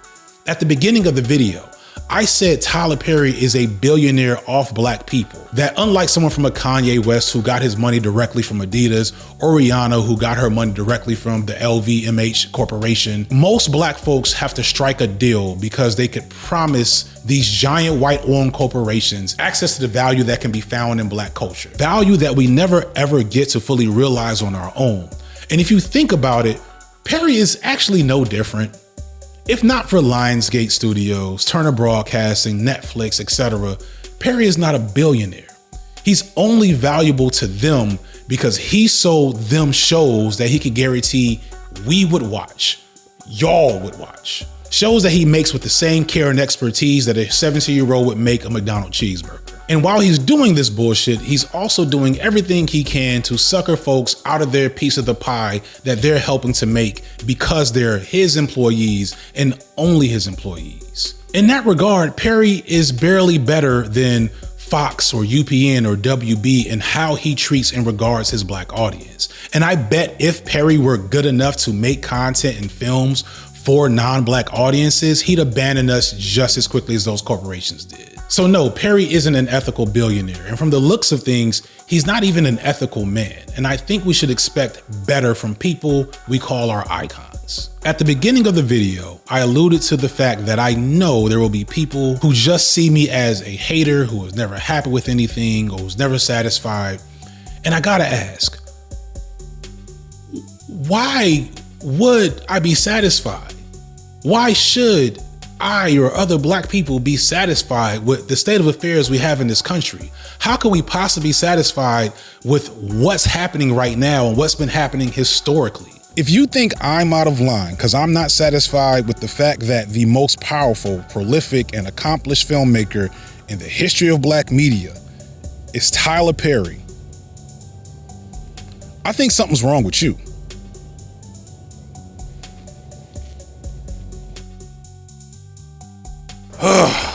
Yeah, I did it. That's it.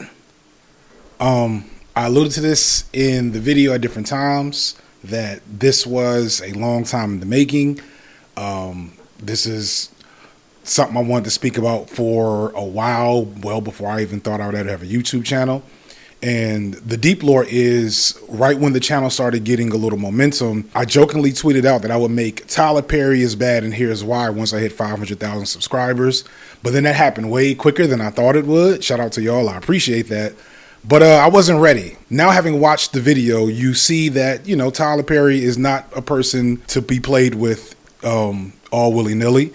And I felt like I wanted a bigger platform before I said anything, just in case that petty energy that he has that I am around living in Atlanta would blow back. I wanted to have a platform to defend myself if necessary, but I'm crossing my fingers and just believing that I don't have to really worry about shit like that. All that said, this was a goal for hitting 1 million subscribers, and I want to thank all of you for making that possible, for making this video possible, for making the career and the platform I have today possible. And shout out to y'all. And in that regard, I have to talk about this video sponsor, which is low-key also me and my streaming service, Nebula. Nebula is an independent streaming service built by creators like myself where we can make videos like this without worrying about YouTube's broken rules, whether or not an algorithm is going to help us be seen, or even just mean and rude comments in the comment section. Nebula is a pure creative space where people aren't just making YouTube videos, but short films. We have prestige series in development. We have travel shows. We have game shows. We have narrative podcasts and independent documentaries, all on top of your favorite video essays like this one, except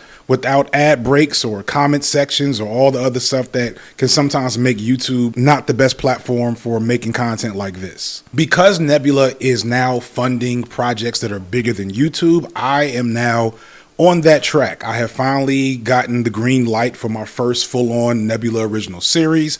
I can't say too much about it because we're not in that stage of the game yet, but you know, if you're paying attention to me and my other channels, you probably know a little bit about it already. And it is something that I will never be able to do on YouTube. In fact, a lot of ideas I have won't really work for YouTube. And that's why Nebula is such a valuable resource for me to have access to, as well as all the other really talented creators that are there. So if you want to support independent media, if you want to support artists and creators making stuff that doesn't have to be controlled by Google Corporation, please sign up for Nebula using the link in the description or following the QR code on the screen. And in doing that, you're not just helping me, you're also getting access to literally thousands of hours of independent content that can't be seen anywhere else, along with uncut and commercial-free versions of your favorite YouTube creators' content. Thank you so much for watching this far. Thank you for everyone that made this video possible, which also again includes my streaming service Nebula.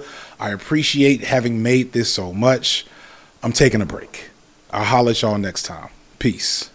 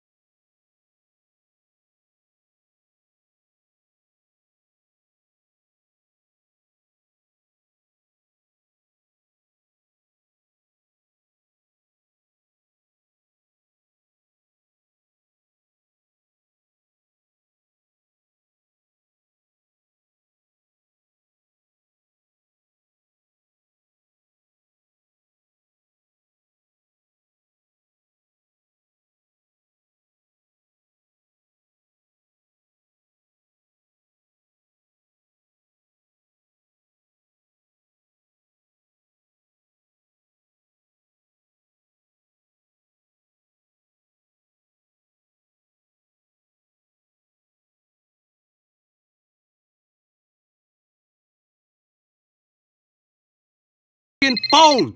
Jesus Christ. Well, at least I have Jesus. Let us pray. Jesus.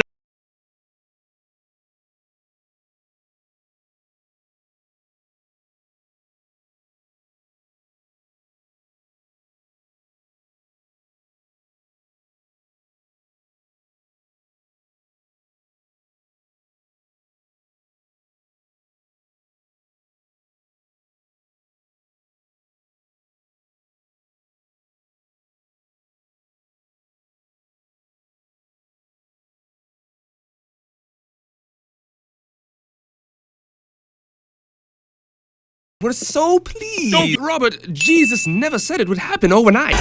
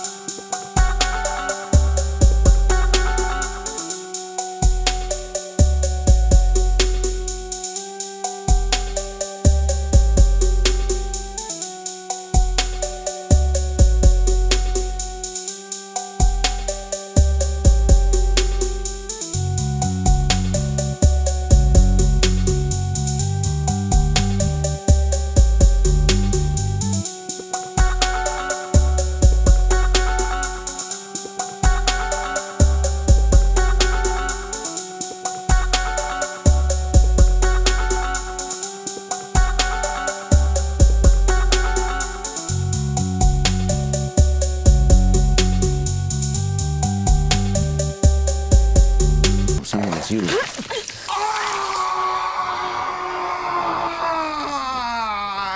I'm fine. Grits don't work on me.